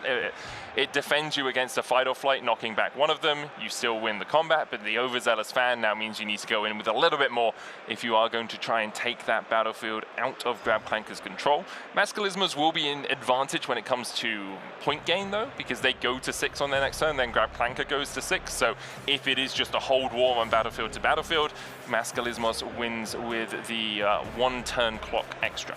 Yep, so we do have that clock in play now, and honestly, it's not looking great for Grab Clanker. I've seen a few of the cards in our hand. We haven't got the switcheroo. It doesn't look like, I think we've got a fall. Thermo Beam for the Sundisk, I assume. Yep, which is lovely, but we don't have Sundisk in play right now, No. so that's irrelevant. And a Rebuke. Okay. A Rebuke. Okay, so it's a little bit stronger than I was hoping, but still not great when we're looking at power value. Going for another Overzealous Fan, just kind of trying to now hold this battlefield, trying to make Mascalismos spend a lot of units to try and take it back from them, just building up that board and saying, okay, well, I'm going to make you have to commit a lot here. It's an interesting one, though, because Mascalismos, again, doesn't have to commit. Doesn't have to go onto that battlefield if they want to take the win. We'll see. Expectations is, 1 unit into Candlelit, get Candlelit Sanctum trigger. Lovely. Look at those top 2, go to 6. 1 point ahead right now. Stacks the triggers effectively as well. Still not even bringing out the Breacher. Just like, okay, I'm happy with what I have. I don't want to risk the possibility of a Falling Star connecting. No, it's safe where it is, and we have loads of runes in play to be able to cast that in at any stage. It's a brilliant choice to be able to just kind of hold back, have all your runes in play, and just say, this is fine. This is absolutely fine. And I know that I'm not going to need to go and swarm these battlefields right now, because actually it's not advantageous for me to do so. Let's check out those top cards. Sundisk. There's the Sundisk. Okay. I'd be tempted by that. So would I. I would be tempted by Vengeance on Brynir as well, though. Getting rid of 5 might at this point feels pretty powerful, right? This is a tough decision. Sundisk obviously does allow you to bring in units ready, and that is what's going to get played. We do know there's a Thermo Beam in the hand of Grab Clanker, but that's a lot of power and energy to be used to try and deal with a singular Sundisk. So I don't think we'll see that Thermo Beam too readily. It just might not be worthwhile, and Mascalismos is making a very, very clean statement here with, I have units, can you do anything about that? I'm on 6 points right now. I can get to 8 next turn if I just push all of this in. I don't think Grab Clanker's going to be able to do enough. There's also an argument here. You do have Legion effect on Sundisk. Just plays the Rek'Sai. That's interesting to me, because I feel like tapping the Sundisk, getting the Legion effect, the Rek'Sai coming in ready, doesn't really cost you anything. Like, no. You're not going to Sundisk on your opponent's turn, so Rek'Sai, you could have pseudo-accelerated it anyway, because Sundisk counts as the first card you played for the Legion effect. So, yeah, it doesn't matter. At the end of the day, Rek'Sai comes in anyway, but I might be... Would you agree with that logic? If you played the Sun Disc, you might as well just tap it. Yeah, I would say so. Yeah, I would like to see that, but again, I don't think there's any rush. I don't think it matters too much because you're not going in with the Rek'Sai, right? So it doesn't actually change anything. It's just one of those. It looks cuter when it's standing vertically rather than horizontally, right? Whereas at the moment, actually, it's non-consequential to the outcome of the game. It doesn't matter right now. Both players are in a potentially winning position. We're on 7 to 6 points. It's all about these next couple of turns. It's all about how these players react to what one another are trying to do. A very clear stance from Mascalismos here, trying to just overwhelm the board with as many units as possible. And then Grabclanker is going to be coming back and kind of almost doing not what Draven usually does, but almost spell slinging their way through this. Yeah, you can see Mascalismos very much playing for that Void Burrow trigger with the Sun Disc already activated, get the Legion effect, and then try and swarm your second battlefield. Approach the first one, probably Candlelit Sanctum, just for the extra look at the top, the extra vision that you can get from it, and then try and overtake the Obelisk of Power on their turn. I do see the Grabclanker going into the Candlelit Sanctum here. I wonder if perhaps we drew off the Conquer before we had the Sanctum trigger. Looks like it from Kaiser's... not Kaiser, goodness. From the Draven effect there. Yeah, so Judge was there, they sorted out, made sure that everything was sequenced exactly as we wanted it to be. There's the Thermo Beam to deal with the Sun Disc. Does also take out the 2 seals, which does cost quite a bit for Mascalismos, but in the end, still very happy in terms of runes, has all 12 of them available for next turn. And no cards in hand, so like got nothing to cast right now anyway, so... Oh no, I think they do actually have some cards in hand now. They might be off towards the side, they're off to the side. But still, a really respectable amount of resources in play. But again, Grabclanker needs to limit that. They have to say, I need to put everything in that I've got in my court and just let you go and see if you can do this, leaving lots of runes ready to try and just hold on to these battlefields at this stage. Bryn here of our own for Mascalismos. And Grabclanker now needs to think about exactly how they want to deal with this, because you do, I think I saw a Spinning Axe in hand. Yes, which would be, you'd want to play that early. With the way Mascalismos is counting things out, it looks like it might have just been passed on. Yes, it is Mascalismos' turn right now. No, but I mean, with the Brynhir trigger. Oh, with the Brynhir trigger, yes. We didn't see anything played out from Grabclanker. No, I don't think so. It might be that Mascalismos is just counting out while Grabclanker decides whether or not they want to play that Spinning Axe. Maybe. It's a really tough decision here because this is the make or break situation. Yeah, exactly. This is the tense moment. This is where both players have the potential to win the game. Their decisions in this moment makes history. It really does. It really does for them. Going 2-0 as well really puts you in good stead for the rest of the tournament. Need to get 6 wins today if you're going to make it into that day 2. And being on a 2-0 run is great. Grabclanker extending the hand. Mascalismos going to take it. Rek'Sai defeating Draven 2-1 here in round 2. Huge performance by Mascalismos.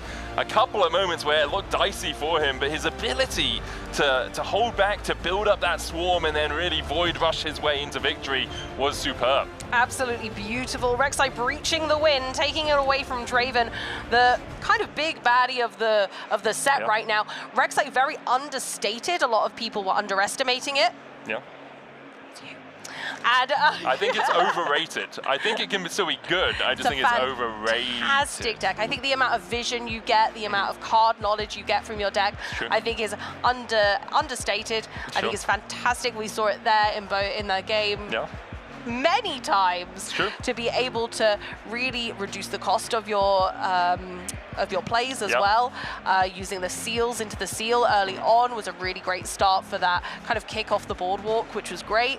And then, unfortunately, we just didn't see much kickback from our opponent on that occasion. Yeah, when you were playing Brynhir for value, like for might value rather than for not letting your opponent play card value, you know you're in a little bit of a difficult spot there for our Draven player. We're going to hand over to our winners interview though. Mascalismos, incredible stuff all round.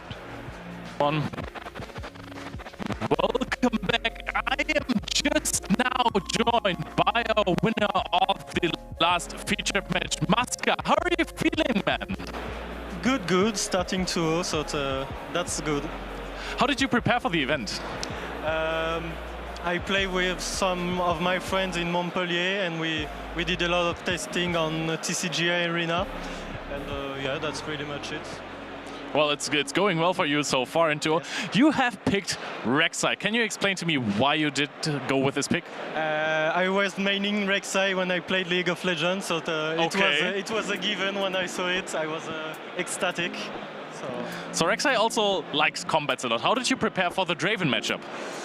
I don't really do combat with my Rek'Sai. I index more in creature removal, so I don't play Under Titan. I'm more with the Vengeance, the Dragonder. Okay.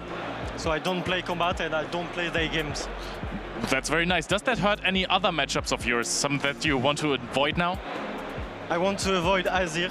Azir, it's my worst matchup. Too much little creature, and I can't do with a little creature. Well, so far it's going really well for you. You just beat a Draven in the last game with the Brynhir Thunder Song. Yep. Do you want to say a little bit more about that card, how you're using it in this tournament? Yeah, so for the last game I was at 6 and my opponent was at 6 as well. So I knew that my next turn was probably my last. So I prepared a few units and Brynhir in my hands to stop all his interaction. Right, now one last final question, of course, before I let you go. What is your approach in deck building? You are playing a rogue deck. What do you think is the most important thing when building that deck? I'd say check the meta decks, check what other players play with your legends, and try to keep an open mind, not just follow the list as the players play, but you try different things and see what goes with your game plan. Phenomenal. Maska, thank you so much for your time. Thank you. We have a huge day of Riftbound ahead of us, so we're going to give it right back to the casters. Thank you very much, Leonard, and thank you very much, Leonard. Great How interview. can I be there and here at the same time? Time travel. I mean, obviously, for event logistics and everything, it makes sense for us to be a little bit behind where the actual rounds are going on stream. So that's why if you ever see something happen on stream, and you're like, why aren't the casters telling them? Well, it already happened, so we can't get involved at that point. It is in the past. Exactly. It all has happened. But the present is more Riftbound. We're going into round 3 here from our Bologna regionals. James O'Leary, joined by Leonard Koenig. I'm going to keep saying it because I can. We had some Draven in round 2. I know you're not quite as big of a believer as me on the Draven, but there was some fun stuff there. I mean, I'm also a Draven believer, don't get me wrong. I think it should be one of the most represented decks in the tournament. Again, it is an absolute force to be reckoned with. The ability of that legend is just so strong. And that is why it is 15% of the player pool. We have our meta share here. So I think no surprises to see Draven right up there at the top. And I think it does make sense that Kai'Sa is right there behind as 11%. A couple of reasons. Kai'Sa we have seen started coming back into the meta, but I think also the ability to play a deck that you kind of know from Origins and you've come into now the first Premier event in Europe. You're like, okay, I know these cards. I'm going to just keep playing what I know. Even though the deck has changed a little bit, it has. but it has become more of a I'm just going to throw removal at you type of deck, even though I've also talked to a bunch of players who are still on this I'm going to play Darius and cleave actions just to out-tempo Draven for a little bit. What is surprising to me though is that Ahri is standing strong, even ahead of Victor, ahead of Sivir, ahead of Rek'Sai. Ahri as the 5th most used deck. I think plenty of Riftbounders want to get that metal card. It's really sought after. Ahri is such a fan favorite. What do you think of the position of the deck in the metagame though? So as an Ahri player, I actually think it's not a great deck at the moment, I'll be honest. There's a lot of times where you want to try and hold with Ahri, and holding in the current meta is hard, especially with your early game units. I think there was a lot of times where you're playing smaller units and you don't want to do that anymore against Draven. Excited to see Ezreal up there. Ezreal and Annie, both decks. Again, with pretty popular champions. I would say Annie has changed quite a lot as well. We now have what people are calling Big Annie, which is like big units like Ferris Forerunner. And then Sivir sneaking in there is an interesting one, along with Rek'Sai. I'm interested to see which version of Sivir we'll see. There is kind of like the mid-range version where you're doing what Randy did in the regionals in China, where you're playing the Miracle, where you draw everything and then play at the end of the game all of your big units with Russes. Or there's a deck that I brought to this event to jam some games, which is Aurora Sivir, which plays itself. You just get to 9, you play the Aurora, and then the deck just goes, cool, if we've got enough time left on the round, I'll take control of this game. It's really dominant if you curve into that Aurora. That is definitely true. But we have plenty of games to be played today. We have some cool decks for you lined up, so let's just go right over to the table for the next round of Riftbound. Oh yeah, oh, it rhymes as well. Azir and Ezreal is our matchup here for round 3. First game here on the feature stage for, I think, both of these legends, if I'm not mistaken. We did have Ezreal played as a unit in the previous game, but this is Azir. Of course, it will be with the chosen champion, Azir Sovereign, so that will obviously be updated as we go through. At least I'm assuming it's going to be Sovereign. So the aim of this deck is basically you get a lot of Sand Soldiers. New edition with Spirit Forge Sand Soldiers. One of the key cards in this deck, Eye of the Herald, right in the middle of your screen, is going to say basically allows you to keep creating units. These are recruits, so you make a lot of tokens, a lot of small units that are able to kind of swarm the battlefields and take control. The deck doesn't play a single unit apart from the chosen champion, which is basically free, and also if you're playing 39 cards in your main deck instead of 40, you can just, I guess, draw your cards. I don't even know if it's legal to play without a chosen champion. In Constructed, I think it's not. In Sealed and Limited, I believe you can. But Ezreal on the other side, I was excited to see which version of Ezreal this is. I see 1 copy of Arcane Shift and 1,000 Tailed Watcher. So the context being, we have seen a new build of Ezreal come in the past few weeks. This is not what people call rat or mouse Ezreal, where you use Pit Crew to move around. This is kind of like a lot of spells, a lot of draw, and then discarding things to pay off for Rasa being quite cheap. And I also see a Morbid Return there, that's which a really is good card. Another way of bringing things back. So studying this deck list over, I think I'm missing Mind Splitters. Yeah, I was going to say, there's a few things missing from this, like Last Rites a lot of people have been playing with as well as a card. So there's a few things that are different from what I would anticipate, but it does look like the Ezreal you would expect. There's card draw, there's damage, there's big units, and hopefully you're able to draw into them at the right time and your graveyard is stacked to recycle things for Rasa. And I think that deck also really relies on the pressure of Ravenbloom Student, the possibly best 2-drop in Set 1 in Origins. This card just gets so much might when you play a lot on your opponent's turn or on your own turn if you want to push for a conquer. But that card can be pivotal, a 2-drop that can decide games in the late game. But now we're going into the first game.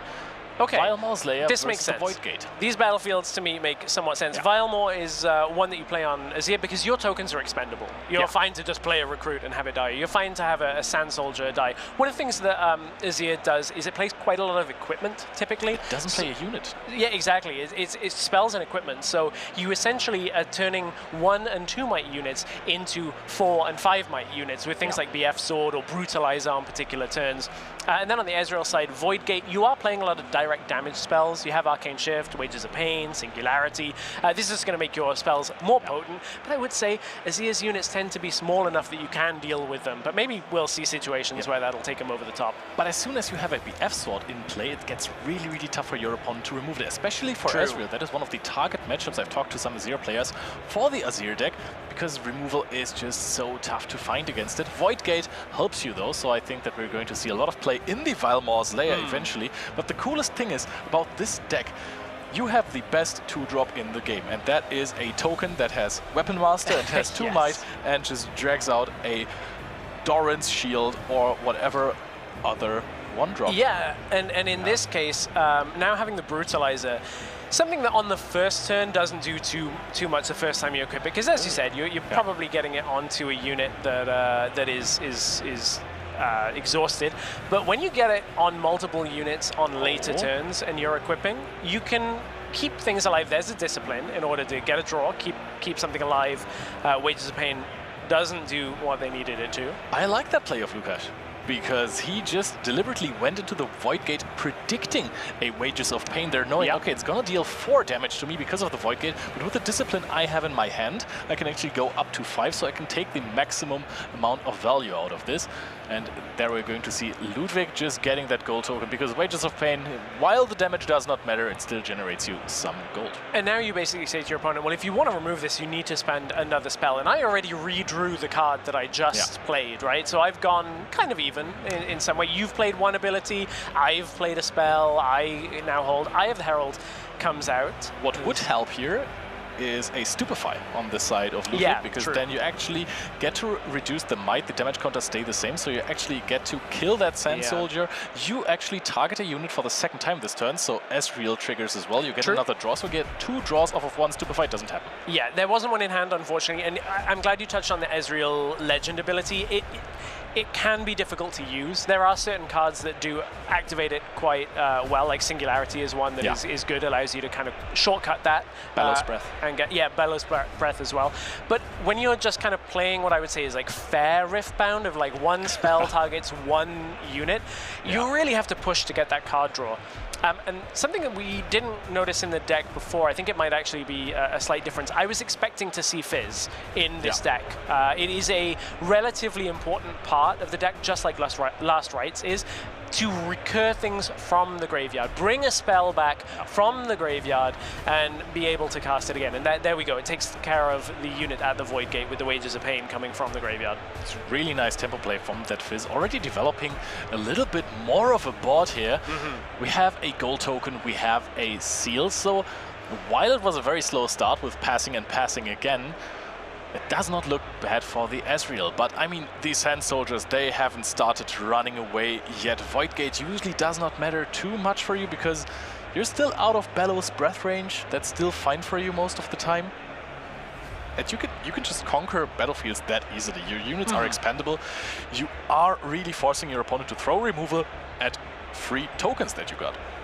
There is a token coming from the Eye of the Herald, something that we saw come through a little bit. This version of Azir is quite similar to the one we saw in the regional finals in China just a couple of weeks ago. Placed 2nd, kind of coming out of nowhere. I'll be honest, I know people were trying to brew with Azir for a while, but I think for many, many people, it sat in that, like, maybe somebody will do something with it someday, and then out of nowhere comes into a finals, and we're like, oh, okay, somebody's kind of figured out how to break it a little bit.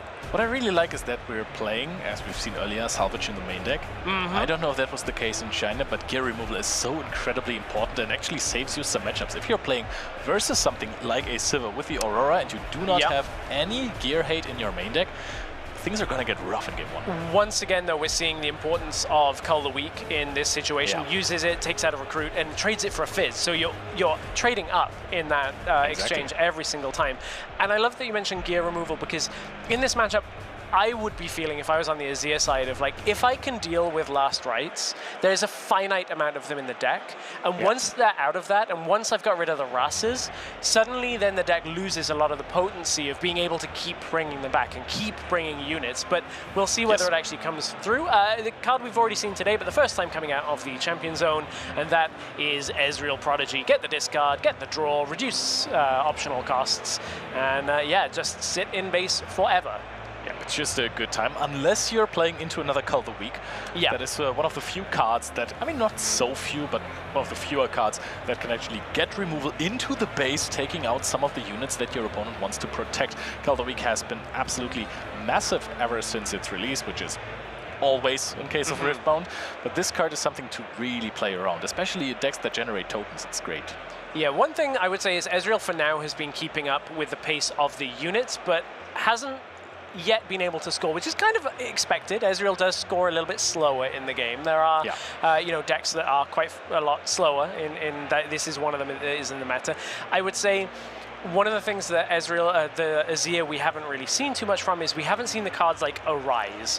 We haven't seen the cards that will make more and more of the Sand Soldiers, which are a little trickier to deal with. The Sand Soldier plus a BF sword is a lot stronger. And here is one of them with the cards that will help. Yeah, Desert's Call is going to be able to create tokens here. And as you said, Weapon Master is already a thing as well. So we'll be able to just go, oh look, I have 2 equipments available. Yeah. I'll just great. attach one to each Sand Soldier. Repeated as well. If you had an S on your base, you could have just played it for 3 energy, but that's of course not the case, nor is it possible at all. Doesn't work like that. Yeah. Now Brutalizer. I love Brutalizer decks. I'm also a huge Jax fan. So great that you can abuse this card in some of the decks, that you can just keep switching the, I want to say, carrier of the item. Yeah, yeah. And then take the maximum profit out of it. Yeah, I know a lot of people refer to that as cascading. So that is essentially when you take a very cheap unit, like a Sand Soldier, and instead of just moving everything in at once, what you do is you move your units in one at a time to really get the payoff for those Brutalizers, because every time you equip it, it'll give an additional 2 might to the unit that it is equipped to. So essentially, rather than just going in with a flat 1+2, you're going in with 1+2, and then another 1+2, and then another and another, and you know, everybody gets a Sand Soldier. Everybody gets a Sand Soldier. Thing is, now this looks like a really threatening field, and you know what? I think it is, because all of these units, they are already boosted, except for the one with the Eye of the Herald. Actually, that gives you 0 extra might. Because otherwise, this looks like a phenomenal Bellows Breath.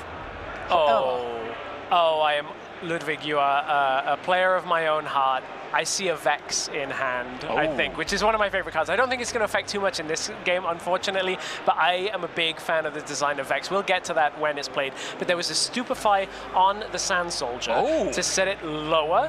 That's Ezreal moving into Vilemores, though, and an Arcane Shift for the combo. Thematically appropriate Riftbound is exactly what we love. The signature spell from Ezreal. So there's a few things that are going to happen here. Opponents just checking the sequencing of it. First of all, it's going to get defied. no sequencing or anything. Yeah, just checking. Wait, does that cost 2? No, it's either or. Yeah. Sadly, we won't see Arcane Shift come through. I love this card. It's very, very strong. The flavor on this card is just so amazing, right? It makes so much sense how it's designed when you're looking at League of Legends and Ezreal. Yep, yeah, certainly. I just want to pick up one thing for, again, newer players that maybe this is the first time you're watching Riftbound. A very important note is the Defy countering the Arcane Shift will not add another +1 might to the Ravenbloom student, because the card was technically not played. That's a really significant thing. Otherwise, the Ravenbloom student would now have 2 additional might and would be able to trade with that Sand Soldier effectively, but they're both at 3 for now. I think it does count as choosing, though, right? So if we were in the Dreaming Tree, you would have gotten a draw of it, because the Dreaming Tree triggers when you choose a friendly unit in this battlefield. However, that is absolutely not the case, so we're going to frigidly touch that Sand Soldier. Yep, and that Sand Soldier is, I guess, is nighttime in the desert, because it does get quite cold out there. So Ravenbloom student will go in, be able to take that down. At this point, that's you kind of accepting that the next turn your Ravenbloom student is about to get brutalized by multiple Sand Soldiers, all bearing big weapons at this point. That is true. I mean, that is the strength of Azir.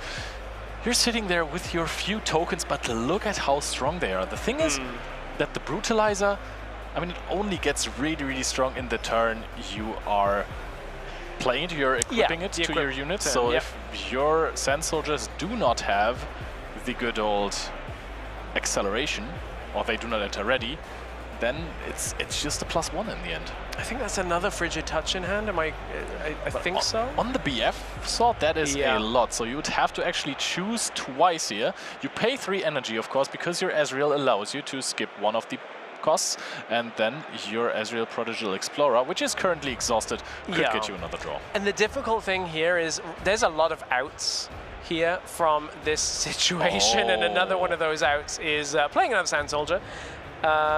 Is that Guards? That is Guards. Guards. That comes through. Guards! Plays a Sand Soldier into this. Wait, you can't play it in there. You can't play it in there because you do not control that. You don't control it, you're the attacking player. Yes, that isn't one of the outs. One of the other outs I was going to say is you just let this Sand Soldier die, and then you just equip the BF sword to another one, and the Brutalizer plus the BF sword, you go in again, you get the Brutalizer equipped.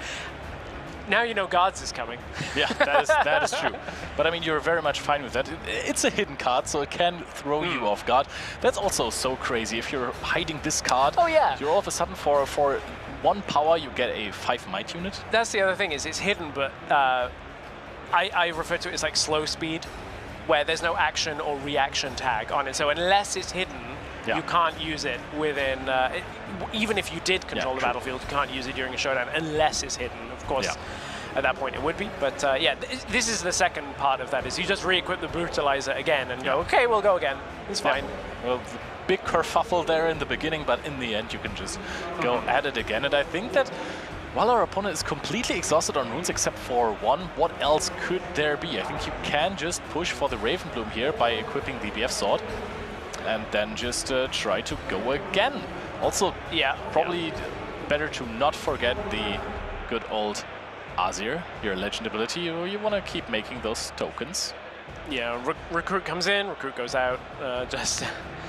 Of course, you want to allocate that damage somewhere from the Raven Bloom. So that is one of the drawbacks of Eye of the Herald, is that Recruit is coming to the same place that you're at. But at this point, it's not that big of a deal.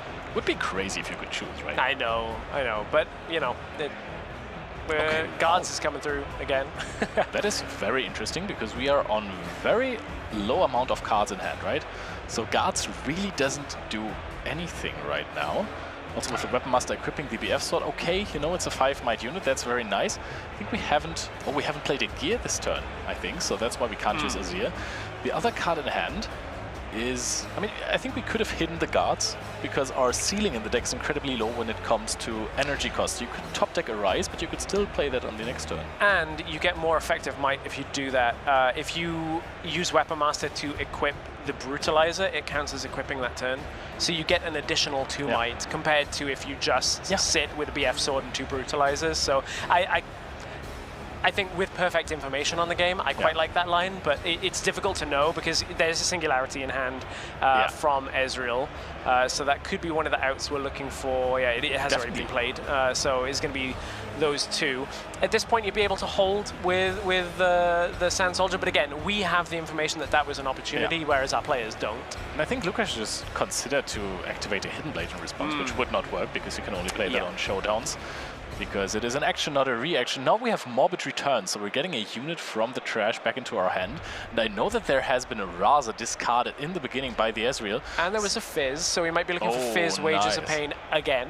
Or we just for go the 3rd time. Fizz another Morbid Return, and then we're getting back the Raza too, so we have some extra.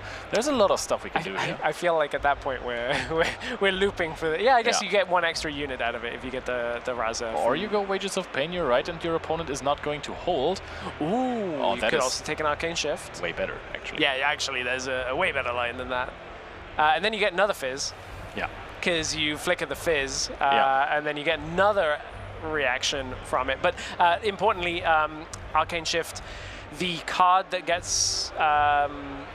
like Arcane Shift gets banished, so you can't continually replay Arcane Shift. It's out of the game for this round. So there is the Morbid Return. But the banishing is part of the effect, so defying it, manage to get it into the graveyard. Usually it's like, that's very true. I think it's part of the balancing that Fizz can't loop Arcane Shift because that would be incredibly so broken. But with this, if you're defying the Arcane Shift, you're accepting that your opponent is going to get a hilariously broken Fizz. Yeah. Well, there is the Rasa and the Fizz. So almost played it into you talked about the loop of how you go. I was thinking Wages of Pain. I was thinking far too small. I was thinking very, very small compared to get a Fizz, get the Arcane Shift, get a Rasa from the Morbid Return. I mean, in your defense, how often do you have a Arcane Shift in your discard pile? True. That is actually very, very true. And that never happens. Salvage comes through. Salvage does take out one of the seals. They have been doing work. We didn't really comment on this too much. One of the problems with Ezreal can be that you do have to, even with the reduction in optional costs, you do eat through runes quite quickly when you play high power spells. Oh, we finally get another Sand Soldier token.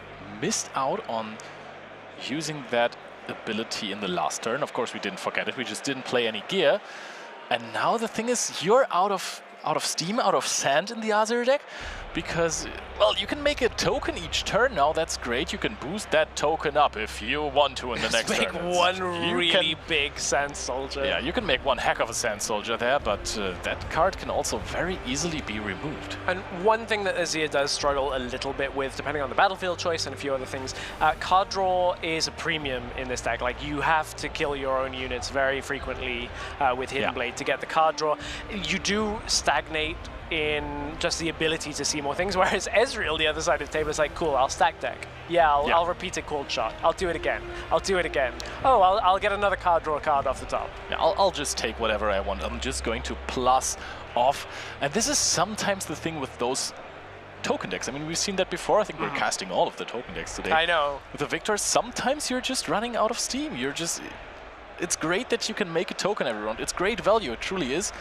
But sometimes it's just not enough, is it? Must be nice to draw cards. And oh look, more card draw. Ezreal comes in, you get to discard more. That's going to reduce the cost of the Rasa in hand. Opponent is now looking at what Card Sharp does. So Card Sharp is a unit from Spirit Forge. Essentially, when you play it, you create a gold, you offer your opponent if they create a gold, and if they say yes, you get another gold. It's a nice card that a lot of people were saying for multiplayer is perhaps where they were expecting it, but actually in single player it's good. Like, it's already good to just get that the gold. It's played a lot in the pit crew version of Ezreal because just it allows you to untap a lot, but it still helps as well getting through that early game. It feels so strong in the Ezreal deck as well, just because, as you said, in the early game you are de-ramping yourself quite often. You can just next turn play a Seal of Discord already for free, which just forever ramps you up. That feels so good when you get to do that. I'm a big fan of the blue-purple domain. I know a lot of people feel like there's some very strong cards in purple, which is fair to say, but in this situation you can see the power of just drawing and rebuking the big Sand Soldier is going to be painful. Yeah, I think it's really good. It doesn't sound great to just rebuke Sand Soldiers, but that is all. We're hidden blading it. Makes a lot of sense, but it's also Hidden Blade's an action when it's not hidden.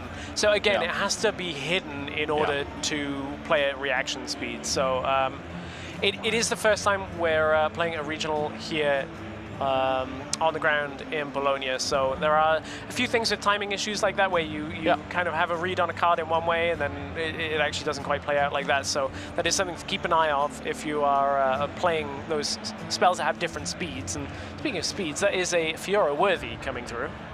Great card. We've seen it plenty in Fiora, but this is actually super useful in Azir as well. Yes. Didn't see it in the decklist in the beginning, so no. This is a really cool one because every time you make a Sand Soldier token and you use the Weapon Master ability to put a Brutalizer on it, you can actually de-ramp yourself, pay a power cost, which you, in the end game you have plenty and you have very few cards, so it doesn't really matter if you pay a power cost. You can just make them ready immediately, and that changes the entire playstyle of the deck, let me tell you. Yeah, it kind of facilitates the role that the Renata unit facilitates in Victor that we saw earlier, where it's like, hey, my tokens are kind of ready.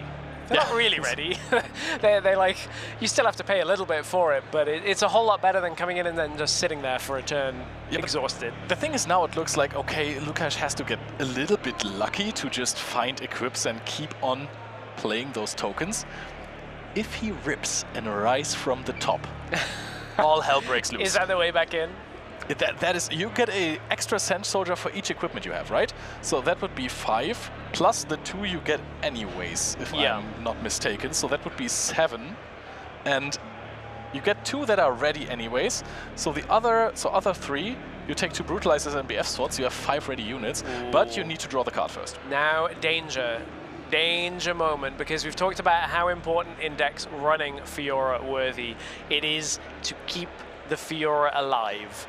And that is an untapped Fiora, which tells me Fiora is going to a battlefield, so probably actually to Vilemores. I was going to say able maybe to go to Voidgate, but Fizz is going to trade here.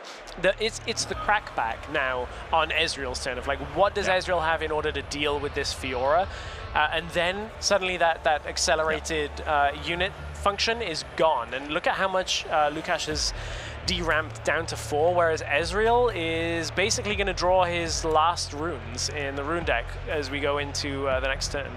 I mean, I love that play, especially that he left 4 runes open, so that next turn gets 2 more, gets to 6, and can still play a Rise. So Rise still gets you 2 ready Sand Soldiers, even if Fiora worthy dies this turn, so therefore you would have 2 Brutalizers that would give you 2 5-might units that are ready. That would be a pretty neat top deck.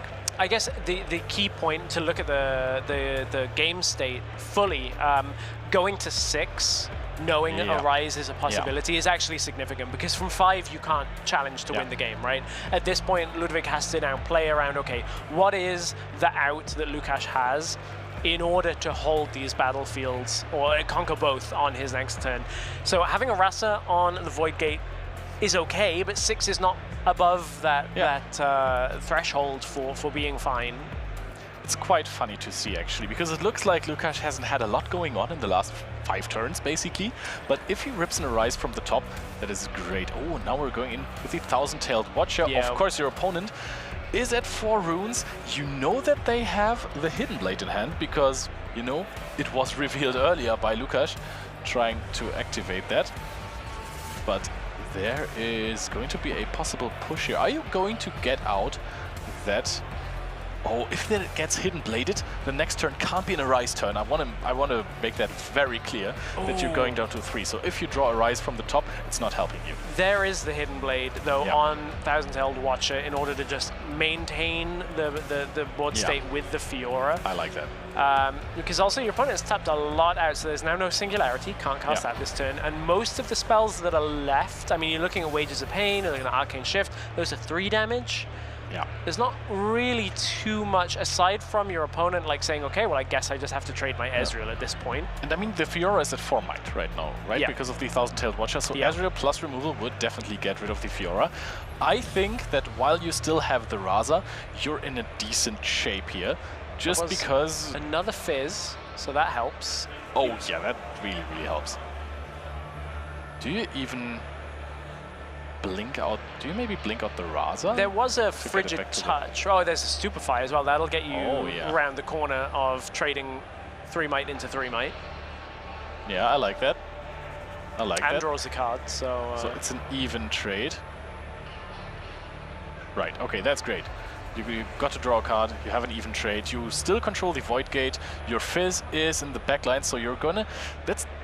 The other thing that I don't love in this situation for Ludwig is he's going to go up to 6 with holding with the Raza, and then he can only score in the Vile Mausoleum to go up to 7. Right.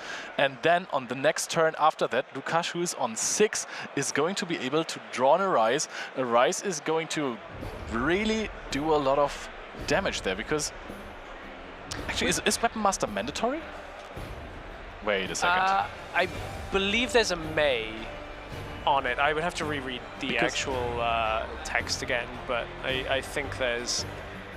Anyway, it doesn't matter because we're going to see 2 Sand Soldiers come out at this point, so it's not going to happen this turn, and Ezreal does indeed get to untap. As we now look at a 6-6 game. Fizz brings the game to 7, taking over on Vile Mausoleum. I'm looking at the hand, it's a Cold Shot, which, by the way, Cold Shot in your opponent's turn is always great. And here's one of my favorite cards, Vex. So Vex has asymmetrical effects. It essentially reads, in a combat that involves Vex, opponent spells cost more, and my spells cost less. And it's 1 power and 1 energy, which really, when you're only on 5 runes, untapping Awakening up to 7, every single rune and energy and power matters in this situation. But it's really important to note, it's only when Vex is involved in that combat. No other time is that active. I will allow myself to correct you there. Oh, thank you, please do. This point in the game, power cost is irrelevant. Okay, fair. After this game, this turn, the game will be over. Well, that's true. So you can just throw away all of the runes that you're having. But the reason I say it is relevant is about this turn of like, if you math out fully, the Vex 1 extra power can be an effect, right? Like, if you don't have enough power to be able to play it. But this deck I don't think is going to suffer from that. But I do appreciate that point. You can float though, so you can float some runes. But I mean, if you're just clearing and your opponent is then going to just absolutely chill, then actually it still does matter. Yeah, so you were right. Well, we're both right. It's fine. We can both be right. We're going to go Call Shot here as an answer. So I think Ludwig might be struggling to find an answer here. Always feels terrible when you're playing against purple and they're like, okay, we're going to start a showdown. I'm going to see 4 cards. Yeah, but that's an expensive Call Shot at least. Yeah, but as you said, deramping here doesn't matter if you find the answer and win the game, right? Like. Good point. Very, very good point. All right, so the Fizz doesn't find it just this time, dies. though. I think Ludwig, with this one, he is fine. The thing is, Lukasz never really took the time to develop the Azir Chosen Champion unit, because that one would really help. Here is can you make it ready? The Azir. Ludwig is going to just show the Rebuke, being like, I can just move all of your stuff. Well, that's interesting, to say the least. The Fight or Flight was hidden, right? So it would only target this battlefield. So, yeah, Ludwig just showing, hey, I actually have 2 ways to push you off the battlefield so you can't contest. I guess I would still suggest playing it out, or at least to understand to that point.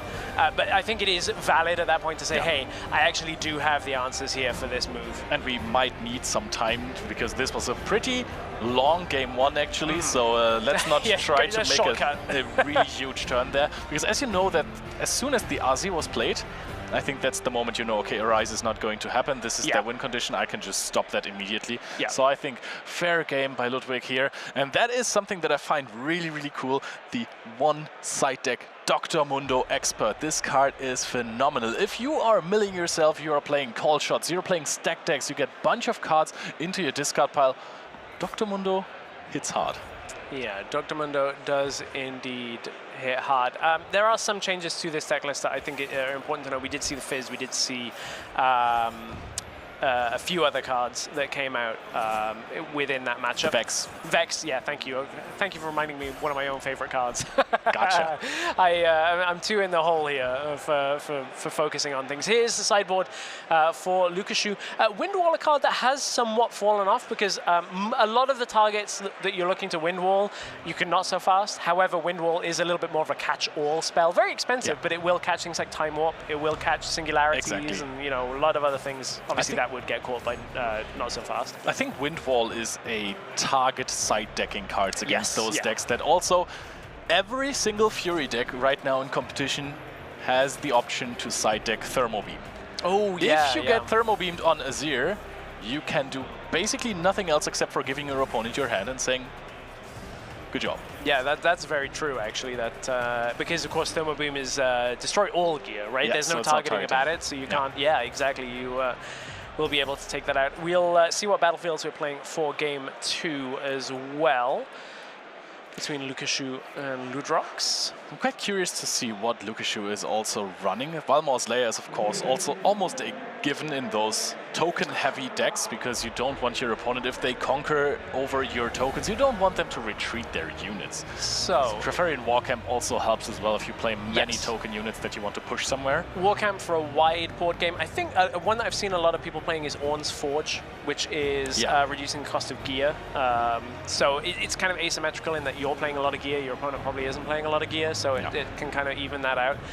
But it's going to be Sigil of the Storm on the side of Ezreal, so trying to de-ramp decks that want to conquer early. So essentially it's saying, hey, if you want to go both battlefields early on, I'm going to make you pay for it. For now, the payment is going to come through the wages of pain and take out, even with the Warcamp buff that does apply to the Sand Soldier, still enough, 3 damage, take it down, get a gold, and continue on. And that kind of means Lukas is like, okay, rebuilding time, let's play a Brutalizer, use the ability, get a Sand Soldier, go to the next turn. You get some value, you get a nice little 3-drop there for basically free. You keep the Brutalizer on the field, of course. Now Ludwig has a gold token from the Wages of Pain. Ludwig going second feels really, really strong in Ezreal, because the deck barely does play any 2-drops.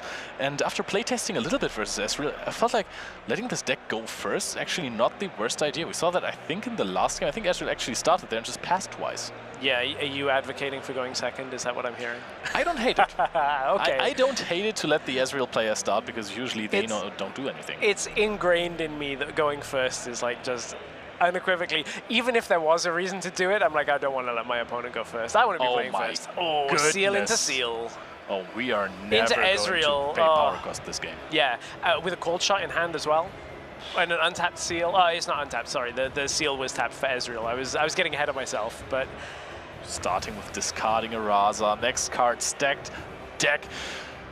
Wow, just finding. Oh, Downwell was brought in. Oh, that is so cool. Again, another card that is coming in, matchup dependent, and a little bit of a tech card from Spirit Forge. It looked like Ludwig went to take Downwell and is actually reconsidering, and I think ends up taking Downwell again. I mean, this is also one of those cards that you want to actually Windwall. This is, I think, 8 energy, double power cost, return all units and gear to the hand of the player, and you're massively slowing down Azir if you get this card through. Maybe I actually took a second Ezreal.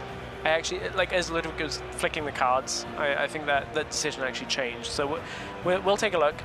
Having a second Ezreal, one feels a little bit overkill, but at the same time that is recognizing that, okay, my first Ezreal may be under threat over the next couple of turns. I might have to contest a battlefield with it to slow the Azir down. It's just, I mean, you're not paying power cost anyways for the rest of this game. Just drawing more cards does not really hurt. Also discarding with you already having a Raza in play, or at least in your discard pile. Azir just keeps doing Azir things, going in with the Sand Soldier and a BF Sword there. So it's more value generated. We're hiding a card as well. That's actually a really camouflaged card there. this is matching. Yeah, so much so that I actually couldn't see it for a moment. I was like, we've hidden a card? It was only because it broke the line that I'm like, oh yeah, there it is. You can barely find it. Yeah, Wow. visual is going through those cards. He really knows that there is some issues with time with the Ezreal deck, because you have quite the big turns. You need to set up a lot. You have to basically see into the future to know what you're doing with those Miracle-esque decks that play a lot of seals. Luckily, 26 minutes left on the clock on this round, so for now we're not in the danger territory. But is that another called shot for one repeated? Yeah, that is. You've seen 8 cards and paid almost nothing because you've tapped 2 seals. That must be a lot of fun for Ludwig, actually. This is exactly what you want to do. While Lukas on the other side is sitting thinking, I want to, you know what, I want to make another token. Can I make another token, please? I was about to use a different term. Are we recurring it from a graveyard as well? No, it's Wages of Pain taken out. I was going to say, looking at other 4 cards is not necessary. So Wages of Pain comes through from the Fizz. It really does feel like you can find so many options with this Ezreal deck. I love that for him that he's also getting a gold token, so that's pretty nice. Oh, actually, there was the Treferian War Camp, so the Sand Soldier was at 4 might, and now Stupefy is being used there to just later on reduce the might. The damage counters are still on it. Would absolutely kill the Sand Soldier token. You gotta do it. You gotta do it. You gotta draw those cards. Otherwise, you lose the Hidden Blade. Again, for players that perhaps don't play with hidden cards so often, if you lose control of the battlefield, you do lose the spell or unit that is being hidden there. So, kind of a mandatory thing you have to do at that point. Forced to Hidden Blade your own unit. Get the card draw. You actually don't end up too unhappy with that. And you deny your opponent the card draw of the Stupefy, I think. Even though I need to check if this is reduce the might and then draw. No, I think again it's one of those ones of like I'm pretty sure you do get the card draw. Good one to double check, but yeah, but the do as much as you can thing. Spells in Riftbound tend not to fizzle like in other games, where like if the target disappears, that's not a hard and fast rule, but it's a general trend for the game. So I'm sure chat will let us know. Oh yeah, it's a completely separate effect, by the way. Yes, it's just draw one. All right, my bad. No. It's, again, first event here in paper. First event where we're seeing, at least in Europe, of course we did have Houston for the regionals in America, but first time we're in Europe seeing a lot of these against each other. So there's always room for clarification on things. I've never seen an Azir with this many cards in hand, by the way. That is absolutely mind-blowing to me. Now, 2 of those Sand Soldiers coming in for the repeated cost for Desert's Call, getting a little bit more pressure onto that board, hiding another card in on the Treferian War Camp. So points-wise, we're starting to try and race away. This is so good. The Sigil battlefield from Ezreal, Sigil of the Storm. If you conquer it, you need to recycle one of your runes, and that is going to hurt you. So Lukas is not taking 3 points there, and that is significantly slowing him down. Yeah, exactly. It's a way of, when you're playing a late game deck like Ezreal, there are a few different ways that you can slow your opponent down, and this is one of them, is you just make it painful for them to try and contest both battlefields in one turn. It leaves you at a point where you're like, okay, well, I'll give you 1 point a turn, because when we get to the late game, I don't care about recycling anything, because suddenly I've got gear, I've got gold tokens, I really don't care, and I'm able to just jump up the points and go 0, 2, 4, 6, 8, ooh, I win, cool. But against those aggressive decks, it's really starting to slow them down. It really hurts them. They need to go to their mid game, and decks like Ezreal, they do not care. It's really, really strong as well. But also power cost. People underestimate how important power cost is. People saw Call Shot and said, oh my goodness, that is the most broken card in the game. For 0 energy, you can actually do this effect twice. That's crazy. But I think it's only crazy because Ezreal, Prodigy, and of course everyone is playing these Seal of Discords and getting tokens generated, the gold token. Because otherwise, if you're recycling 2 of your runes for Call Shot, oof, that is such a big cost. Here comes Rasa, tap some gear for it. count the cards in the graveyard, and not going to be as cheap as it does get, but nevertheless, it's not painful to play it at this point. I'm trying to realize whether I included 6 in counting to 8, or whether I have lost the ability to count in general. It happens. Hey, sometimes it's the easiest things in life that are hard. So how many cards do we have in hand? 5 on the side of Lukas. There is 1 Arise. Azir is getting significantly stronger when you draw Arise. I think people even mulligan for this card. That's fair. I kind of want to... We're somewhat getting to the point where Cull the Weak is harder to make effective against Ezreal, because we're now at 4 units, so Ezreal does get a choice, and with 2 Ezreals on the board, it's not quite as easy as throwing away units, especially when these Sand Soldiers...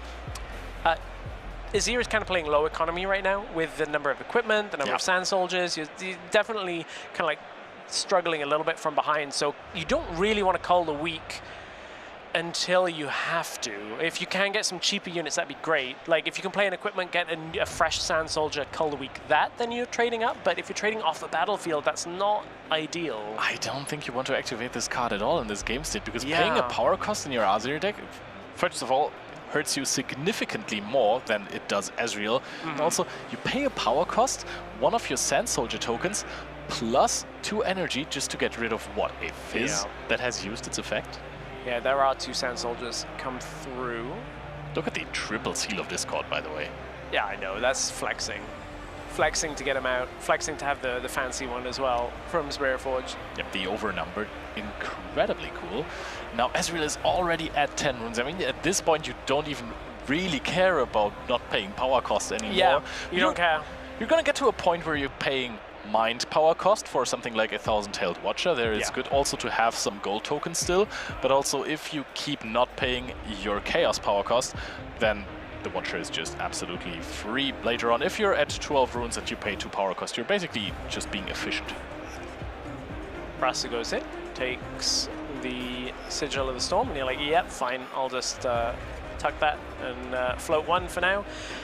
And this is the other thing, is Watcher is an odd card, because where you can go wide with Sand Soldiers, Watcher coming in just kind of like nullifies all of that additional bonus, because every unit is going to get -3. So a wide board state is not particularly scary for Ezreal in this game state specifically.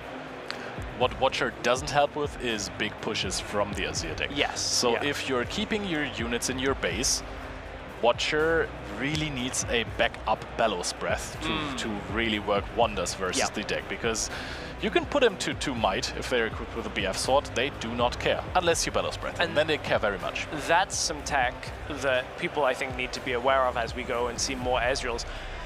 There is a world where you can Watcher, Arcane Shift the Watcher, to replay the Watcher and get a second enter ability to give everything -6, and then Bellows Breath will basically annihilate anything that is in base. That's true, but you're also getting very, very low on energy. You are at that point. If you have 3 seals and then Ezreal and as much as you can, like, rich getting richer at that point. Yeah, but you can also, you can play 2 iterations of Bellows Breath. That's actually true, because it's only 1+1 power cost and you can repeat it, so that's really, really strong. I think we just played Watcher for the vibes, just to develop the body on the board. Yeah, it feels that way. There's a... He's really like, showing this read my hard bargain. This is like, I got hard bargain. What do you want to do now? It's such a good card. I also love that there's counter spells for almost every different color now. Yeah, and importantly, because there are 2 Ezreals on board, but each will reduce the repeat cost by 1 power, and that's why hard bargain for 2 is going to be a double hard bargain. Oh, really? Does it stack? Yes, yeah, they stack like that. So each individual one is going to allow. That's what they were clarifying with Lukas, was like, yeah, it does work that way. The Ezreal is pushing. There is going to be a Hidden Blade used on the Sand Soldier token, of course. So the 1,000-tailed Watchers was not only played for the vibes. That is good to know. We're also hiding a card in there. And that could be plenty of cards. I find it really funny that a deck like Draven basically plays more different hide cards than Teemo does, almost. But there's also plenty that Ludwig could have. There could be Wages of Pain, Switcheroo could be played. I don't think it's necessarily the case. And you know your opponent, you know Ludwig has seen the entire deck at this point. Like Yeah. literally every single card is basically has been cycled through. So really, you are left guessing with that. And again, after all of that, playing a Watcher, playing a repeated hard bargain, and now a hidden card, and you're like, oh, I'm going to untap and go up to, like, what, back up to 10 or 11 rooms on the next turn, basically insane. costing you nothing. There is Fiora worthy, saw it in the last game, so will make those Sand Soldiers a little bit quicker onto the battlefield. Not too many of the yellow rooms available, though. But that is also a little bit slow, I want to say, playing that Fiora worthy. However, now you can bring in another token that is going to get Weapon Master, get a Brutalizer onto it, or a Doran's Shield. Are we taking the Doran's Shield?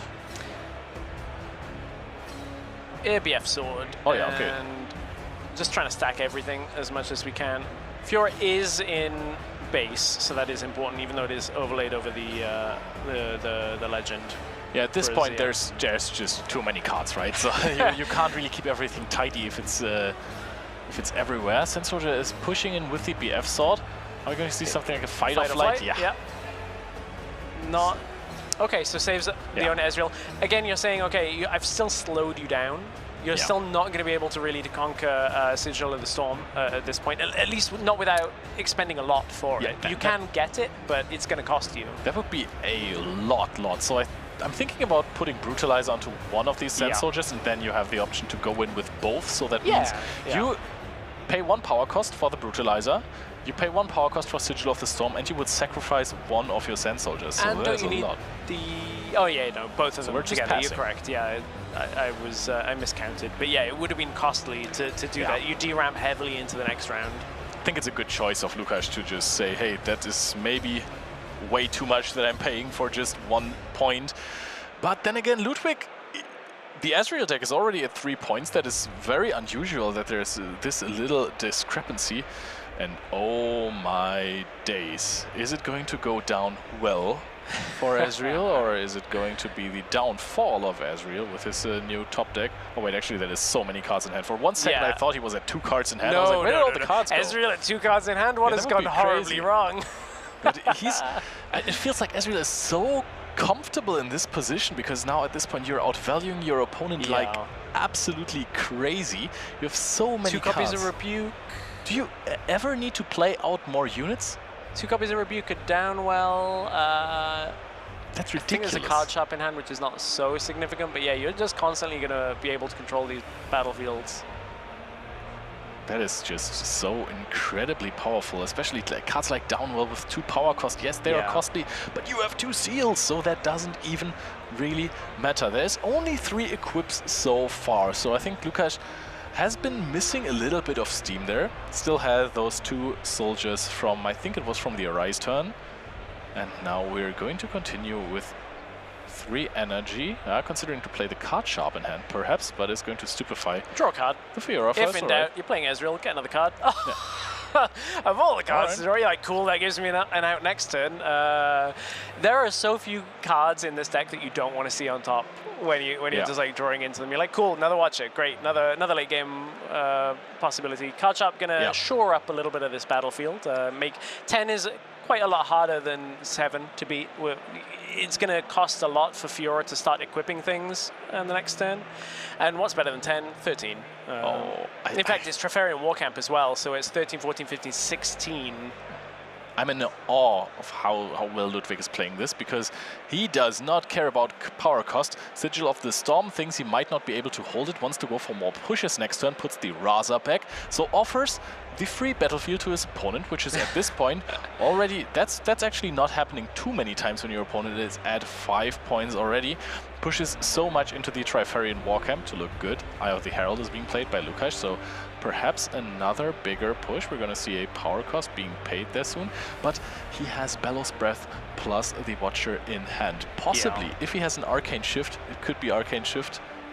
Watcher, Bellows Breath. Yeah, it could be no Arcane Shift in hand right now. I think, importantly, I think we've had to... The points were slightly misaligned for one moment there, where it looked like Ezreal was on 5, but I think, importantly, going to 4 there, Ludwig's clock is a little bit...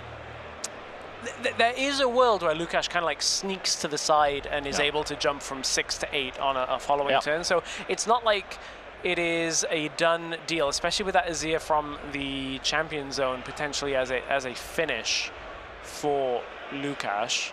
So I think stacking this battlefield is helpful, but it is not enough to make sure that you've turned the game for sure at this point, because now look how big these Sand Soldiers can end up being with all of that equipment, and then potentially, you know, followed up with an Azir as well. Yeah, that are huge. These are huge, but we know that there's also Downwell still in hand for Ludwig. It's a lot of rebukes. Looking really strong, especially if you consider that he can just go up to 7 here. So almost being able to win that game. And actually, if you play Downwell, I think you much rather lose, right? Because with if you're worthy, your opponent is going to be very easily able to push up to a battlefield with an accelerated or a ready Sand Soldier. So I think that would be not the best play of all times. Yeah, and the thing is, Downwell is it's slow speed as well, right? So it's not something you can do on your opponent's turn or anything. So you kind of it's if you're going to do it, it would have to be now, but do you really want to get rid of all of the investment you have on the battlefield if you're Ezreal? I think you're in such a good spot with your battlefield. Well, Death Grip resolves, and we're going to rebuke this absolutely massive token here. So that is the first of the defensive cards being used. We get rid of 2 Sand Soldiers. And something important to note, we mentioned earlier the Cull Weeks in hand for Lukash. The more... I guess it's actually less of a deal if you have no Sand Soldiers, but if you have the Fiora on board, you don't want to Color Weak your own unit here. Like on an empty board, it would be fine, but it still, again, isn't the out that you need as Azir. Like the ability to reduce the battlefield for Ezreal is getting lower and lower. And Ezreal, if Ludwig untaps, goes to Awaken phase, with the battlefields as they are, will win this series 2-0. I think actually... I was mistaken earlier. I thought that Ezreal would go up to 7, but we already got the point from holding. That was what I was mentioning. Like it looked like for a moment that Ezreal was on 5, and I thought this turn was going to be going to 7. But yeah, it is slightly different in that Ludwig does have to hold both battlefields, or at least contest both. Saying, okay, I'm just going to hold on this battlefield. I don't care about the Rasa. We are very confident that we're holding with the Rasa too. Because actually, if Lukash is going to take over the Sigil of the Storm, then he's in the game shot position, right? However, I think you have loads of outs for possible cards that could come into the Sigil of the Storm. So I guess the thought process is, you can go and put everything in for Sigil, but then I'm going, I guess, to hold and then have Watcher, and everything on your turn has been done, and hopefully you don't have any more. But that is a bit risky. Are we getting a Sand Soldier token into that battlefield? Didn't even see that there was another one. So that one is going to be at 3-6-8. It's quite big. Are we just going to... Oh, Factory Recall, such a nice side deck card versus these equipment-heavy decks. It's just an action that bounces one of those back to hand, and that can make such a huge difference. Defy is immediately played to it. So... we are going to let that resolve, but can you see a possible fight or flight or rebuke? Well, there's 2 rebukes in hand and have been for a while, but gonna choose not to use them at this point. Is that just to defend the hold now? I think, I mean, you can use them proactively, right? And the next time that your opponent doesn't hold and go to 8. So that is also interesting if your opponent just passes on that. Otherwise, your opponent has another play with if you're worthy. Is the fear... I can't see how many cards that Lukash has in hand. Is the fear that you have like 2 not-so-fasts in hand, and if you rebuke, then it's a problem, because you're going to untap with Lukash on the battlefield already, and if you can't clear it, then they're going to hold to 8? I don't necessarily... think that it's dead. I think that if you just rebuke that Sand Soldier token, the Fiora just goes into the battlefield. And then you have the same problem, and now your opponent is probably tempted to not put the Fiora into that battlefield. Actually, I can also see them doing that. I would have also considered to play the Sand Soldier token into that other battlefield, into the Sigil. But we're now passing with so many units in our base. And now you go up. You go up to 7. Ludwig does have a 1000 Tel Watcher in hand, so it's with 3 runes available, 3 power available, what answer does Lukas have? If you're Ludwig, what is available in order to save this game when I drop a Watcher and go in holding 2 Rebukes? It'll cost you a lot to do everything, but you do have the runes and the seals and the power and energy available to do everything in that list. Yeah, that's crazy. Double Rebuke plus Watcher is a huge turn. We're starting with the accelerated Watcher. Watcher is going to bring this down There's to a -3. actually just a 3 drop. This is 3 might. So you just need to get rid of that first. And then afterwards, I think, even if you just rebuke the Sand Soldier, you're in a decent spot because your opponent still needs to get rid of this absolute binder on the Teferi Warcamp. That is it. 2-0 for Ludwig going through on Ezreal in round 3. That point in the game, it's essentially, I'm going to force you to use some kind of pump spell in combat, something that will keep the Sand Soldier available. I still have the Rebuke in hand and didn't even have the option in order to keep the Sand Soldier. And that was a very, very, I want to say clean, but also clean from a sense of like you barely had to recycle anything on Ezreal the entire time. Ludwig just constantly having runes and seals available. This never struggled in this point. And I've talked to Azir players. Ezreal is kind of a target matchup for them. They want to really play versus Ezreal, saying it is free. Well, we have seen how free that can really be. Ludwig was absolutely phenomenal. It was, and we'll hear from him now in winner's interview. Hi everyone, I'm Medic. I'm joined by Ludwig, who just came off an incredible win on his Ezreal deck. I want to talk a little bit about Ezreal in this current meta and why you decided to bring it here to Bologna. What made you make that choice? Well, I was testing a lot with my team and my friends, and it just turned out to be like really good pick because it fits well into the meta. It's kind of really complicated deck, so you have to be really prepared for the meta because you can get like distracted easily and you might misplay, and that small misplays might cost you a game. So you have to be really careful, and this deck is like really strong into the meta, so that's why I picked it. So when you talk about making small misplays, making small mistakes, are you worried at all when you have 8 rounds today, a possible like 6 rounds tomorrow, like, and then top 8, and like all of these games? Are you worried about endurance for that sort of length of time? Well, I am playing TCGs for like 10 years. Okay. It's I'm kind of used to this.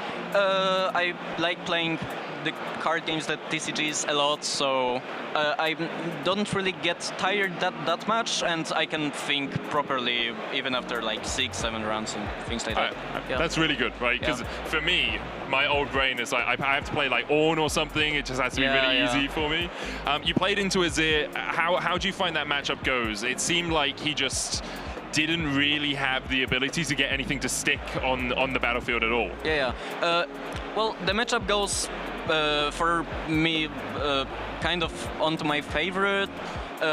He goes like to 5 or 6 points early because he's having some pressure. I try to like slow him down, and then I just slam some like Feast, Russes, Thousand Tail Watchers, and I just control the board with like Rebukes and Wages on Foffs, and it's like I get the old tempo back that I lost. Yeah, that makes sense. Is there any deck that you are fearful of in the meta? Anything you think you would struggle into?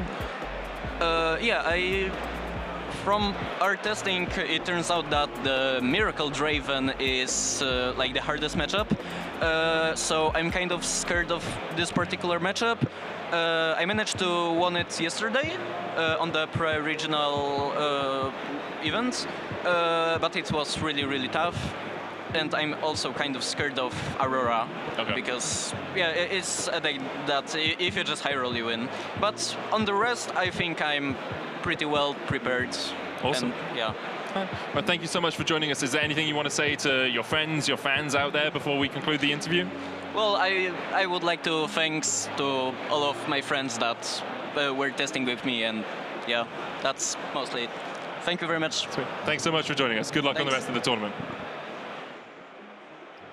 Thank you very much, Medic, for that great interview with our feature match player on Ezreal in round 3. I'm excited to see some variance in decks. That was a fun matchup. Yeah, honestly, Ludwig crushed it. The pacing of his plays were fantastic. He was really fast with it in a complicated deck. He made all the right choices, great sequencing, and he was, you know, I love this heart rate thing we have going on, because he was incredibly calm the entire time, playing a tough matchup out to perfection, completely stomping his opponent there.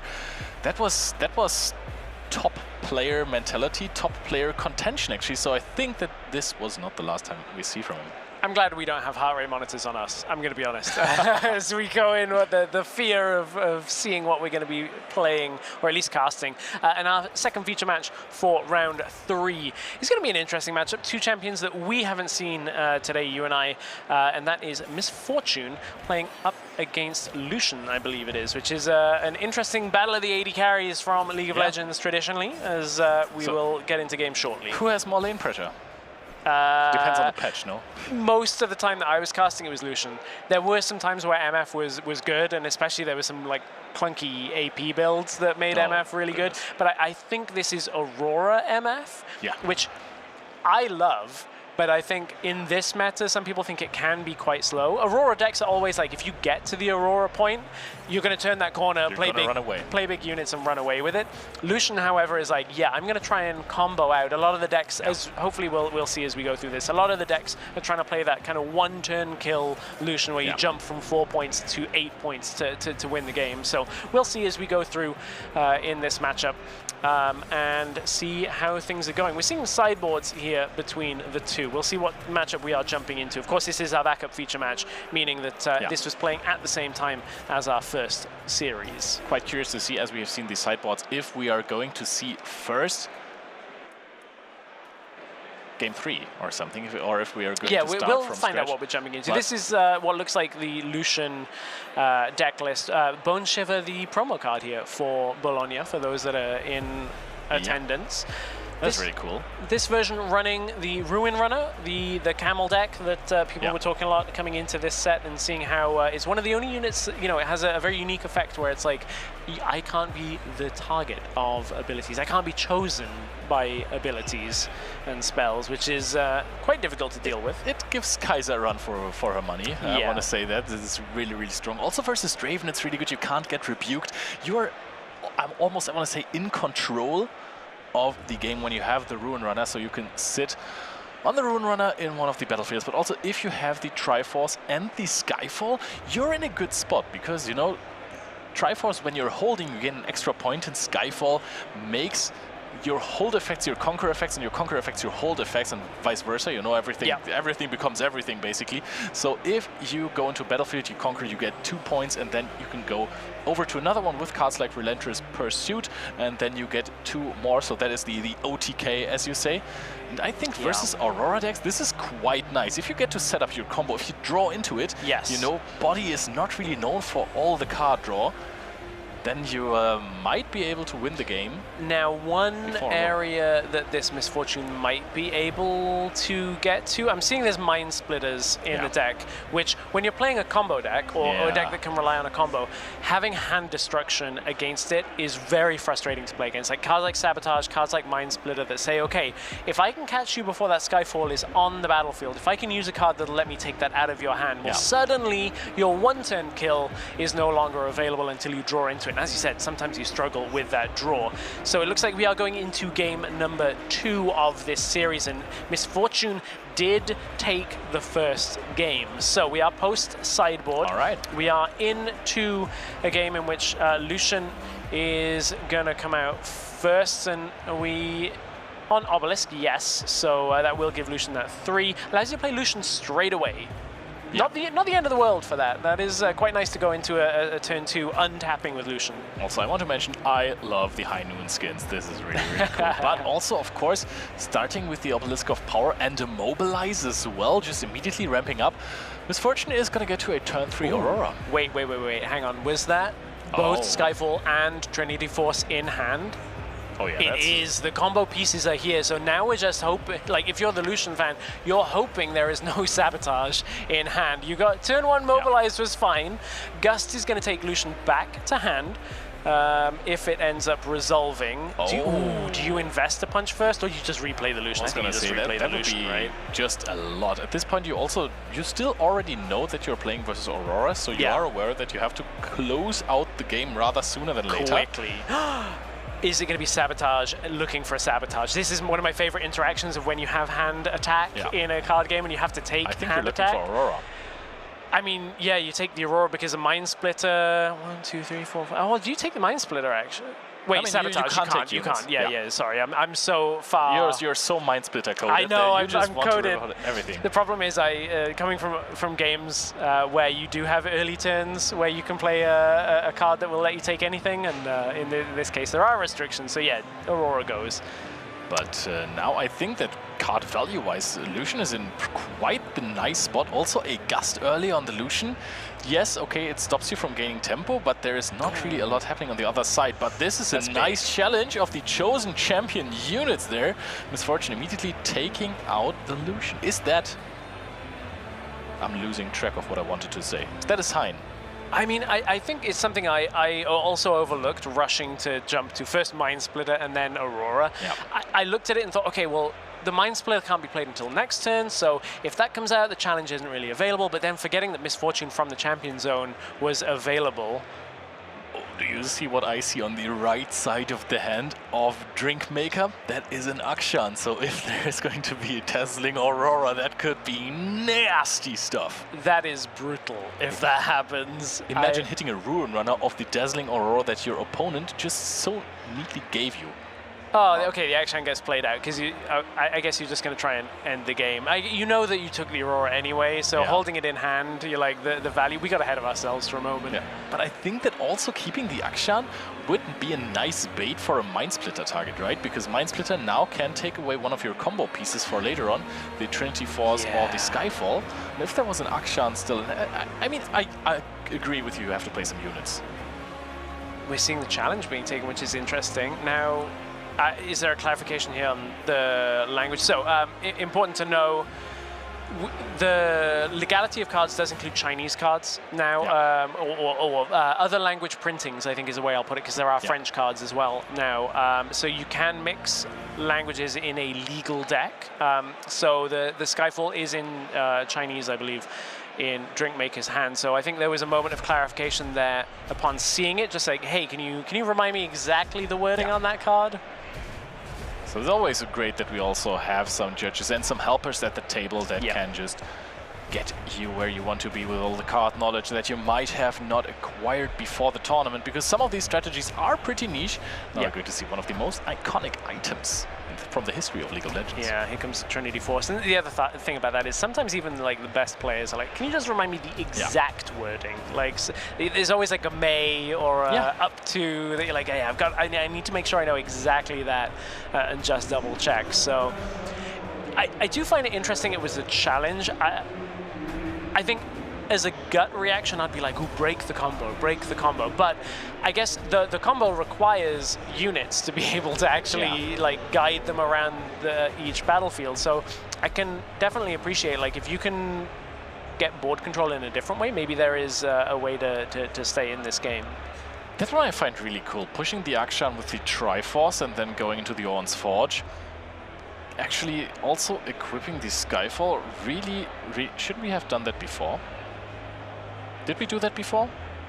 I don't know, but we know that we have Punch First in hand as well, so if you're being challenged with Misfortune and the Mind Splitter, then that is also going to be a lot of might that you're going to have to overcome. We know you have Punch First in hand, so Akshan would go to 13, which is still a little more than Misfortune and the Mind Splitter, or is Misfortune 6 mine?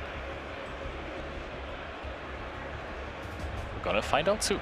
we'll find out soon. I think it might be that reflection is in the so least we just place. took one turn, so we did not, in fact, get the didn't get the double point, so I chose to equip afterwards. I'd be interested to hear the way that played out. And now a Last Right's coming through, so that will allow units to come back from the graveyard. So it's actually not doing anything specifically now with the the way that it goes on Conquer or Hold, but eventually will be important to recur units. So just giving the extra might for now. It's +2 might, and that is really important because we figured out Akshan is now at 8 might. There's 1 punch first in hand. That's going to get you up to 13, but then with the last rites equipped, you could probably take away everything that Drinkmaker has right now. There is nothing he can do against that, just trades it off. Doesn't decide to just use the punch first because for what? Wouldn't do anything, and now you have a Misfortune that has ganking, last rites, and you have a Mind Splitter in the discard. So I think that Misfortune is looking phenomenal right now, even if there is no Dazzling Aurora, just because his opponent, the Lucian deck, basically doesn't have any real grind game right now. Yeah, there hasn't been the pressure in the early game in order to kind of put the clock, like start the clock early and say, okay, I'm just going to keep getting points. I'm going to keep getting points, and then I'll be able to close the game before you actually get Aurora down. Aurora has not been necessary as we get further into this game. As our Lucian player untaps for their turn. Misfortune is just chilling in that battlefield. Keep in mind, it gets ganking easily. Kai'Sa is being accelerated here, so we are going to go probably into this. Actually, I think we're just trying to beat over the Misfortune. Sounds great if we equip the Last Rites and the Trinity Force, so we could get some... Oh. Something is happening here, but I think we can use this turn to actually just really neatly go into that battlefield. We have the punch first in hand as well. We get a draw, so conquer. So I think that Kai'Sa Survivor might have been the best top deck ever possible for the Drinkmaker. Yeah, we're just trying to follow along with the number of tapped runes there for equipping and accelerate. There was a lot done at the same time, so shortcutting to a point where Kai'Sa had both equipped.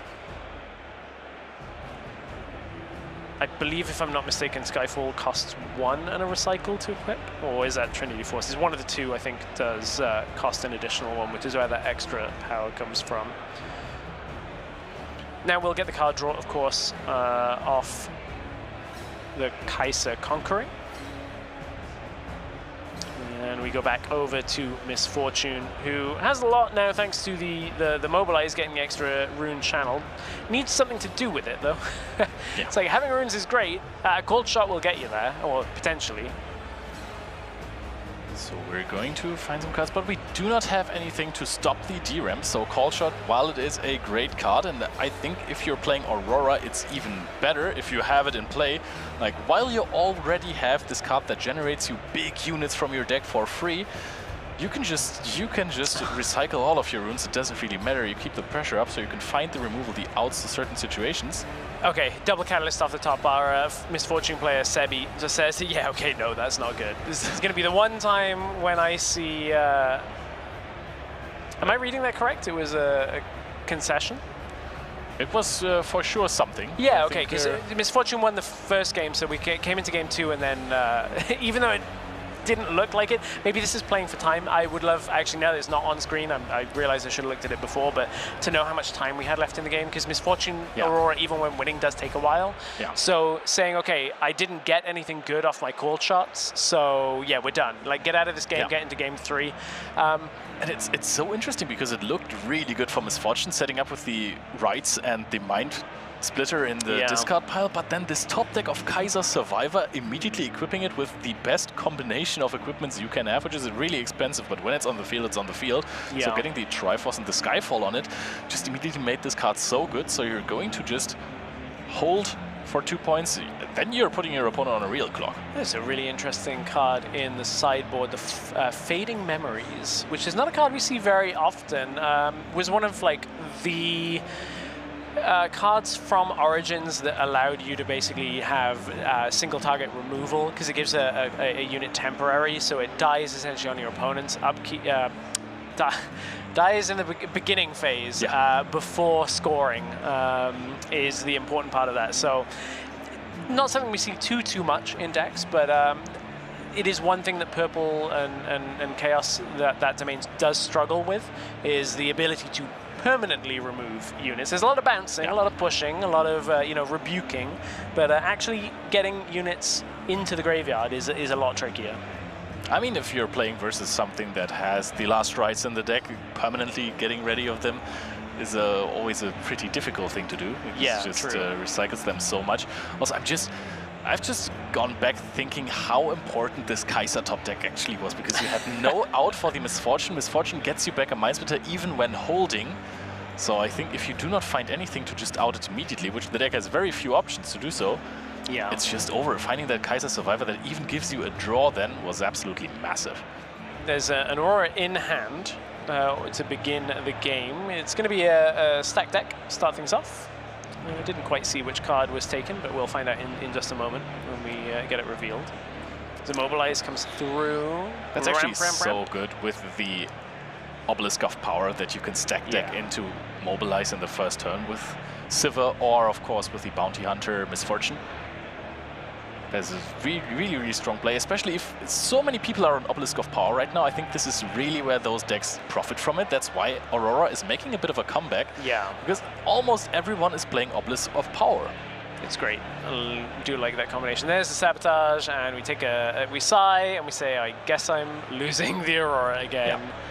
Aurora is gone. We also have an Akshan in the hand, right? Oh no, that is the Volibear Furious. That makes way more sense in an Aurora deck, actually. And I mean, there is an argument to be made to take the Catalyst of Eon, just so your opponent doesn't ramp up that fast, but actually I think you're going to get there just anyway. The right You're going to get there anyway, so put the Aurora to the bottom and be done. And yeah, here's the Catalyst, is going to ramp up. Volibear, having had the ramp of the Mobilize into the Catalyst, I feel like it's not the end of the world to have it in hand, but you definitely would prefer to rip it from an Aurora, right? Like, if you've got nothing else to do, you'll like sigh and say, fine, I guess I'll play it. But you really would prefer that for free. But the good thing is with the Catalyst of Eons, you get to play it next turn. Exactly. Right? If you don't have anything else to play, you can play a Volibear Furious, which is a furiously big unit already. And here we can see the Bone Shiver event promo being played as well. So just buffing up that. I mean, buffing is the wrong word here, but boosting up that Lucian Merciless. Yeah, that's something that I've had to drop from my my vocabulary of buff. All the time I'm always like, yeah, it's going to buff it up. And I'm like, nope, that's actually a mechanic. It will not be a buff. It will just make it stronger. As Lucian going to conquer effect from Lucian comes through. Will, first time each turn that you conquer, ready me, so is able to get back to the base very safely. And that's also a cool way of ramping up, right? Because if you have the Bone Shiver, you get to channel Rune Exhausted if you're conquering, so you get a bunch of stuff every single time. I think this deck is just trying to run away from your opponent as fast as possible. Yeah. Now, a Call Shot is actually pretty nice. Like, how many have you got? Okay, we got to 8. Okay, you can't Aurora this turn. Fine. That is one thing that Aurora decks does have a problem with. You can get the cards out in the wrong order. You can, because we floated one. Yes, so sorry. If there is an Aurora, I think that card could just as well be played here. But now we have stacked decks, so I think we got rid of that one. Actually, no. We should still be at 9. Yeah, I think it's 9 next. You're at 10. Yeah. But didn't find it. Double Cold Shot and a stacked deck. Did not find another copy of Aurora. That is, now do you just say, okay, I'm going to deramp fully. You're going to see another 4 cards, and you're just like, I'll float 2 more, still got the power to play it, and if I just play it, yes, I'm going down to 3 runes on my next turn, but I have got to find it. There is a Mind Splitter, 2 off the top, doesn't find the Aurora, does not get the Dazzling Aurora, which means this power will be used likely for a Mind Splitter. Yeah. But again, constant deramping. Yeah, and Mind Splitter costs you 2 power 2, right? So if you don't find the Aurora... Wait, actually only 1 purple. Only 1 purple rune. So yeah, you had to use Cold Shot the entire time, so you took away 4 Chaos Runes. And you can't even Catalyst, because the math doesn't add up. You would need 11 power to do that, so you can't Catalyst into your other purple rune. Oh, that's backbreaking with all of this draw, not able to find the Aurora after the Sabotage takes 1 out of hand early on. Means that's a lot spent. Oh my goodness, that was a huge turn that ended up nowhere. Now Misfortune is being played as well. I mean, you got some of your runes back, but this is definitely not where you wanted to be. This was the high investment into I'm going to find my win condition. But that's the issue with those Aurora decks, right? If you do not have Aurora, if you do not find it, let alone if you never drew one. I mean, this one got sabotaged, but there's plenty of gear removal when it's on the field as well. It's not the end of the world in the sense of like you still have 8 runes now. You'll awaken and then channel up to 10. So if you do find an Aurora off the top, maybe, or if it's like a stack deck off the top, maybe. But really now you're like, wow, deck, can you just give me my cards in any acceptable order, please? I mean, you have plenty of time in the Aspirants Climb game, so that's very good. We're going up to 9 here, as you can see nicely on the overlay. And of course, the Lucian is going in here, get a rune exhausted, and it's ready immediately, so you can actually just push it back to the base if you do not want to risk it for the biscuit. Now we're going to play a Skyfall here. It's funny, I did actually ask if we have an overlay for if it's a double Aspirants Climb game, and the answer is yes. Oh, that's cool. I know, I had the same thought. I saw the overlay, so I go to 8, I was like, what happens if it's Aspirants Climb? And they're like, we have that. I was like, what happens if it's double Aspirants Climb? We've got that too. We've got the 10 covered, that's nice. Skyfall, I feel like could have been attached before as well, just to get another rune exhausted and just have it already on the Lucian. That would have been a free attach, but maybe you don't even want that. It's also good that the Skyfall has been played out now that it's Mind Splitter turns. You know, again, no Aurora from the top, but the Skyfall can't be discarded. So if you are, by any chance, top decking a Trinity Force, oh, we want the Longsword on the Lucian, all right, okay, I see it. We want more might. An important thing here for players to know, that because there is a trigger that goes on the chain for Mind Splitter, when it enters, it puts something on the chain, you can react to that before it resolves. So I think a lot of players are familiar now that units can't be reacted to, but the trigger that comes from Mind Splitter can be reacted to, and that's Longsword. Obviously, seemingly the most important thing by Drinkmaker to retain control of and not get discarded at that point. And Sebi just decided to take out the Akshan, which makes sense. If you want to eventually find your Aurora, then you want to keep it for a moment. Yeah. You don't want it gone immediately, because that would be such a momentum swing. Here is a Punch First coming through. I believe that was targeting Mind Splitter, so I'm assuming the challenge is coming after. Yeah, there we go, already following up. And the 2 Relentless Pursuits we saw in hand, there has been a lot of discussion over the last couple of days about the wording on Relentless Pursuit. I believe at this point it is in a state where you do require an equipment, which is not a problem for Drinkmaker. Having 3 equipments on the board, don't need to worry about that, thankfully. But it's the unit that is actually more of an issue at this situation, and there you go. That's exactly the choice of the Akshan, because you knew the challenge was coming out from the Mind Splitter, clear the board. Your equipment does nothing if you have no units to equip it to. Oh, and he's just passing again. No Kaiser from the top. So at this point, you really don't want to give your Aurora opponent more time to possibly find that card or find something else. Now we're going to go ganking. Ganking kicks in. We're going to be able to score both battlefields this turn, and just with the 1 unit, keeping a Mind Splitter in base, not overcommitting to both battlefields. Misfortune is just having the time of her life here. Yeah, and I saw a Cannon Barrage be taken from the top in this situation.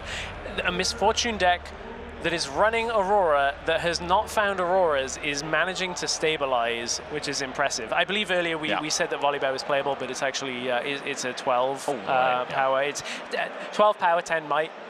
Yeah. Those, getting them backwards, sometimes not the easiest. So I don't think Volibear is ever going to be seen in this game at the state that we're in with runes. It's too costly at this point. Very good point, because we're going to very likely see a Mind Splitter soon again, just to develop more. At this point, do you even play Dazzling Aurora anymore? Because this card is just, there's just so few units in your deck that you want to play Mind Splitter. Was that another pass? It was, because it was just Punch First off the top.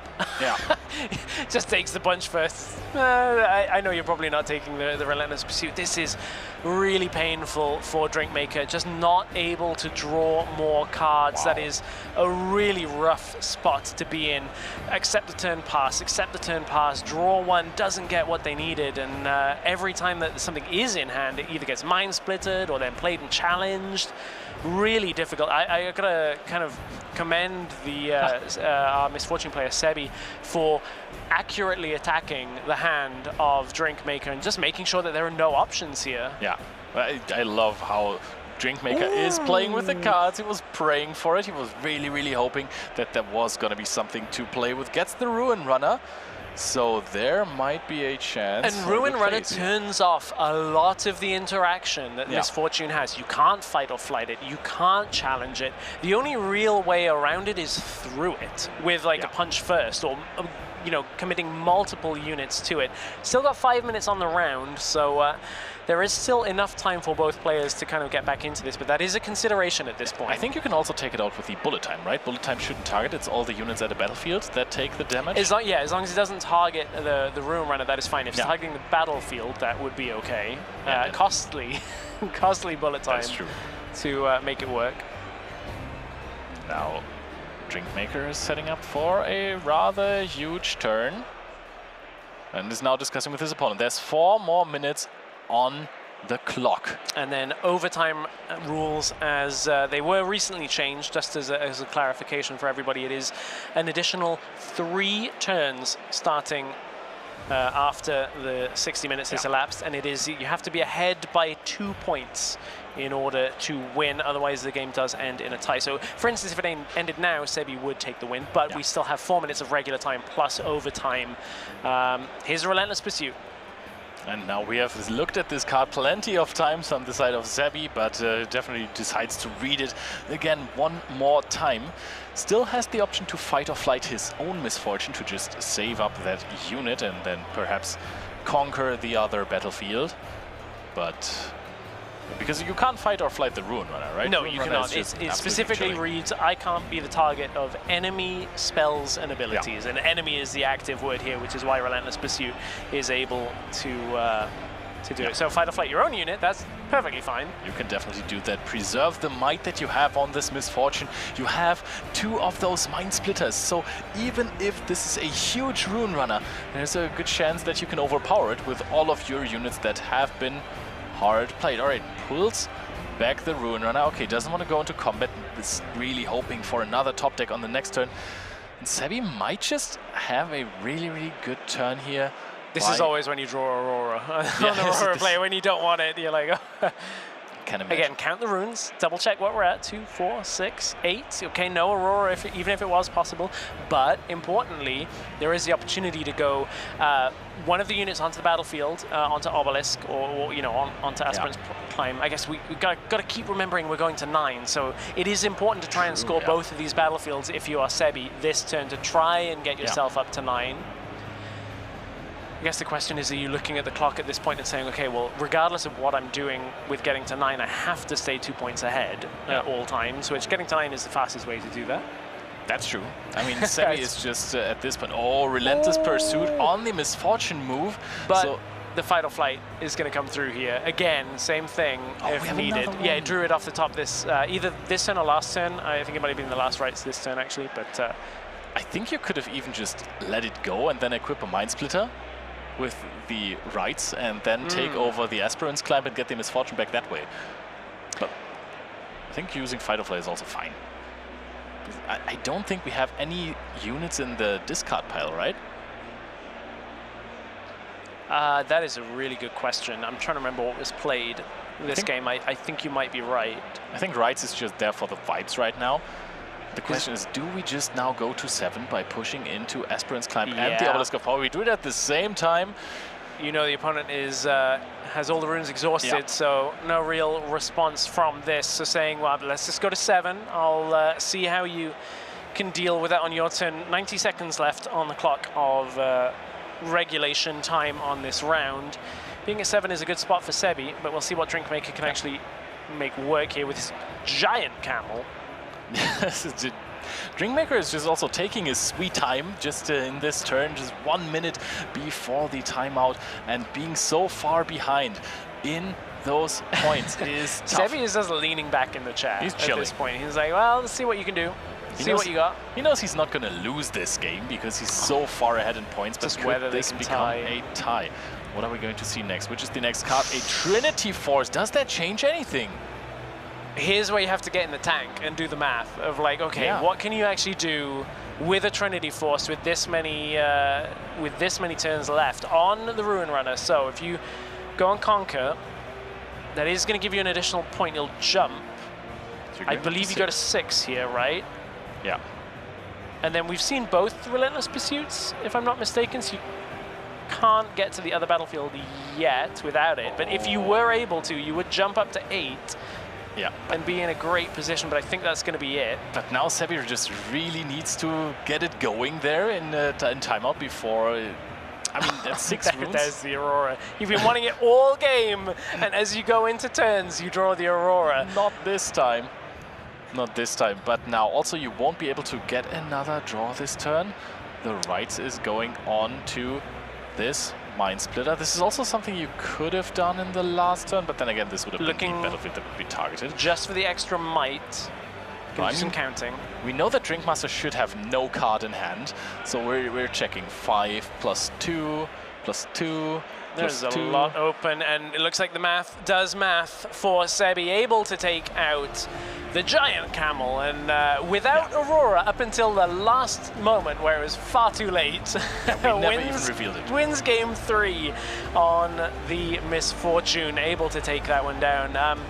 That was like right down to the wire, like nail-biting level of late game play at that point. It was really close to the timeout as well, so both players really taking their time in game 3 as well, just trying to figure out the right solution on how to play through those big turns, especially versus Aurora. It's sometimes really difficult to navigate because you're facing so much might and you think, okay, my deck is, you know, you trust your deck, right? Yeah. You know, okay, there are some possibilities. I know I can play through this somehow, but how? Because there is 21 might. And then sometimes you don't even get there, but you spend a solid 2 or 3 minutes of thinking on how to play through something. So sometimes it's really, really tough to play against those decks. Sometimes it is. Let's find out how tough it was to play against as we head to an interview with our winner. Hey, I'm Medic. I'm joined by Sebik, or Sebastian. Thank you so much for joining me. Congratulations on the win. I want to talk a little bit about Aurora. We saw it a huge amount in Origins, but it kind of has fallen down the pecking order when it comes to Spirit Forge. What made you pick Aurora for this tournament? I used to play Misfortune on set 1. That was that I felt in love. I was basically kind of almost dropped the game entirely, and my friend showed me, oh, there's a super nice deck, Aurora Misfortune, you should try it. And I was like, super obsessed with her. That's why I'm following it. Mid-range version looks a little bit better, but I feel like if I want to go to the tournament and win something, for at least like best of metal card or qualify to Texas Day 2, you still need to high roll a little bit. It's card game, not chess. So I have high hopes that I'm gonna ramp Aurora every game, and we'll see how it goes. Have you played many card games before playing Riftbound? I played one. I'm not gonna say the name, don't worry. Okay. For like 2 years, and this deck works similar to what I played. It's like playing one card per turn, waiting a little bit. Yeah, it's super close. That's why I like it. I get that. I think sometimes, especially when it's an endurance competition, when there's so many rounds, having something that is relatively simple to do and you know exactly how it's going to interact really helps you in that sort of stuff. Is there any deck in the format that you're really looking forward to playing against, or any deck that you really think just, I don't want to match into a single one of those guys? There's one deck, Victor, without units, and how it's possible that I'm playing unit for like 12 costs and he can kill it with 2-cost spell. I'm just like looking into his eye and he's like scoring points of records, and okay, you can win, you can take the game and we can finish in 15 minutes if you want. But I would love to play against Irelia. I feel like the matchup's really good for Aurora and Misfortune, but other than that, everything is kind of okay. Yeah, but as you said, like the deck is simple. But for example, like Draven, Miracle, or like Ezreal are super complicated decks, and I don't feel like I will sustain playing 8 hours or 10 hours with that deck. It's my brain is like will be super tight after that. Yeah, understandable. I think my brain will be the same way. Before we let you go, firstly, good luck in the rest of the tournament. Hopefully, you manage to make it to the top 8, or even the best of, if that's what you're looking for. Maybe to one. Yeah, maybe. Is there anything you want to say to your team, to your friends, anyone who might be watching? Thank you, friends, for showing me that deck, and thank you for the testing. Thank you for the list. Thank you, Team Poland. Thank you so much for joining us. Wow, Medic, thank you so much for that fantastic interview. You jazzed over here so quick. I have teleportation capabilities. Wow. Yes, I wish. I was stuck in Frankfurt for a whole day.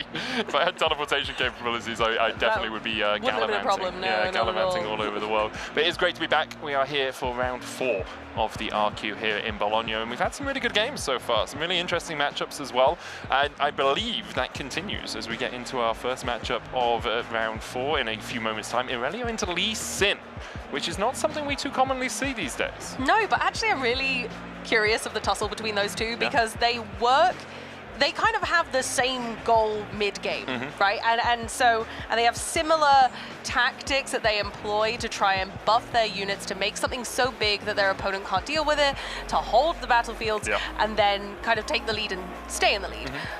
What happens when those two forces come together, but they are different in their own right, and they do have tactics against one another, but it's not a matchup that I have seen a lot of, I'm going to be honest with you guys, but that's why I'm honestly really excited to see how these guys play it out, and whether it's clear that they know what to do in this matchup, because it's tough. I think the Lee Sin player probably has a lot of experience playing into Irelia's. I don't know if the Irelia has a lot of experience playing into Lee Sin's, and something I don't have a lot of experience with is flavor text. Like, I don't listen to champion quotes in League. I have them muted a lot of the time when I play. I don't read the bottom of the card, because why would I when there's the top of the card that has the important stuff? But I believe we're going to play a little bit of Guess That flavor text here on the Riftbound stream, because we like embarrassing ourselves. Well, the thing is, I've read it. Oh, okay. I mean, this one is relatively simple. Join the glorious evolution. Glorious evolution. Any ideas? It's going to be a Victor, isn't it? It is. I'm not sure. I mean, the question is it Victor? Or is it a different Victor? Oh, it's on the screen! Oh, it is Victor. It's Innovator. Okay, we knew it was Victor. We'll take that. Blue Victor.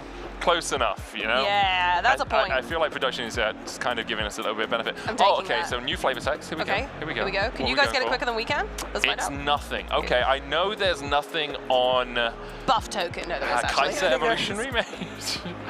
There probably is on Kaiser. We'll find out what the next one is for a moment. No, it's okay. Does Irelia Fervent have flavor text? Yes, I think like a lot of cards have flavor text. It's actually something I had been looking at. I want to turn. That feels very Annie to me, but it might be time. Do you think it's Time Warp? No, I don't think it is Time Warp, because that implies that like the turn hasn't happened. It's kind of like it's my turn now. I want to turn. No, I want to turn. It feels You're doing Annie. You're being Annie to see if it feels Annie right. to me than anything else. Yeah, it does. It does feel I want Annie. to turn, but Annie probably is more like fire. I think Annie, if I remember Annie properly, there's quite ferocious, like maybe capital letters in that box. I don't think it's Annie. Okay. I want to turn. I think that's really, I'm struggling on this one. I think we might be trying too hard to equate it to a mechanic. Yes. I want to turn. I want to turn. My turn. Hello. Please let me have a turn. A Poro? No, don't speak. A mech of some sort? I want to turn. Maybe. Definitely not Rek'Sai. Rek'Sai's like... No, yeah, that is the flavor text from Rek'Sai. Exactly, that's Merfolk-esque. Okay, I'm thinking... Oh my goodness, I'm really struggling. Nah? Maybe. No, because Nah's like, nah, bah. No. Okay, I'm going to... Should we just throw one out there? Yeah, Should throw we just it out. Chuck it into the void. I'm gonna go Kaiser. Okay, sure. We're locking in Kaiser. I'm gonna say Final answer. You didn't have to. No, I agree with you. Always. Okay. I was Annie! I was thinking maybe it was someone a bit more like regal, you know, like I want to turn. It's my go now. My voice acting isn't good enough, because if it was perfect, we would have got it. We would have got it. So I'm sorry, it was everyone. All you. I'm sorry, chat. I've let you down. Oh, we have one more. We have another. One more. Here we go. I'm ready. I'm ready to go. Ignore me fervently typing on this. Remember this moment. Remember this moment. Okay. So, my instinct, Irelia, Karma. Those are the two that jump into my head. It feels Ionian. I think that's pretty on the money. Remember this moment. Yeah. Remember this moment. Yeah. It's got that vibe. Irelia? It's got that energy. We're going to go Irelia. We're going to go Irelia. We're going to go with it. We're locking it in. We're locking Irelia. it. Wait for us to be wrong. It's probably not a Heimerdinger. It's not going to be a Victor. Ari. Ari! Oh, we had it. You know, it was calm. We had the vibe. We knew the vibe. It just wasn't the right champion. Just Ari say, remember this moment? Yes, it's there. It's no, on the but card. You can see it there. just because it's a flavor text doesn't. Is that automatically a quote from the champion? No. So it could be someone else saying, remember this moment, this is the moment you got an Ari. Yeah, but I feel like sometimes with a character, like, we do have to think about the embodiment of them. Like, True. we were right with the Annie and we doubted ourselves, and we should never doubt ourselves. Okay. But then we got immediately punished for that. Yes, But realistically, you got to think about it. Riftbound does a really great job of having characters which do what they do in League. Yes. In Riftbound, like it's very intrinsically linked. Annie is very indicative of the way that she plays in the video game. Yep. Bringing that to the card game, I think, is genius. I love it, and I love learning about the characters more as we go through the sets. I'm getting to learn new characters, and I adore that. Yeah. I love learning the links between them. Like, yeah, you're a lore buff, aren't you? Yeah, it was a and they're brothers moment for me. You know. Yeah, I get that. I get that. No wonder they're so similar. Like, it's when all the dots connect. And I think that's wonderful because they bring that into the mechanics, and I feel like the flavor text fits that too. Yeah, I agree with that. I do think that as a League of Legends player, I never want to remember the moment an Ari pops off. Because I feel like Ari players are like Yasuo players and Yone players, where they're all like, oh, look at me, I'm so cool, I'm spirit rushing all over the place. I don't know why this accent has come through here. It's kind of semi-German. Yeah, it kind of happened. I'm spirit rushing all over the place, look at me, I'm Ari, oh, a charm. Game's ready, shall we talk about Riftbound instead of me? I'm stuck in the voice. No, I'm letting you do it now, I'm not stopping you. I'm stuck in the voice, Amy, please, I need to break out of it. Oh, here we go, down into the... Anyway, game's ready, here we are, Aurelia versus Lee. So, power of Aurelia, it's very individual unit focused. It's pseudo Voltron is what I'll call it, where you are relying. Oh, we're going to talk about Lee Sin first. Let's chat Lee Sin first. Let's pivot. Okay, Lee so Sin, heavy speaking buffs. of charm. Yes. And all of those wonderful spells that we were just talking about in our luscious voice for Ari, we're actually using Lee Sin instead. And Lee Sin's whole thing is, again, making units buff, and we love that. I love playing Set in Set 1, and this can have a little bit of that kind of in the mix as well. This one, not so much, going with a much more pure Lee Sin build. Not a lot of units, but a lot of buffing, a lot of thwonking, not so fast, bringing your own kind of stance into play and saying, whatever you do, I've got something bigger, I've got something better. I don't need lots of units to achieve that. I just need to make the ones I've got meaningful. Yeah, and achieving the card draw as well through Stellarcorn Herder and Show of Strength, which allows you just a little bit extra card draw, which sometimes you can struggle for on these sort of low unit builds like the Lee Sin. Aurelia, a deck that we have seen many times, or will see many times throughout this tournament already. The addition of Siren, relatively new, I'd say, in the last couple of months into this deck in terms of being able to choose the unit, moving them around from a battlefield to your base. It also gives you a trigger on your Blade Dancer and on your Fervent for the when you choose a Ready Me, and then you can pay power as well to get the readies from the Blade Dancer. But as I alluded to earlier, we've got a really similar build here in both decks. We've got very similar green utilization with our Stellarcorn Herders for the card draw, Defy, Charm, and those are the cards that played at the right times against one another are going to be what brings our champion into the limelight. Yeah, I think the major differences are we're kind of looking at, you know, the purple package really does help Aurelia in these sorts of moments. The ability to get the Tide Turners out. You can play Audaciouses as well. Defiant Dance, just probably the best signature spell in the game. I mean, Riposta's up there as well, but really powerful. Alongside that, you can look at things like Stack Deck for that extra card draw. On the side of Lee Sin, Orange does give you a little bit of strength, like Show of Strength does allow you that card draw as well, but it is very buff reliant. So you can see both these players want to be choosing units at battlefields. Double Dreaming Tree is where we are going to kick things off. And it's a really important utilization in this matchup.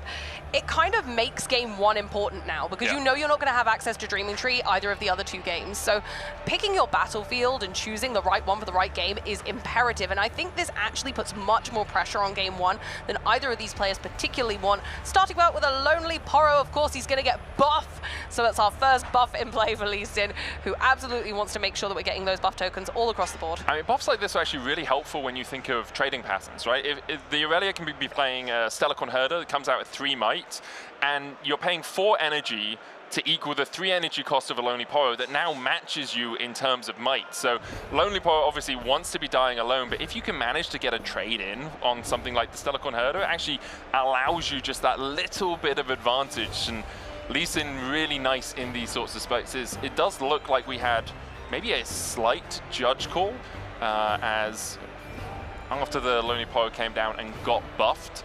Seems like our Irelia player maybe has a slight concern on exactly what is happening there. So we'll find out exactly what happened there, but I think it's a little bit like the Draven mirror, where you really need to think about where you're utilizing your resources. 100%. You have to be so cognizant of, if I do this, these are the compounding domino effects from this point. It's the consequences of my actions. Yeah, well, if I start something, is it going to come back at me, or am I going to get away with it? Yeah, well, I don't like thinking about the consequences of my action most of the time, Amy. I try to avoid them whenever I can, but for now, the consequences of that first turn is that Lee Sin has that Lonely Poro. Sneaky Deckhand out, something you do see often on turn 2 for these Irelia players, or turn 1 if you're playing second.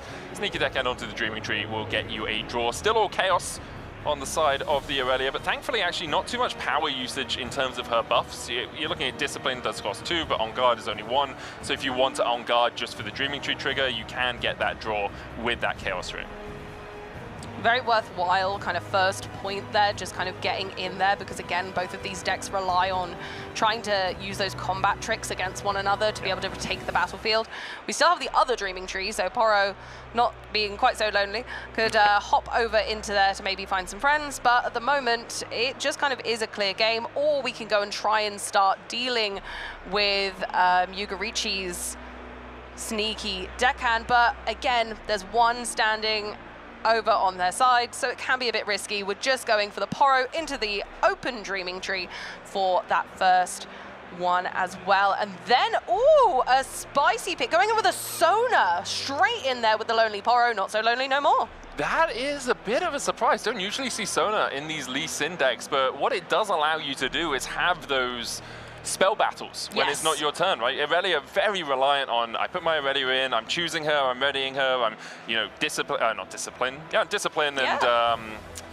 On Guard and things like this to get all of those spells out. But if you can be fighting against that with your Sona, readying 4 runes, it puts you in a really solid spot. I like this tech. I really enjoy that it was played at this stage of the game as well, specifically when we're really low on runes. It's really towards the beginning of the game, and you're having to rely on those for spending and spell casting during your opponent's turn, which is absolutely fantastic. We've moved on, gone ahead and of course scored the extra point for Yogarichi there, and we're back onto Power Spike's turn. We're ramping really fast at this stage. We've got a Lonely Poro and Sona at the Dreaming Tree, both with buffs. So we're in a great position here, really strong already units on the board, and not much yet from Yogarichi to kind of show that there's anything that's going to kind of weaken that stronghold right now. And because you have the Sona, you can do things like this, tapping out to play the Lee Sin, to get that centered on the battlefield, knowing you immediately get 4 runes back. Like, Lee Sin is now out, all the other buff-friendly units at that battlefield are getting +2. That's huge. It's massive. So you had 8 power previously, +4 is 12, plus the Lee Sin itself is 6. That is 18 power at that one battlefield with the Lee Sin coming out. Really good stuff here from Power Spike early on. Don't think he activated his legend to get the Lee Sin buff out, but deciding against leaving that Lee Sin with a buff. Maybe wanted, oh no, because he tapped out for it, so he couldn't then use the legend. I was confused because he had 4 runes on tap. But no, but those are the end of the turn effect from Sona, saying the symphony never ends. She's bringing the runes back into play, and it looks like we're bringing the flavor text on Sona. Nice. I am. Nice. I know, right? We're learning them. Then if we get quizzed later, we might remember some. True. So what we've got in hand? We got a Thwonk. A Thwonk. I like a good Thwonk. Sunlit Guardian is nice as well. Is that a Leona? I think it was a Lucian. Oh, Relentless Lucian. near the I was back. going to say that makes a lot more sense. They're going to chuck that Sunlit Guardian out. does have tank and shield, will buff it as well with the legend. So it does feel like Power Spike is very much investing into the I will control this one battlefield. I'll try and get ahead on that and then see where we go from there. At some point we'll need to deal with the fact there's another Dreaming Tree that is being controlled by that Stellarcorn Herder, and here comes the Lucian. Interestingly, deciding to buff the Sunlit Guardian instead of the Lucian, did have the option to go for either. Yeah, Lucian's nice, but it also does, like, he has that first conquer each turn, he can ready, so he's a bit of flexibility later anyway, and we can buff things later on. So I think they were just trying to get that stronghold on the Dreaming Tree with many, many units. Lonely Poro not so anymore, with many friends who are quite strong. And I think, you know, when we maybe get something like a Zhonya's in later as well, it's just going to even further amplify the strength of that board power, and just taking a kind of slow approach to saying, I'm just going to leave these guys here, I'm going to get a point every turn minimum. And Yogorichi now has the struggle of coming up back against that, but there are a lot of units flooding the base now. We've got more Stellarcorn Herders, which are going to be great for card draw, so that really does influence the pace of play. Yeah, puts the Sneaky Deccan back onto the Dreaming Tree. Already held there this turn, so won't get another point for that, but Stellarcorn Herder is so good when it's uncontested, when you don't have things like a Hidden Blade, Call of the Week, anything to kill those off, because you are drawing so many cards. They can move into the Dreaming Tree, draw 2 cards. Next turn they move out of the Dreaming Tree, draw 2 cards, and you're just cycling through your deck incredibly quickly. We already see the stack deck coming out. This is what Purple does so well. This is what Chaos does so well, and Yogorichi is really using it effectively. Obviously, with the calm, Stellarcorn Herders doing an incredible job so far. Now, the Lucian is sitting at 3 might. We have a Sneaky Deckhand there as well, and this is where I feel like we'll get into a little bit of a war. As we have the pass of focus. Yogorichi's going to discipline to get the +2 Dreaming Tree trigger and the discipline for the draw. We with a discipline of our own, allowing Power Spike to get a double draw as well. Puts the Lucian up to 5. This is honestly kind of what I was expecting from this, is that they would just do exactly this, where they both got enough runes to be able to play these. Oh, but something a bit more unique there. Yeah, going in with the Defiant Dance. Incredible card overall. Here, just going to buff up the Sneaky Deckhand and reduce down that Lucian a little bit. So it will be 5 into less than 5, 2. And then the Discipline will resolve. And we have the draws coming out from the Dreaming Tree. It was a reaction war overall. So now the -2 from the Defiant Dance is taken off by the +2 from the Discipline, leaving Lucian still at 3. And I believe Sneaky Deckhand goes all the way up to +4, so it's 6 in total. Altogether, yep. So we've still got the upper hand there. But are they going to react even further? Because that's the beautiful thing about this. And we are going in again with another Discipline, another +2 at a draw 1. And there we are. So, but you need something else here for Power Spike. You're still sitting at 5 into 6. You want another buff. Okay, quick draw out that Sterex Gauge that we saw earlier on. Because of the quick draw, you can play it as a reaction. It immediately binds, well, can be equipped to this Lucian that will put him over the top with that +3 might. Beautiful. Weapons Master coming into play. I think the first time we've seen it personally. What is this? This is every time true control magic from these two players. Fight or flight at the end to knock the Lucian back after so much was invested. Not so fast, my friend. Not so fast. Counters a spell that targets a gear or a unit you control. Huge investment by Power Spike. But remember, he has this Sona. He's going to untap 4 runes at the end of the turn, can move that Lucian back out of the Dreaming Tree if he wants. And so now he has the option of, do I stick to just controlling 1? I've overtaken Yogorichi on points. Oh, we're hiding a card. We're adding insult to injury, going, you know what, this Dreaming Tree, it could be bigger. I'm going to put a hidden card there as well. That can be activated later, just for fun.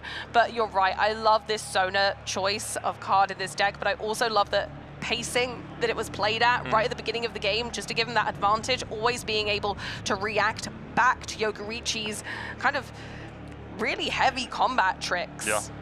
And this is how you have to play into Aurelia. If you're going to try and match them like this, you need to have that extra card. You need to be that 1 step ahead. Staying on that southern dreaming tree, I'll call it, the bottom dreaming tree, is an interesting choice because you are ahead in terms of points. You're at 5-4. You could just look for the hold. Here, looking for a double hold, knowing that you have those 4 extra runes available from the Sona Harmonious trigger. In a really, really advantageous position here for Power Spike. I'm really impressed by how they've used the not only effect of Lee Sin, but also managing to sequence this really beautifully to make sure that they have everything in their core. But 2 Stellacorn Hoarders, all of this. Yeah, so I have realized now the reason you leave the Lucian on is if the Stellacorn Herders move in. Gosh, we're going. Stellacorn Herders move in, then you don't want to give them a free conquer, right? So you have to play the flash to bring them back as Yogurichi. Drew double charm off the top of the move in. I didn't see what the second 2 cards were,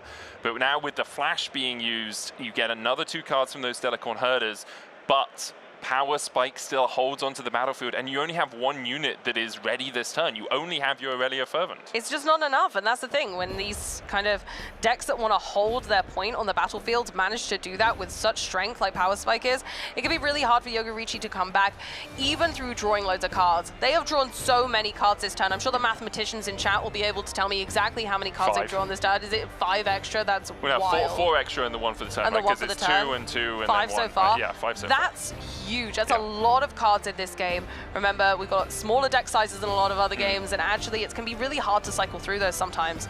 Of course, really taking a moment to think here, because you're right, 1 unit's just not enough, and we can't move the Stellacorn.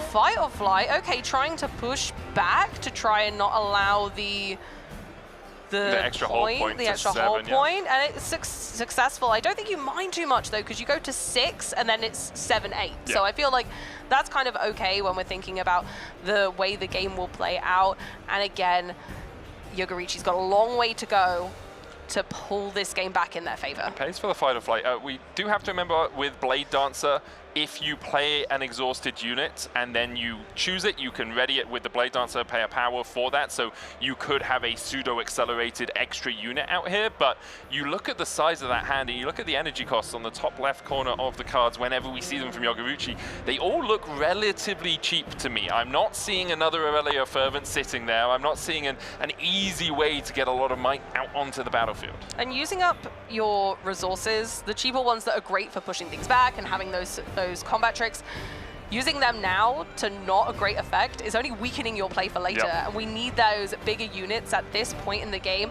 to be able to stand up. But riding the wind, okay.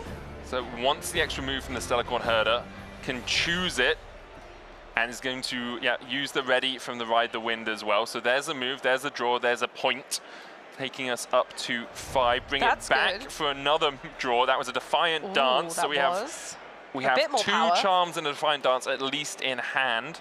Can't quite see what the rest of the cards are. Aurelia is going to go in on her lonesome.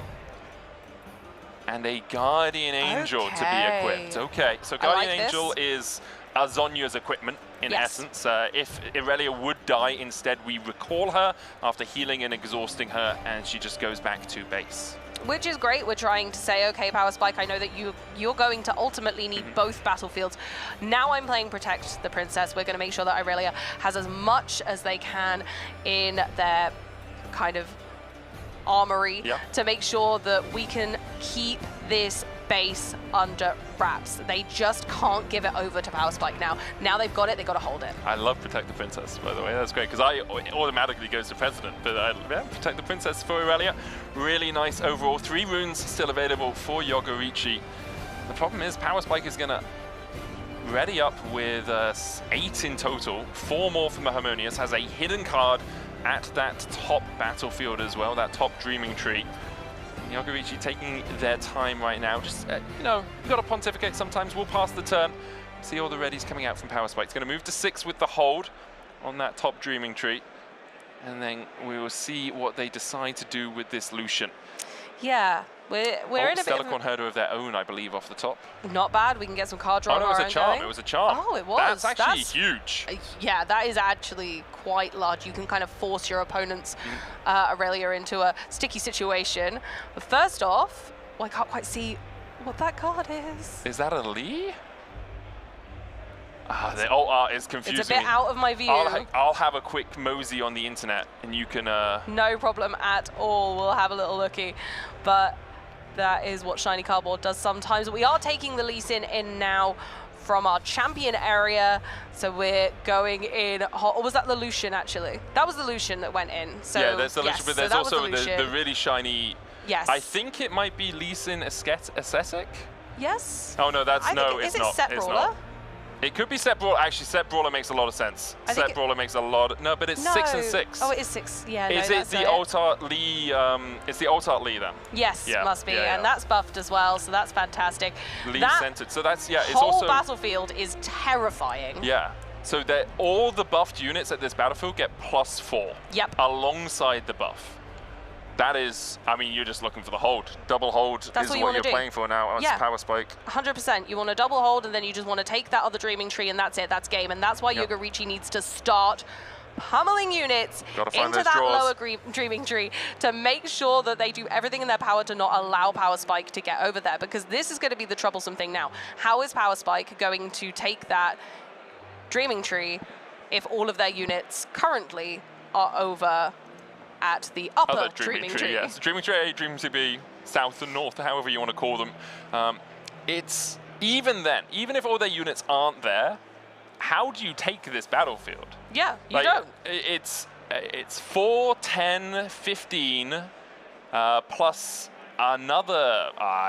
It's like 30 power. I'm sorry, I can't do maths right now, chat. It's a lot. It's a more huge than amount one. of power. Yes, much more than one. Much more than one. And honestly, respect to it, because that is a horrifying overload of buffs and units that are working together. Again, the Sona early was absolutely beautiful.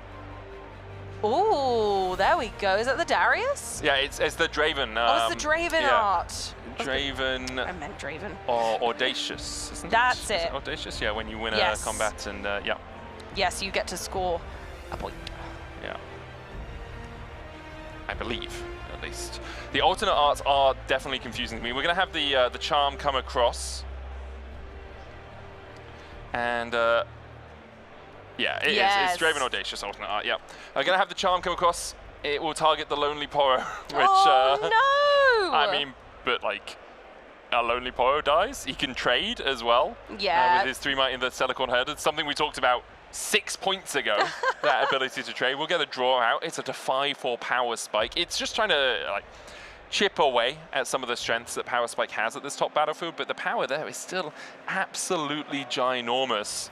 It really is. We're going up to 7 there. Just moments away from winning. We need 8 to win, but we must control that other battlefield as well. And it's looking a bit tough at this point. We've got, what, is 6, 10, 13, and then plus the gear as well. So 15 on the southern Dreaming Tree. But we've got a Defy straight off the bat there. As far as I can work out, there is 38 power at the top Dreaming Tree. That's a lot. Yeah. Oh, so we had an Emperor's Divide to move a couple of friendly units back to a battlefield, to base from a battlefield. And then we had a Defy on the Defy. So it was Emperor's Divide, Defy, Defy, Defy. Defy, Defy, Defy, Fee-Fi, Fo-Fum. I smell the blood of an Aurelia player. Literally, no, Yes, no, no. I would prefer if you did not. And then another Emperor's Divide being shown. I don't know if this is just being played after the fact, after that Defy war. Not often you see a full 3 Defy war. Not at all. Not that we're all in hand at the same time, but both players have had quite frivolous card draw, which has been great to see because you get to see how these decks interact in a very true way. Neither of them have what we call bricked, where they don't really get what they need. Actually, both decks have kind of got the card draw they were expecting. It's just Yogarichi has definitely been on the back foot, but that definitely does not mean they're not still in this. 6 points, still great place to be. Yes, that battlefield is looking quite scary, but they've got power tricks of their own. They're all quite cheap. There are definitely ways where this comes out in his favor. Yeah, there's probably a few lines. It is a struggle when you look at just how overwhelming the presence is on that top Dreaming Tree, though. It's for Yogarichi, they've drawn a ton of cards through the Telecon Herders, which have been basically untouched, which is usually not a position you want to be in at all playing into Aurelia. You want to get rid of those Telecons as soon as you can because they do just get like infinitesimal not infinitesimal, infinite card advantage. Exponential is the word I was looking for, as it's back to us as there's a little bit of a judge ruling at the table. Looked like something to do with the sequence of defies and the Emperor's Divides, but obviously... There was a lot that went on very quickly, as we know, but that's kind of the point of these decks. They're spell slinging, they're going, no, no, no, no, Yes, and that's yes, kind no. of exactly what it is. Here we are. Is We're that back. tussle between the two, and so it can very easily happen. 2 Emperor's Divide, they're going to the discard pile, so I assume both have concluded now, and looking like all of that is coming It's up. a scoop from Yoguruchi. Okay, with the Emperor's Divide, they go into the trash, but believe it is just a victory for our Lee Sin player. The Draven Audacious at the end, a final Hail Mary for Yoguruchi, wasn't quite able to bring it around. 3 Akshuns and 3 Unyielding Spirits in the sideboard here for Power Spike. Unyielding Spirit really good into Kaiser decks, really allows you to avoid a bunch of the spell damage. Akshun really good into like Illusion decks, anyone that really is trying to Voltron with those equipments. Ornn decks as well, it works well, but don't say that I told you that, and don't play Akshuns when I'm playing Ornn. Thank you very much. Please, yes, please and thank you. But we saw both of these decks come through, of course. In Yoguruchi's sideboard, we might be trying to utilize a bit more of those, a few more of those comeback mechanics. The no I told you so, maybe another rebuke, maybe another not so fast, maybe a gust to really try and prevent that overwhelming position in the one Dreaming Tree that we saw, and you can kind of try and push back on your opponent a little bit more. So I like that idea as well. It's going to be a tough sideboard to figure out. I agree. I think that the concern I have with Gust is even a Lonely Poro gets to 3. And everything apart from the Lonely Poro is bigger than Gustable, right? Yeah, that's I think so Rebuke true. definitely comes in. Adaptatron, obviously, you don't really care about, right? It's although maybe for a Sterak's, but Sterak's is being used much more as a reaction buff rather than something that you're going to be able to allow the reaction, then go in and conquer. I wonder if we'll see a similar style from both the players, sort of accepting one battlefield isn't mine to start with. I'll just go to this one, you go to this one. We'll be moving away from those Dreaming Trees, maybe a Monastery of Hirano or something for our Lee Sin player if you're looking for that extra draw. And we'll see where they both decide to go. It's tough, and I think a very understated skill set that you need to have in Riftbound is selecting the correct battlefield at the correct time, and double Dreaming Tree at the beginning there meant that they were both going to be able to utilize those really heavily, and they both want that battlefield, but now actually it can get a little sticky. But it looks like they've gone with Sunken Temple and of course the Monastery of Hirana. And that is interesting. I believe, and I know on our overlay it says Sunken Temple was played by Power Spike. It doesn't make much sense for Yoguruchi to have played a Monastery of Hirana. So I'm going to say Power Spike probably played the Monastery of Hirana. It would make sense. Because they are the ones that want to spend the buffs to draw the cards. We see an early Siren out from Yoguruchi. Really good with the Aurelia, the ability to choose it for 1, move it back to your base, then ready it as well with your Blade Dancer. Gives you a bunch of power. Stellacorn Herder coming out on turn 2 for them. That was the Lucian early for Power Spike on their turn 1. And we saw how great that Lucian played out in game 1, so I have no doubts that it's going to pull its weight in game 2 as well here. But of course that Stellacorn Herder earlier as well is really nice. Having that early card draw could just push Yoguruchi into the power spot there. Going to go for the buff on Lucian and then moving in, spending the buff to draw a card. Here we go! Yep, this is what you want to do on these Lee Sin decks, is just get as much card draw as you can. It's one of the reasons that double Dreaming Tree was actually really nice for Power Spike in turn 1, because in game 1, because you could kind of leave Yoguruchi to their own devices knowing that you'd still be drawing a bunch of cards. You see the Stellacorn Herder for a similar thing, not trying to give the Aurelia any combats, just bring it back to base with the Lucian, and then we expect, you know, Yoguruchi's going to get the Stellacorn Herder out, get themselves a card, and immediately it's just getting as much information about your deck as possible is so valuable, and about what you have at the top. They're playing completely different decks, but doing the same thing, Medic. They're doing the same thing, which brought the Stellacorn back to base, keeping it safe, being like, no, I don't want to dispatch this yet, and I want more movement out of it so that I can draw more cards. And both players are utilizing that fact incredibly well right now, both drawing as many cards as they can to give themselves that advantage. Yeah. It's a really fun mind game overall. At the moment, Power Spike has a small advantage because of Lucian's ability. When they conquer, you then get to ready them immediately and then bring them back. I wonder if they're going to try and put the Stellarcorn into one of these battlefields, because the move is really nice. Yes. But then you need to be able to get back out, otherwise you are going to lose your card advantage tool, and Yogarichi will keep theirs in response. So we'll see if this Stellarcorn Herder goes out. It is also the question of whether you want to buff it with the Lee Sin first. That's kind of what I was thinking. Yeah. I was thinking, do we want to buff first to get the card draw? I think it's really imperative at the beginning of this matchup that we do draw as many cards as possible. So we go for the buff, then go in for the conquer, draw a card here, then spend the buff to draw another card. And just ramping off that alone, I think is really powerful. You're basically doubling up the Stellarcorn Herder's ability by using Lee Sin's natural prowess. Mm-hmm. And there is the argument that you leave the Stellarcorn Herder with the buff to be at 4 might, so it outmatches the opposing Stellarcorn Herder.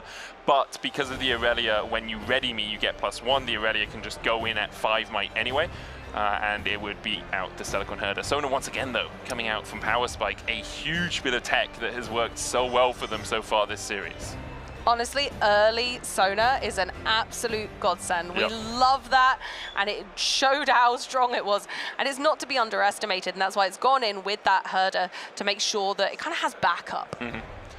It gives you that little bit of extra might, also just allows you to have all of those runes ready again. The counter wars, the buff wars, I guess, so vital in this matchup. So, if you're Yogarichi, you're going to put your GA down. You'll probably choose your Aurelia with this. Give it a +1 for being chosen, and then +1 for the Guardian Angel, which sits underneath it. It's technically part of the card text now. It depends how they want to represent it in terms of the counters on it. I like representing each thing individually. So it's been buffed twice, therefore it has 2 counters on it. It's -4, and it has the Guardian Angel, which shows separately. And you can add it all up. It's little maths. It's fine. But it's it's a big enough unit to be taking both of these out. So of course we then see the Emperor's Divide. Yeah, we're going to move both of those back to the battlefield and get a card draw from the Stellarcorn Herder. We love that. As a little Brucey bonus, that is. And then Stellarcorn Herder going into the other side. I feel like Stellarcorn Herder has lost all meaning, Amy. I don't know the word. You know when words start to sound funny because you've said it too much? Yeah. I've said Stellarcorn Herder too much, and then I said it wrong earlier, and that's just... Herder? I didn't even listen. It's so good. It's so good. It's such a good card, but it's utilized in these decks like so very much because of its power. Look at their hands. It doesn't look like a Riftbound game. You can't tell me it does, because there's so many cards in their hand, but they have such low costs that this becomes this battle of wits. Yeah, I totally agree with you. I think this is going to be a charm onto the Sona, met with a Defy. No real surprises with there. A Defy. Another Defy. Power Spike said, I just don't have another Defy. What am I going to do in this moment? The Sona's going to be pulled up into that battle with Aurelia. Sona! 7 might, 2/4. But we have 3 runes available, so we could... Is there more? Can we save Sona? She was incremental last game. I think that she's important to have around. How is it that we have played a whole game with body runes and we haven't talked about Punch First? We haven't. Punch we haven't First had the chance. exists, and it's in hand. We could punch. We could pack a big one. We have double discipline punch. Yeah. It's and there we go. Comes. First punch of the series onto that Sona. Bumps her up to 9, playing into 7 right now. Met with a discipline. Oh my goodness gracious. This is just going back and forth forever. Another discipline. We're really low on runes for Power Spike now, but we do have 2 standing. So discipline pumps us up to 10 in total, into the 9. We do have a counter discipline for Power Spike. Low on runes for Yogarichi as well. Yep. There we are, counter discipline. There it is. The foiling on those disciplines looks so good under these lights, by the way. It really does. They're really snazzy. It makes me think they're in a nightclub. It's like the neon lights behind them. It does. You know? They look a little less fearsome, a little like they're going down the club. Yeah. Oh. Wop. Defy. Oh no. Do I have to take it back now? Or what? You got to go backwards, I'm sorry.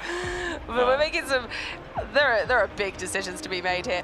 Who's going to take this? Oh my goodness. Huge. So we've used, of course, the ability of our equipment there just to bring Aurelia back to the base instead. Yeah, Guardian Angel doing a huge amount of work in that moment, but it's a big win for Power Spike. Huge. Holds onto the Monastery of Harada. Can now look to buff the Stellarcorn, move it in, get a double card draw. Is down to only 5 runes. Punch First, incredibly costly, having to pay those 2 body powers, but from this moment, Power Spike now in really strong position. The buffs on the Sona have expired, and yes, Power Spike will very kindly take those off for us, but sitting at 5, can move to 6 this turn, and then is just a double hold or a double conquer away I'm going to say it. getting to 8. This is the turning point of the game. That Sona surviving. Oh, huge, yeah. Huge. She alone on that battlefield is making this for Power Spike. The low rune kind of leftovers from that turn matter not when she can bring them back, and I think that's what you've got to take into consideration when you're using these. It's like, but then if I don't have Sona, I won't have access to these at the end of my turn. So actually, I think it's a net profit if you think about it that way, with the amount of runes that you get to spend each turn and then have them back at the end of the turn ready for those spell slinging combats. Yeah, agreed, agreed. Interesting choice here by Power Spike. Is going to retreat everything to base. Buffed up the Sunlight Guardian, is then going to look for a double conquer. I love that. On the next turn. Yeah, it's one of those things where often you'll see newer players be like, oh, I can just hold. I'll just go for the hold. I have enough combat tricks. I can try and work my way through it. Just get out. You are so far away from losing. Yeah. Yogurichi needs 3 turns to get there. Just wait. Just wait. There's no special. There's no rush. Get 5 extra points for Yogurichi. So he's going to go in with the Stellarcorn Herder and with the Aurelia. Draws a card, gets 2 points. Where are we going from here? Has the Siren if he wants to move that Stellarcorn back to base. I don't know if it's worth it. I think you've got to put at least something in there. We're going to Charm, okay. Where would you go with the Charm? Is it Sona again? Feels like Sona is less important now. I don't think so. Sona's there now, and you're not going to have enough time to deal with it, but admittedly, it is one of the better units to take out. It's got the higher natural strength without buffs, right? So it is the Sona. We're moving in, and yeah, just allowing that to go now. We don't need it as much right now, right? We just need to take both of these battlefields and win. Yogurichi's going to try and squeeze Power Spike's resources this turn to try and make that much more difficult. Yeah, I think if you're trying to defend the Sona there, you're really only looking at an On Guard, which I can't remember Power Spike playing, or a Punch First. And if you're playing a Punch First, that's 2 more runes that you're recycling. It gives you less resources for the next turn. You're aiming to win next turn. Yes. You don't want to be using, as you say, all of your resources now protecting a unit that really has done her duty, has done her job. It's Sona has been speaking only to Power Spike, it seems. First time I've seen this addition into a Lee Sin deck, and it's kind of, she's mute in League of Legends, and one of her lines is only you can hear me, summoner. So perhaps Power Spike had a harmonious voice before the tournament, being like, oh, I'll just put a Sona in here. This is it. This is the play, and I think this is what we expect from these high-level players, right? We're 3-0 going in on this, and you've got to expect this round 4 to be showing the best of the best, and an imperative part of Lee Sin is being able to constantly put the pressure on your opponent during their turn. Yeah. And Sona feels so good for that. It surprises me that I didn't think of it. Now I feel like I've been stupefied. I don't think we can blame ourselves here. We were prepping 50 decks. You know, we had to prep all of the decks, and I know there aren't 50. Oh, well, there probably are. There probably are. Reddy was telling me that we should add Caitlyn into Aurelia lists, and I'm counting that as a whole separate deck. Let's do it. It's not, it doesn't It'll make work. us feel better at least. Does not work, Reddy. If you're watching at home, probably still are. It doesn't work, mate. It's not as good as these decks. It's not worth it. Yeah. But this is spice, and I like to see it. I love to see the innovation that everyone's bringing. Lee Sin is definitely an underdog of the competition, and I think, you know, Power Spike really could be going for that best of, or even further with such an interesting build. Widely regarded as for fun tier. Like a best of at best, right?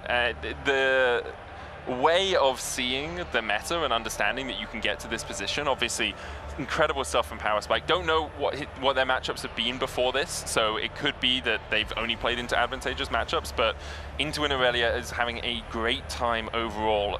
Saw them counting out some of their mana, some of their energy, thinking about it. Is a 4-3 team move into the Sunken Temple. Okay. Is going to get the Stellarcorn Herder trigger. Might just look for the hold. Is still far enough ahead to do so. The Lucian will ready after the Conquer. They have a switch of focus right now, as I believe it's Yogurichi who is taking their time, thinking about if they want to react to this advance, to this showdown at all. This is the pinnacle moment. If Yogurichi doesn't make the right decisions here, the game could be over. Well, but we're going to allow that. The card draw is not defied in this instance, to use a term that doesn't work in-game, but does work in real life. Up to the 7, and now we just need to take that other battlefield. Lucian, of course, readies, but still I'm not quite seeing a way to take that battlefield from Irelia unless I'm missing something. I think the concept now is stick here, don't use your runes. I saw perhaps an Emperor's Divide in hand, a Lonely Power, which obviously doesn't do too much, a Thwonk, a Discipline. Is there a punch first? Because we have enough bodies for 2 punch first, which would be huge. I didn't personally see one, but it doesn't mean it's not there. No. A Sterax. Okay, so we have, in terms of reactions, we have Discipline, Thwonk, or in terms of interactions on the opposing turn, not all of these reactions. So we have Thwonk, we have Discipline, and we have a Sterax. Gonna have a look at the discard pile. Really important in this game as well.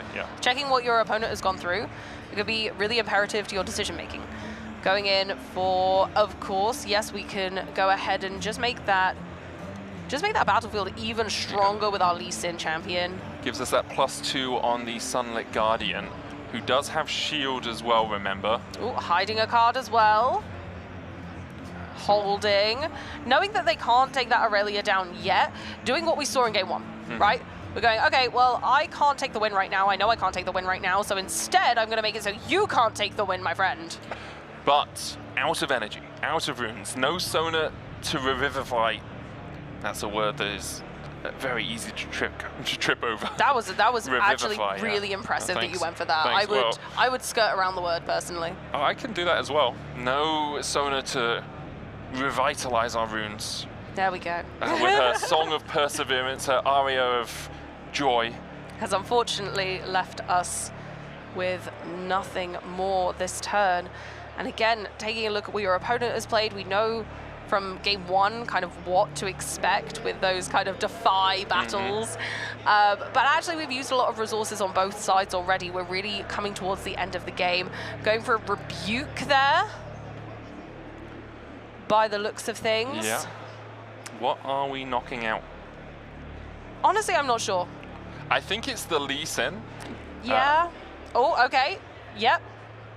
So we have the reaction. We have the Emperor's Divide. Emperor's Divide there, so we can move some friendly units back to base. So the way that the line I think I would have gone for as Yogorichi is you bump the Lee Sin because that takes 4 power. Yeah. 4 might, sorry, away plus the Lee Sin's might, the 6. And then if you're looking to go in for the combat showdown, that gives you the greatest might gain, right? Yeah. Emperor's Divide, I guess the question is, are you just looking for the highest might? There's an argument that Lucian at this moment isn't actually the one that you want to bring back. Rebuke, bring the Lee Sin out, take Stellarcorn Herder out and the Sunlit Guardian back, and then go for the showdown on your next turn.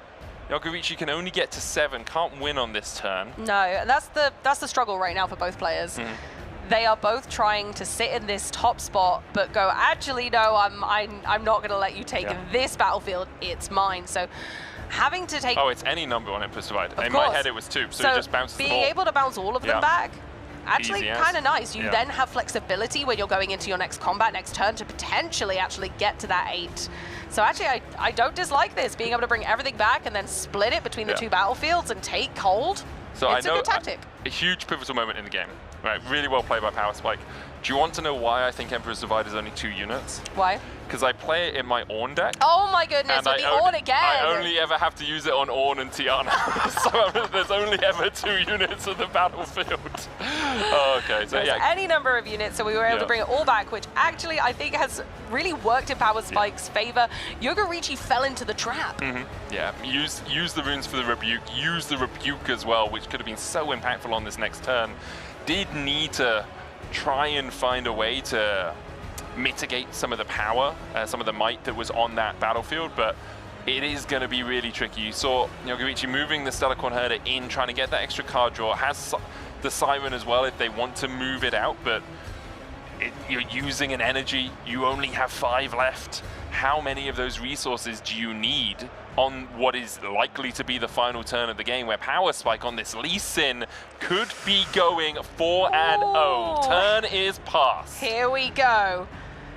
The runes are being set. We ready our units. And here comes the showdown of showdowns to see whether Lee Sin can take a clean 4-0 sweep here in Bologna, round 4 of the regional qualifier. So we still have that Sterak's. I think we drew a Lucian. Okay, nice one. We're going for the buff on the Lucian. Buff the Lucian. In they go. Go in. Look for the first conquer, which would give us a card draw here. Need to obviously conquer both battlefields to take the win. The runes kept up by There's Yogorichi. a lot of potential here. So Thwonk, Lucian, Lee Sin, Lonely Poro, Sterak's Gauge. There's not a lot of reactive It's the spells discipline in the hand. Sterak's, really. It's that we're literally looking at. it, Yeah. isn't it? And And the with such a big hand, you're kind of like, oh, that's not as many as I would like to have against Yogorichi, knowing that they can do the same. Yes. Yes. Okay. Okay, so we've... Defiant Dance. We didn't see the Defiant Dance being played. -2 on the Sunlit Guardian, But +2 on the now Stellarchon Herder. Discipline. A discipline to buff that up again by another couple. Well, the Defiant Dance actually targeted the Sunlit Guardian, it you're seems. For the next attack. Oh, Planning for the goodness. next move here. Discipline onto the Lucian will get us a draw. We'll buff him up by 2. Puts him to 6 in total. 1 more than the Stellarchon. This conquer vital to this turn for Power Spike. Likely to go all in. They got to go all in. They got to go all the way. They've got to take this from Yogorichi. Yogorichi's actually limited on their units right now, which is very pressing. So if Power Spike can take this, they've got to go all in. Yogorichi sitting on not great options here. Double not so fast in hand. A Rebuke. A Guardian Angel, which just can't be played. And a Stellarchon and a couple of others. Maybe Ride the Winds, can't quite tell what we're looking at, but it's a lot of don't target my stuff. But not a lot of... Hey, I'll buff my stuff. Yeah, in a combat. And that's the problem here, is that Lee Sin definitely has the advantage in that respect, because buffing units is exactly what Lee Sin loves to do. Get the Sunken Temple trigger here as well. Okay, I didn't quite catch what they were in that draw, but again, just flourishing the hand with so many options. Can we get to the other battlefield? Can we take that just final step? We've got the 8 points, but we must have both battlefields under control in order to win. Are we bringing the Lucian back? Are we bringing the Lucian back? Currently sitting at, it's 7 points because of the card draw from the Conquer. Yes. Oh, beautiful. So the Lucian gets ready from the Conquer, Emperor's Divide to bring just the Lucian back, and then go for the Conquer on the top. Power Spike on Lee Sin, superlative play. Lee Sin centered and ready and set for the win, taking round 4 by storm. An underdog, but no longer. I imagine everyone will be respecting Lee Sin a little bit more after that showing. Yeah, truly, truly incredible stuff from Power Spike. It's an F-tier deck, guys. The Sona by itself does not make it A-tier, but it's just... The F stands for fantastic. It's true. It's true. Fantastic stuff all around from Power Spike. Obviously, commiserations to Yogorichi, but going down to 3-1, no shame in it at all. Still has many ways to make it today, too. Honestly, I'm so impressed with how that went down. It was a matchup that I'm not very well versed in, but now I feel like I know it very well thanks to these two. I think I understand the to and fro's, and unfortunately, Lee Sin does just have that combat prowess, that natural combat prowess on board that just allows them to stabilize faster, and that is really what kind of kept Powerhouse in this game. Yeah, Power Spike did an incredible job all around. I know we have a second series as well from the feature match area 2 to watch. That'll be ready for us in just a moment. But overall, I mean, I'm sure there's a lot of people at home who are just happy to see an Aurelia player win. It's the same way when you see a Draven player win. It's kind of like, come on, guys. But I really think that the addition of the Sona is inspired. I agree. I really think that was... yeah, superlative stuff all around. Yeah, from we've Power's Play. seen so many innovations already today, and I think that's my favorite so far. I think that's got to be my top spot, like things I didn't have on my Bologna bingo card. Oh, what else is on the bingo card? You don't have a bingo card? I don't know. I'll get I you don't sorted make out them with one anymore. after this round, don't Okay, worry. cool, thank you. But I think that's one of the things I just wasn't expecting, and Yeah, I'm true. really pleased to see it, because those are the deck building innovations. I think we chatted a little bit yesterday actually about how is deck building your own deck really important, or is there a lot to be said for ones that you copy from others? And there's no shade, absolutely no shade at all, because I absolutely use a lot of other creators' lists as a base for mine. But then sometimes there'll be cards and I'm like, I'm not jamming with that. I don't really get it. And that's probably just me being silly. But like sometimes I'll be like, that's not working for me. I like this other card and I think that's going to work better. And I'll just swap them out. And that tweak can be enough to make Lee Sin go 4-0. Oh, 100%. 100%, and pretty good play from Power's Play as well. Oh yeah, very much so. I believe our second round is ready, our second feature match, so let's jump on into it. I can't remember exactly who it was. It was told to me a long time ago. Oh, can we squint and see? It's Volibear versus Sivir.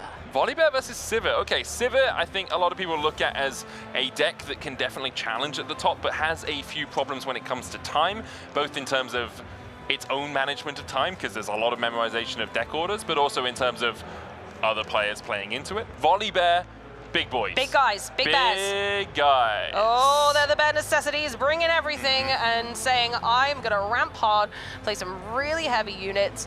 Can you deal with them? And Sivir, well, I think they can, but I think it's going to be they've got to be very cautious of their timings.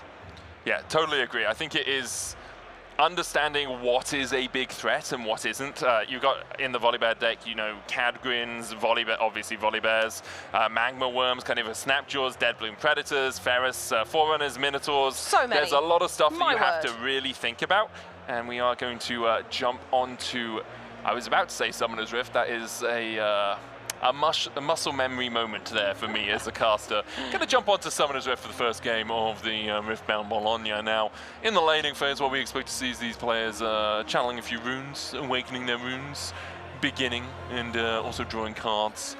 And then from there, we'll see, with an Obelisk of Power and a Sigil of the Storm, we have pretty electric battlefields. Hey, very true. Yes, but who's going to deal better in the storm, the Battle Mistress or the Bear? Well, that is the question. It seems like game one did go towards the Battle Mistress Sivir Mercenary, doing a lot of work. With this deck, at least with the kind of pseudo-miracle version that we have seen predominantly, what you're trying to do is cycle through your deck as quickly as possible and then almost memorize / write down the exact order of the cards that you are looking for. I believe we saw a Sabotage off the top there and maybe an Ezreal. I didn't quite see what the third card was, but Jensig went out to an early lead in game one. Volley on the other side is, you know, you're catalysting, you're trying to get to late game, you're mobilizing, can play those Auroras as well. And I have to see if this list does include them. Some lists don't these days. Some lists are just about, I want to get to high rune counts and then I want to play big stuff. Yeah, and I think that's what this is going to be about realistically, is who can utilize that quickly.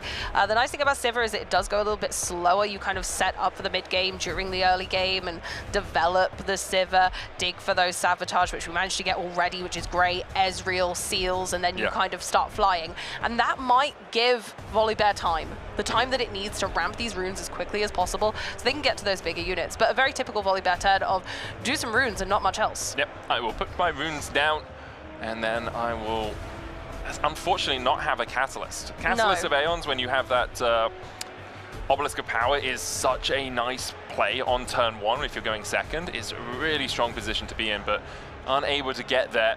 Looks like we're going to have the Seal of Discord. Early Seal from Jensig into tapping 3. And going to play out our first Ezreal of the game. Wow, this is a phenomenal start. Really pushing exactly what Sivir wants to be doing. We want the Seals early, we want to see the Ezreal, we want the card draw, we want the Seals to become those like kind of infinite resources. Absolutely phenomenal. Yeah, and having the Seal actually allowing you to get out that Ezreal and the Seal, because you were lacking in terms of Chaos Power, only had body runes remaining. You can see how important sorting your hand is, like organizing exactly what you want in your hand at any time, with the Traveling Merchant coming down after you've just discarded one and drawn two from the Ezreal. On the Hunt getting discarded, slightly surprising. Minotaur Beckoner's going to come out though, well, first of the big boys. I think it was kind of all we could do. Like, otherwise, Volibear was just in hibernation for a whole nother turn where you couldn't really play anything because everything costs too much. So we wanted to utilize channeling that extra rune with our Legend ability. Getting the Minotaur Beckoner out as well. It is nice into decks that like to avoid combats where they can. Sivir does like to do that from time to time. You know, you go in, you then manage to fight or flight, get things retreated. Units can't move to base really stops a lot of that from being able to happen. Can't always beating can when it comes to Riftbound. But what's the next step? We've had a really, really strong Sivir kind of guideline turn. Like, if I could pick what cards I played roughly in order with Sivir, this is kind of what it might look like, especially against Volibear. But now we're going in with a Sabotage, beautifully timed, knowing that kind of we're not really getting anywhere with playing these big units. There must be some big brutal bits in there. We're going to jot them down because we can note take. We're good with that. But you reveal their hand and then choose a non-unit card from it. Now a lot of these are units. I think they're all units, but we can jot them down. We know what's coming and we can prepare for that later. Yeah, it's one of those. Cadrigan is pretty nice. If you start to get a few other units down, drawing you a card for each mighty unit you have when you play it. But Sabotage kind of sucks when you only see units, right? I think hoping to see an Aurora was really what you're hoping for there. 100%. Or even, I mean, if you had a Mobilizer, if you had a Catalyst, you would have played it by this point as the Volibear player. So not the end of the world for Jensig. Knowing exactly what your opponent has in hand is obviously very helpful. We saw a Scrap Heap discarded earlier on as well for that extra draw. Sivir going to get exhausted to make that gold token. Has that happened on this turn? Why is she still exhausted right now? I think that was on this turn, yeah, because the gold token. Oh, did we use the other gold token last turn? I didn't see that getting used, so it's fine. We made one last turn as well, I believe, but I must have just missed where it was used, and that is entirely on me. We have judges at the table, so we'll be making sure all of these things are happening correctly anyway. Absolutely, but yeah, at the moment we're just doing kind of pretty typical Sivir things. We've got the Ezreal out, we've got our Seal, we're pretty happy with the Traveling Merchant moving over there, taking the first point of the game. Of course, yep, a natural kind of progression here is now bringing out our Sivir Mercenary. Yeah, the ability for Sivir Mercenary, when you're making so many gold tokens, to use that power and then have Sivir gain ganking, get +2, just makes you so much stronger overall. And it gives you kind of like that late game insurance where 6 might and ganking can work through a lot of things. With the Minotaur Beckoner out though, it becomes a little trickier because you don't have as much easy removal with the fight or flights and then allowing Sivir just to go in and gank for the points. So we'll see how Jensig is going to work their way through the fact that this Minotaur Beckoner currently exists. Something like a challenge, a punch first, like a Rasa going down into one of those would give you enough might to work your way through the Minotaur. Yeah, Elgato von Vodkas has got a lot of runes now, a lot of power to go, and we've got a lot of big units in hand ready to go. So now this is where Volibear shines, right? We just have big guys, they go down, they're aggressive. I'd say this is like the highest natural powered deck of the format. It's again not a deck that we were expecting to see, but I'm not mad about it. I'm enjoying seeing Volibear doing great. I'm bringing down, of course, our Rinthir Thundersong for 6 and 5 power, of course, and your opponents can't play cards this turn now, so we can go in a little bit more uncontested. Yeah, I think it's one of those ones where Brynn in a lot of decks is defined by her ability text. Yes. When you play me, opponents can't play cards this turn. Super impactful. In this deck, I feel like that helps. But she's also a 5 might creature. Yes. And she looks like she should be in a Volibear deck, and so I think she should be in a Volibear deck, you know. She seems to fit the vibe. She's very Volibear coded. Yeah, she definitely is. Have we passed the Volibear vibe check? These are the important things we must ask. 100%. Another point over to Jensig for that Traveling Merchant holding right now. We're going to channel our runes and we'll see exactly where we want to go.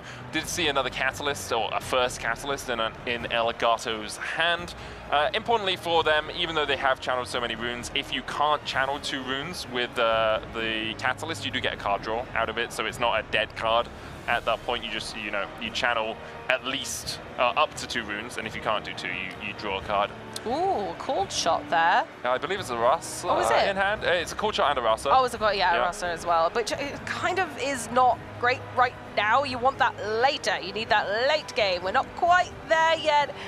But then do you want to, recycle it? I don't, what got chosen there? I didn't quite see. I think it was the cold shot went into hand. Yeah, I think that would be my cold shot too, but it feels bad putting Raza to the bottom of the deck. And you see Jensik there trying to move the Traveling Merchant back, and Elgato was like, excuse me, Minotaur exists, you can't move, you don't get your discard draw, you don't get it. No moving. It negates a lot of what Jensik wants to do at this point. Another Ezra is going to come down for the discard double draw, which will start to fill up our trash a little bit more. Currently looking at 5 cards in there. 5 by the look of it, and that'll be 6 now. Okay, we get rid of the challenge. We're not going to try and kill off the Minotaur like that. You can still play something like a Rebuke just to knock it back to base and then allow us to get that movement around from things like the Traveling Merchant. But we'll see if you want to go that. I think that's a Downwell actually sitting in hand as well there for Jensik. The ability to bounce all of these big units, which means that Elgato then has to take a much longer time to play them all out. Like if you're a weenies deck is what we used to call it in Magic, right? It's like small creatures that have like 3 energy costs, 4 energy costs, as opposed to a 6 to 12 energy cost deck. It's like I would very much very much more want to have my 4 cost bounce than my 12 cost bounce. Absolutely. And that's how the rush deck can be really effective, but in this instance, Elgato Convocus is doing almost the opposite, where they're saying, I'm going to have all of these big creatures that do have effects that stop you doing what you want, and we're going to make you much less mobile. And then I'm going to go ahead and start targeting those down. I'm going to take these battlefields and then possibly hold them. So of course we've gone in there, gone ahead and taken down the only unit at any battlefield in this game so far. And Power of the Carnivorous Snapjaw just comes in, snaps its jaw, as is in the name. It's one of those, like, sometimes as biologists, you just name things after stuff. And it's like, oh, what's it do? It snaps its jaw? Cool. Call it a Snapjaw. It's fine. It's a Snap Vine in this instance, but that's okay. Snap Vine, sorry, No, that's but okay. It snaps. It snaps, it's a vine, it's carnivorous, exactly. it's the same thing. And what does a Venus Flytrap do? It traps flies, therefore Flytrap. Exactly. Carnivorous Snap Vine. And this is exactly what it did. And it's a strong unit, but it costs a lot. And so it doesn't often see place in a lot of decks unless you've got this kind of ramp of your runes so that you can afford to be playing these really heavy cost units at this stage of the game. And we got another Minotaur. Movement is going to be delayed harshly. Movement. Hey, very good. Utterly ridiculous, that joke. Utterly ridiculous. As I can't believe you've put me in this spot. Yeah, I'm sorry. No, it's okay. I'll do it to you later. I think Alistair needs to be added as a card in Riftbound. Yeah? Yeah, it's a great League of Legends champion. He's a cow. He's a Minotaur. Oh, perfect. It's likes to bounce people around. I could see it being you play an Alistair at a battlefield, it fight or flights an opposing creature, Anyway, nice. Back to Riftbound. As those Minotaur Beckoners are going to be difficult to deal with. One of the problems is, though, your units also can't move to base, so that Bryn here is stuck at the Obelisk of Power. You can see both of the players avoiding Sigil of the Storm like the plague right now. Don't want to be going in there. I think Jensik's starting to think about whether that Downwell is a good option. Okay. All right. Ezreal going on their adventure. Anyone need a map? We're heading on in. Uncharted territory. I mean, for the Sivir, at least you're making a gold when you are recycling, right? So true. It's less impactful than it would be on others. Ezreal goes in. We'll have that rune recycled from the Sigil of the Storm. Tap the Sivir, make a gold. Nice enough overall.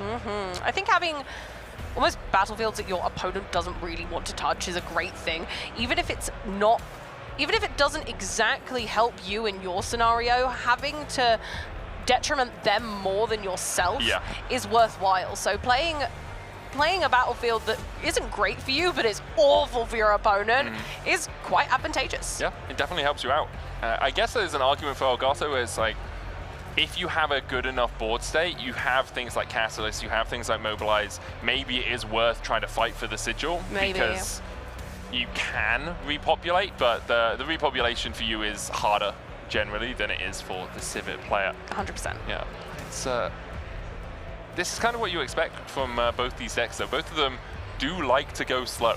Oh, yeah. It's That's not the whole about thing. gaining a huge amount of points at the start. You're just going to be eking out as much advantage as you can, and then working out exactly when to use these tools in your arsenal. I saw the confront in hand as well. Is it going to be double move into the Bryn here, Thunderstone? Into the Obelisk of Power. Yeah. Yes, here we go. Double moving in there. Just challenging. I don't think there's anything that can come back from that. I think it is just a very simple, going ahead and trading there. But Ezreal stands firm in the Obelisk of Power, taking that. We've got double Ezreal in play, proving why he's here at this tournament. Absolutely doing wondrous things and taking the battlefields by storm right now, up to 4 points to 1. It's looking like Gen-Sig has definitely started to put the pressure on for Elgato. It's going to need to respond quickly and pretty efficiently to be able to tackle down these Ezreals and start to bring the favor back into their hand. Yeah, I do think they have the tools to do it right now. Oh, You can see 16 might is there. There was always the risk as well that Elgato could have had something like a Sky Splitter or a challenge on that move in, and that would have been a little bit trickier for the Gen-Sig to deal with in those moments. So you are taking a bit of a risk. Also tapping out of all of the runes.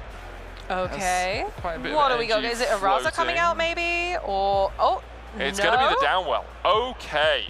Downwell bouncing all units and all gear to Everything. their owner's hands. And this is what we were talking about. It's the idea of, okay, I'll set myself back, but I'm going to set you back further. Exactly. And that's the troublesome thing here is it's like, yeah, okay, well, I don't really mind too much because, again, I've got some units that I can play a little bit cheaper. There's the Raza.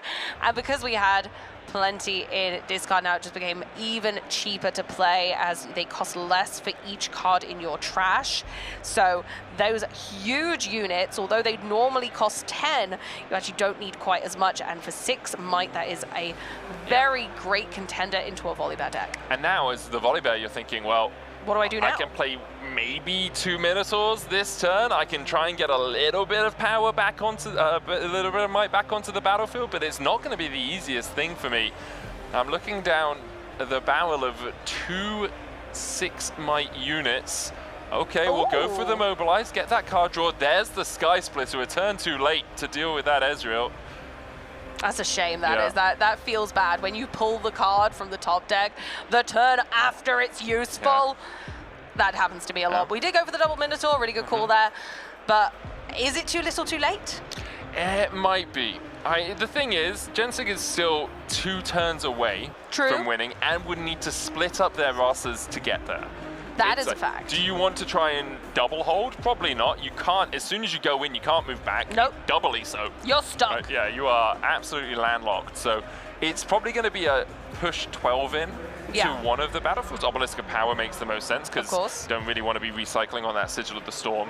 And then at that point also, if Minotaur Reckoner, if 2 of them come in, with a Sky Splitter, which is 5 damage to a unit as a battlefield, reduced by the highest might amongst units you control. So it would be 3 energy and a power to play. Okay, we played a confront there, so we got the draw 1 and units now enter play ready. Yeah. So we do have at least that. We can play this Ezreal, nice, okay, and that comes in ready. So now maybe there's a little bit more splittage that could go on, that could occur. True. But even then, I'm concerned. I guess it depends on how much Gen-Sig knows Volibear decks. Yeah. Because it's the Ezreal going in just for the singular point makes sense. Gets you to 5. Double Rasa the other side would get you to 6, and then you'd be 1 turn away. But at that point, you are looking at things like Deadbloom. Yes. You're looking at things like Sky Splitter. You're looking at things like Challenge, 100%. which can be really hard to deal with. Keeping the Rasas back, I think, is a conservative but understandable move. I agree, and they're far enough ahead. They don't need to use resources. They don't need to put things at risk. Elgato, of course, going in with the Minotaur, going, yep, okay, I'll have that back. I need points at this stage. I need to win this game. I'm going to need to, at some point, have these Minotaurs fight my battles. And he's got to go in with it. So it's a really simple showdown at that point. And I think this really differs from the last round that we cast together, where they were so complicated in a beautiful way with all of the spells that were going on. This is 2 raw power decks at this point going, is my guy bigger than your guy? Yes, no. Yeah. It's pretty much what's happening. There is a punch first in hand, rebuke as well for Gen6, so there's a few options for them if we do get into that massive tussle, battle of fisticuffs. Absolutely, but at the moment, Elgato just really needs to get some points on the board. 1 is not enough when you're staring down at 5 points on Gen 6's side with very powerful units in play, and like you say, some chaos abilities that are going to allow for those more confrontational styles of combat. Going in with the other Minotaur as well, just really trying to focus in on that one battlefield. And there's the Cadragon, so that's going to draw us 2 cards, I believe. Oh, no, it'll be 3 because it counts itself. When you play me, draw 1 for each of your mighty units. So, ooh, fantastic. 3-card draw, but a huge investment. Volley will give us an extra Fury Rune channeled out. We have 3 left. There's the 3 cards. Didn't quite spot them, but hopefully they're good. We've not got a lot of runes left to work with this turn. I mean, importantly now, Sky Splitter. Oh, there's the challenge. That was huge challenge, but who's going to challenge who? I imagine. I mean, Cadragon onto Arasa has makes the most to be, sense, doesn't right? it? That's one of those dead. Sky Splitter now basically free. Will cost 1 Fury power to play because we have a unit with over 8 might. Beautiful. The comeback begins. I mean, it's a slow roll for a Volibear, but he is used to being that oncoming storm, that relentless storm. Rolling Thunder, the name of his Q in League of Legends, by the way, so that's a fact I know. It's very apt. To bring out right now. Very apt. The Thunder started way away. It's getting closer now, and it's getting a lot more, a lot scarier. Really for Gen6, because although we've had that really early lead, it's the can I now keep up with this? Can I continue to put out the fire that these lightning strikes are causing? It's a tricky one overall. For Elgato, looking to step towards that 3-1. Currently sitting at 2-1, both these players. Gen6 did win round 1, or not round 1, match 1, game 1 of this series. So just needs 1 more to go to that 3-1, and I think you have to assume someone coming on a Volibear deck is not expecting to top 8. This is a best of attempt. Last rights, though. Ooh, last that can get the Rasa back as well. What a fantastic card. Probably one of the strongest gear in the game. Also allows you to put cards back into your deck. So there's a few options that you can go for here. The idea is, do I just put cards back in that I don't really want because I haven't gone through enough of my deck? I haven't been able to get the, you know, the draws that I was looking for, the stack decks and call shots and such. So I'm just going to put in things that I don't like the scrap heap. Or do I put things back into my deck like the Rasa because I need to get more units back available to me? Here we're going to attack in and then look for the Conquer and try and play that Rasa out of the trash. We want it from the discard pile. We want that back. You've got to conquer or hold to be able to play the unit from the trash. Punch first. Bumps us up. Oh, is it going to be enough? It's got to be the Sky Splitter onto Rasa. Deal 5 damage. Looking for the trade. Trying not to allow for that last rights to have that ability. Question is, where do you go? You have a Rebuke in hand as Gen6 that avoids the Minotaur. And it's an Aurora deck and we haven't seen one for so long. It's been forever. But it doesn't look like there's much else. It's going to be a Rebuke. It is. It's got to be the Rebuke. That takes out that Minotaur. And it keeps Rasa out of kill range right now. If there was another Sky Splitter for Elgato, this would be the perfect time to use it, but that Minotaur is going to die. Oh! Doesn't trade with the Rasa. Rasa now gets the last rights trigger. The last rights trigger being absolutely fundamental to this core of the deck right now, especially because we're late game and we need those large surprise attacks from Rasa. And now we're going to be able to bring one back into play, and we get the +2 from the last rights still. I think that's absolutely exceptional. You got +2 and a badass effect. Like, that's incredible. Yeah, you do have to recycle from your trash to be able to equip it, which can be a bit of a cost sometimes, but when you are putting so many cards into your trash, like in a Sivir deck, it doesn't matter too much. Put that scrap heap back on the bottom, make another gold, and now, if you're Elgato, you're looking at it, it's like, well, I guess I could look for the Aurora next. Oh, no gold. Did we accidentally trigger Sivir twice on a turn? I believe we may have done. And that's looks like it. Yep, easily that's okay. corrected. Easily Down corrected. to 2 body runes though for Jensig.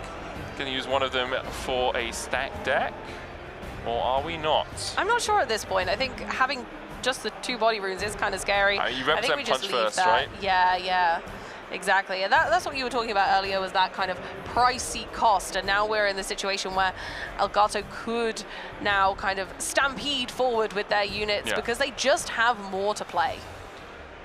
It's such a difficult position to be in. Did I see a dead bloom in there? Because you kind of want to play Aurora. You kind of want to start getting those units off the top, but you are so close to losing out on the game. It's not an ideal situation, I think, for either player here. Yeah, it is. There's a clear divide in points, but the strategy that both of these are going for has actually been untangled by one another rather well at this point.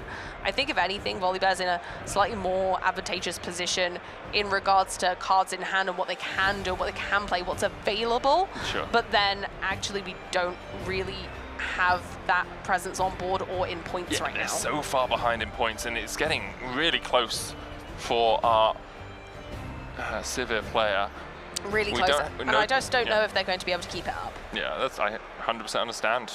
No Dead Bloom Predator in hand makes it hard to immediately contest the battlefield unless you just go in with Cadrigan, which is 9 might. On the other side, we have a Last Rites on a Rasa. Can't remember if there was anything else on that battlefield. I don't believe so. I don't believe so either. So is it, do you just...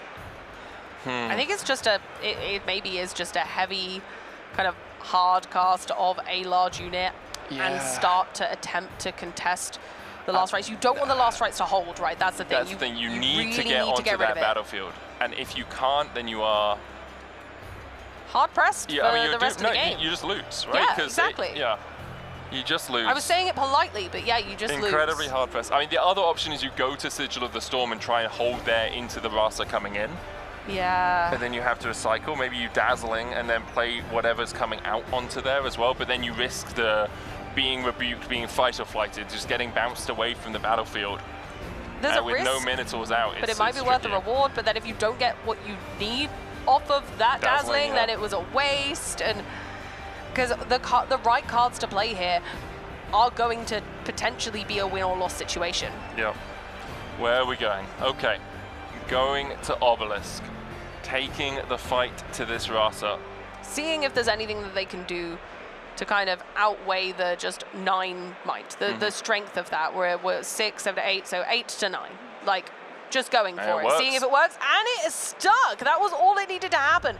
Last Rites, of course, stays in play, but it needs to be reattached later, and we won't get that effect on the hold. And I think that was such a tough decision to make, and you could see it in both players' eyes that actually Elgato was like, I really don't know if this is the right thing to do, because if I lose this unit, it could all be over. And it makes it a lot easier just to play out the Dazzling Aurora as your card for the turn. Much safer. Much safer now. It sometimes feels so mean for Volibear decks and these Aurora decks. It's like, this is your card for the turn, and then Sivir's like, I will play 6 cards this turn and we'll see what we can do. But we'll now reveal from the top of the deck, assuming Elgato decides to move to that step, and see where we get in terms of another unit to play.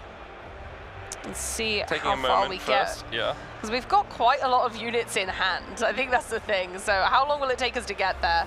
Oh, okay. Ferris Forerunner. Not bad at all. I'm not mad at a Ferris Forerunner. We've discussed earlier in the day how instrumental Ferris Forerunner can be to keeping a hold of battlefields, and it's really difficult to remove, not just because of its might, but because of its after and death knell effect, where when it is defeated, we put 2 3-power mech tokens into base, and then they can just kind of take its place. Gives you 12 might for 6 energy and 1 power cost. Sealing to seal. Have a Fizz in hand as well, seal into seal into seal. Okay, yep. Do the claps. Yeah. We have a stack deck as well for Jensig. We can try and get through the cards. Try and get through this deck. If we do play the Fizz, there's a Rebuke in graveyard. Could try and bounce the Cadrigan back to hand. Put the Rasa with the last rights equipped up against that first Forerunner. Would get us a Conquer, which would get us a return of a Rasa. Is it worth it? Do we want to just kind of go into the other battlefield and just be like, well, I guess I'll hold here and then bring things back and kind of stick it out infinitely? I think the risk is Dead Bloom Predators if you go in Akshan to steal the Aurora. Oh my goodness! Beautiful play, and this is why Akshan is so powerful into so many meta decks. You're not only stealing equipment, you're also stealing gear. Take away the Aurora, you can reveal from the top of your library, or top of your main deck, at the end of the turn. That's horrifying. Yeah. If I was Volibear right now, I'd be like, oh, you mischievous thing, that's awful, I can't believe it took you 8 turns to find the Aurora and it immediately gets stolen after you one let me trigger. do it once. Yeah. And it's just owned as well now. Yeah, that's it. It is just gone. Did have to use 2 body runes to get there. I think it was worth it. I wonder if there's a way for the volley to deal with that Akshan. Sky Splitter is at a battlefield. Something like a challenge could work. But start to kind of whittle away defenses, I guess. I think that might be what we're going for, or something similar to, because that's what we need to do is start like removing numbers here. We need to remove might from battlefield so that we can go in. And obviously taking the Dazzling away is a great way to kind of give yourself a little bit of insurance on that. You're like, oh, actually, okay, well, at least you won't be able to filter through from the top of the deck every turn. You've got what's in your hand now. Yeah. That's all. Yeah. There was a lot of stuff in Elgato's hand, though, which is nice for them. I think we are equipping Last Rites onto the Akshan, getting him up to 6. Rasa's going to go in solo. I like it. I like going in solo, taking the battlefield and be like, well, you don't have any units to put in there right now. Yeah, okay, you have units that can accelerate or just play straight into there, but like right now, I don't know if I mind. I just want to go up to 7. I just want to score 7 points now. And now I have the recycle trigger from the Sigil of the Storm. Beautiful. It's a really nice all-round Dazzling Aurora. Remember the trigger. My gosh, as a Civic player, you do these from time to time. It's a Fizz. Fizz is great. Going straight in there and bolstering that power. Incredible. Yeah, I like the 9 might at that battlefield. It makes it really hard. You can't just go in with something like a first Forerunner. Fizz, when it's played, does get you the ability to play a spell from your graveyard, from your trash, with power, energy cost 3 or less. You ignore the energy cost, but you do have to pay a power cost. Is it a Sabotage? You recycle it after you played it. We play the Sabotage. We're going to have to recycle another rune. Problem is, Sabotage, once again, doesn't hit non-units. So we've only got 2 to choose from, units, but you could take the Sabotage. Well, the Mobilize or the Catalyst. Mobilize, sorry, I was thinking Mobilize, and I think the Mobilize is the nice one there because again you're limiting what your opponent can do and how they can react to your now 7 points to 3. Yeah, and you have 9 at the battlefield. So is there anything that can get readied quickly is the question. That's a question on everyone's minds. That's what we want to know. We want to know, can anything actually start to kind of hurt this play at this point? And I mean, like, Dead Bloom Predators can be played into occupied enemy battlefields, so they're great, but again, they're really high cost, so we're not going to be able to get more than just that 8 power, and now going up to 9 on that battlefield. That number 9 is really imperative to stop those. Didn't even draw anything off the top. No new Aurora for a Dead Bloom Predator, no Dead Bloom Predator itself. We're going to Sabotage. Going to have a look at the hand. It's a double Ezreal Fizz and a stack deck, and only the stack deck can be removed. They can have a peek at the rest, but can't touch it. The stack deck, you know, it's a great card. We've seen it very, very fortuitously helping our competitors this weekend already, but we do have natural card draw in hand with Ezreal anyway, so it doesn't feel that impactful. No, it really doesn't. Elgato needs to influence this top battlefield. If Jensig is able to hold on to it, they will just win via hold. Now, the Carnivore Snapvine does allow you to choose an enemy unit at a battlefield and do the damage. So it's going to be 6 onto the Rasa, killing off the Rasa. Lovely, a little trade. We do have another Snapvine in hand. Ooh. I believe. We can afford it. Can we? I think that was 6. Yeah, pay the 5. Ooh, lovely. Recycle 2 bodies, so we'll get rid of that Fizz. And Fizz is out of here too. They're fizzling out now. you have buckets, and you are just shipping all the water over the side as quickly as you can, but it is working at the moment for Elgato. The second Snapvine coming down, killing off the Fizz, surviving itself because it is a deal damage. Both units deal damage each way, so you know, I respect it. The comeback is clean, man. It's here. It's here to stay. We're giving it a go, and I think it's really respectful at this stage of the competition to not let anything down. You're like, I've decided to come in with Volibear, and I'm going to Volibear. And I've got to say, some of these classic cards that we've seen from set 1 as well really shine in this meta in Spirit Forged. It's really nice to see. It really is. It really is. But we don't have a lot of runes left as Jensik. There's an easy Rasa play though. You go in with the Akshan, you conquer, you seal for the Rasa. Definitely have more than 10 in your trash, right? 100%. And you could just try and hold the Sigil of the Storm. Issue is you are recycling a rune when you go in there. You do have your Dazzling. Could use Fizz to try and get something like the On the Hunt back. Giving your units the ability to enter ready. Yeah, I think you're right, though. I think we don't really have a choice. I think you've got to keep the pressure on here. You've got to get the big units back. You've got to go for the Rasa. You've got to go for the last rites. Going into the battlefield for the Conquer. Yep. We're happy. There it goes. And away with you. Yeah, can't recycle a body. Has to be a Chaos. You just flip it over to show, yes, this is going to the bottom of my rune deck as soon as I decide what I want to use the energy for. We'll bring the Rasa back. Yep, lovely. There's our gold token. Rasa going straight in there as well, just trying to make that kind of that stronghold position again. I mean, you know that a couple of Snapvines had just come out. Yep. I can't. We had a Snapvine earlier as well, but was it rebuked or is there one in the trash? I think it's in the trash. So I think we are out of Snapvines at this point. I could be wrong, but I'm pretty certain. And so the threat is minimal. Yeah, I mean, you could. The problem is, for Elgato, everything costs so much. Because you could Magma Worm, which means your other units enter ready, and then you could play something like a Volibear or a Deadbloom Predator. Deadbloom Predator doesn't matter as much, but a Minotaur, get that extra might, and then go in ready. But Magma Worm is 8 in a Fury Rune, Agent Fury Power, right? It's all so pricey.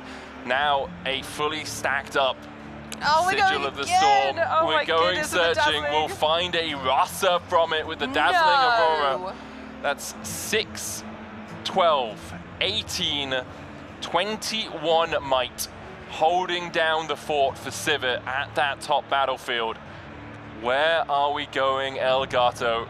Jensik stole Elgato's one of the best cards on their field and just went, anyway, I'm gonna use it now and be better. Yep. That's wild. I would like to take this, and it will serve me well. It's not even like you're just taking it away from them, like taking something that someone shouldn't have. You're like, oh, actually, I could use that. Can I borrow that, please? Thank you. It's not even, can I borrow that, please? It's, I am borrowing that. I will take that. Good luck. The rich get richer. Yeah, that's, you know, capitalism. Right.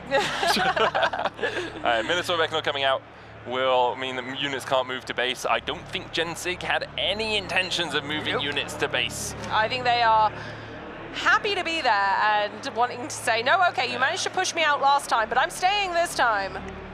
I mean, it's got to be over, right? What are you trying to draw off the top here? I'm not even sure. Even something like a challenge, it's not enough. There's the handshake! Jensik taking it away with the Battle Mistress versus the Bear, and guess who won? The Battle Mistress. Indeed. I don't have to guess. No, I was there. We were here. We but honestly, a fantastic showing. Taking from their opponent, using their own instruments against them was absolute genius work in play, and I'm so pleased that we got to watch all of that unravel. I'm glad we got to see a Volibear. Yeah, so am I. I was hoping for more. I feel like the Aurora coming down as late as it did was really unfortunate. No early mobilizers, no early catalysts either. But really good sideboarding action with the Akshan coming in. We have to expect that was sideboarded because you don't really usually run Akshan as a main in the Sivir decks. Really nicely done by Jensik. They'll go to 3-1. We'll see our Volibear player go to 2-2, which isn't out. It's not bad, it's not out. You want 6 wins, really. 18 points, I believe, is the cutoff. But also going for that best of pricing, oh, right? True, yeah. Like, a Volibear doing this well early in the tournament, and we saw they had some fantastic plays. Yeah. Their deck is geared up. We know kind of what the expectation of Volibear is, but that doesn't stop its ferocity coming at you. And I think that's a wonderful thing. Yeah, you can just kind of roll with it. And I think that best of pricing is still very much in the clause there. Yeah. I think we definitely can still achieve it. So And the claws. Amazing. Thank you. We're going to go to a short break with a wonderful bit of video. Go away. Come back in a bit. Welcome, Riftbounders, to the first ever European regional qualifier here in Bologna, and my name is Leonard König. I'm going to bring you through this coverage. Also, we're going to interview a few players, viewers, league enjoyers here right at the venue in Italy. So I'm going to ask a few random people, like this fella here. Hello there, what's your name? My name is Martin. Martin, nice to meet you. So I have a few questions about Spiritforged. Are you ready? Yeah, I am. All right, so the first one is, how much depth do you think has been added to the game of Riftbound by equipments being added in Spiritforged? Pretty much. I think you can make a whole more units more valuable. If you can, for example, the 2 drops equip with more might, and when they die, you can reattach them. So a lot more depth, yeah. Yeah, there's a lot of stuff you can do with equipments. Next question is, which legend do you think changed the game the most? I would say Draven. The winning combat is really, really good. I think so too. You can do a lot with the Draven itself. Thank you so much, and enjoy the tournament, mate. All right, we're going over to the next person. Hello there. Do you want to answer a few questions for the stream? Yeah, sure. Why not? What's your name? Josh. Hi, Josh. So, first question. How much depth do you think was added to the game of Riftbound by adding equipments? Depth. A lot of depth, I guess. They added so many different equipments. It's definitely completely changed the game from Origins. So, I mean, I can't even put it into numbers, to be honest, but I think it's added a lot of things. So. And this is the first tournament where Spiritforged is legal, the first big tournament. How did you prepare for it? How did I prepare? Went to a couple of pre-riffs. Definitely been really training on TCG Arena a lot. Playing with the mates. Well, I'm here today and also back at home. Shout out them. But yeah, honestly, it was only a week ago, so I wish I prepared more, but I tried my best, so why not? What's your favorite legend? Legend. From Spiritforged. From Spiritforged. That's a good question. Good question. Low-key, it might be Aurelia. I don't play Aurelia, but I think the legend's cool, but I'm not smart enough to be playing that legend. I can't lie. You know what? I agree. Thank you, Josh, and enjoy the tournament. All right, everyone. We're going to ask, I think, a group of people over there. Let me just see if I can get in here somehow. Hello, are you guys ready to answer a few questions for me? Sure. All right, great. So I'm going to start with you. So what's your favorite legend from Spiritforged? Oh my god, I don't know, there's just so many to pick. Spiritforged, I mean, yeah, I love Rumble and I love Jinx, to be fair. They're both my favorites. Right, so you're a Fury player, I assume. So next question to you, a little bit harder. How much depth do you think has been added to the game with equipments? Whew, that's a difficult question, but I do think it changed it quite a bit, because now cards that usually weren't that great, like Salvage, I'm now playing the main board. I think that says enough. So yeah, I do think a lot has been added. All right, nice. And now the last question for you. This is the first tournament, the first big tournament where Spiritforged is legal. How did you prepare? I'm just practicing with friends a lot, going to Nexus nights and skirmishes, trying to win, do my best. Yeah, just practice a lot, I think, and online mostly, but we also practice with proxies before it was even released, so just to get familiarized with actually playing physical. But yeah, since it's been out, we've been practicing even more with having the cards there, so just practice. All right, thank you so much for your answers. All right.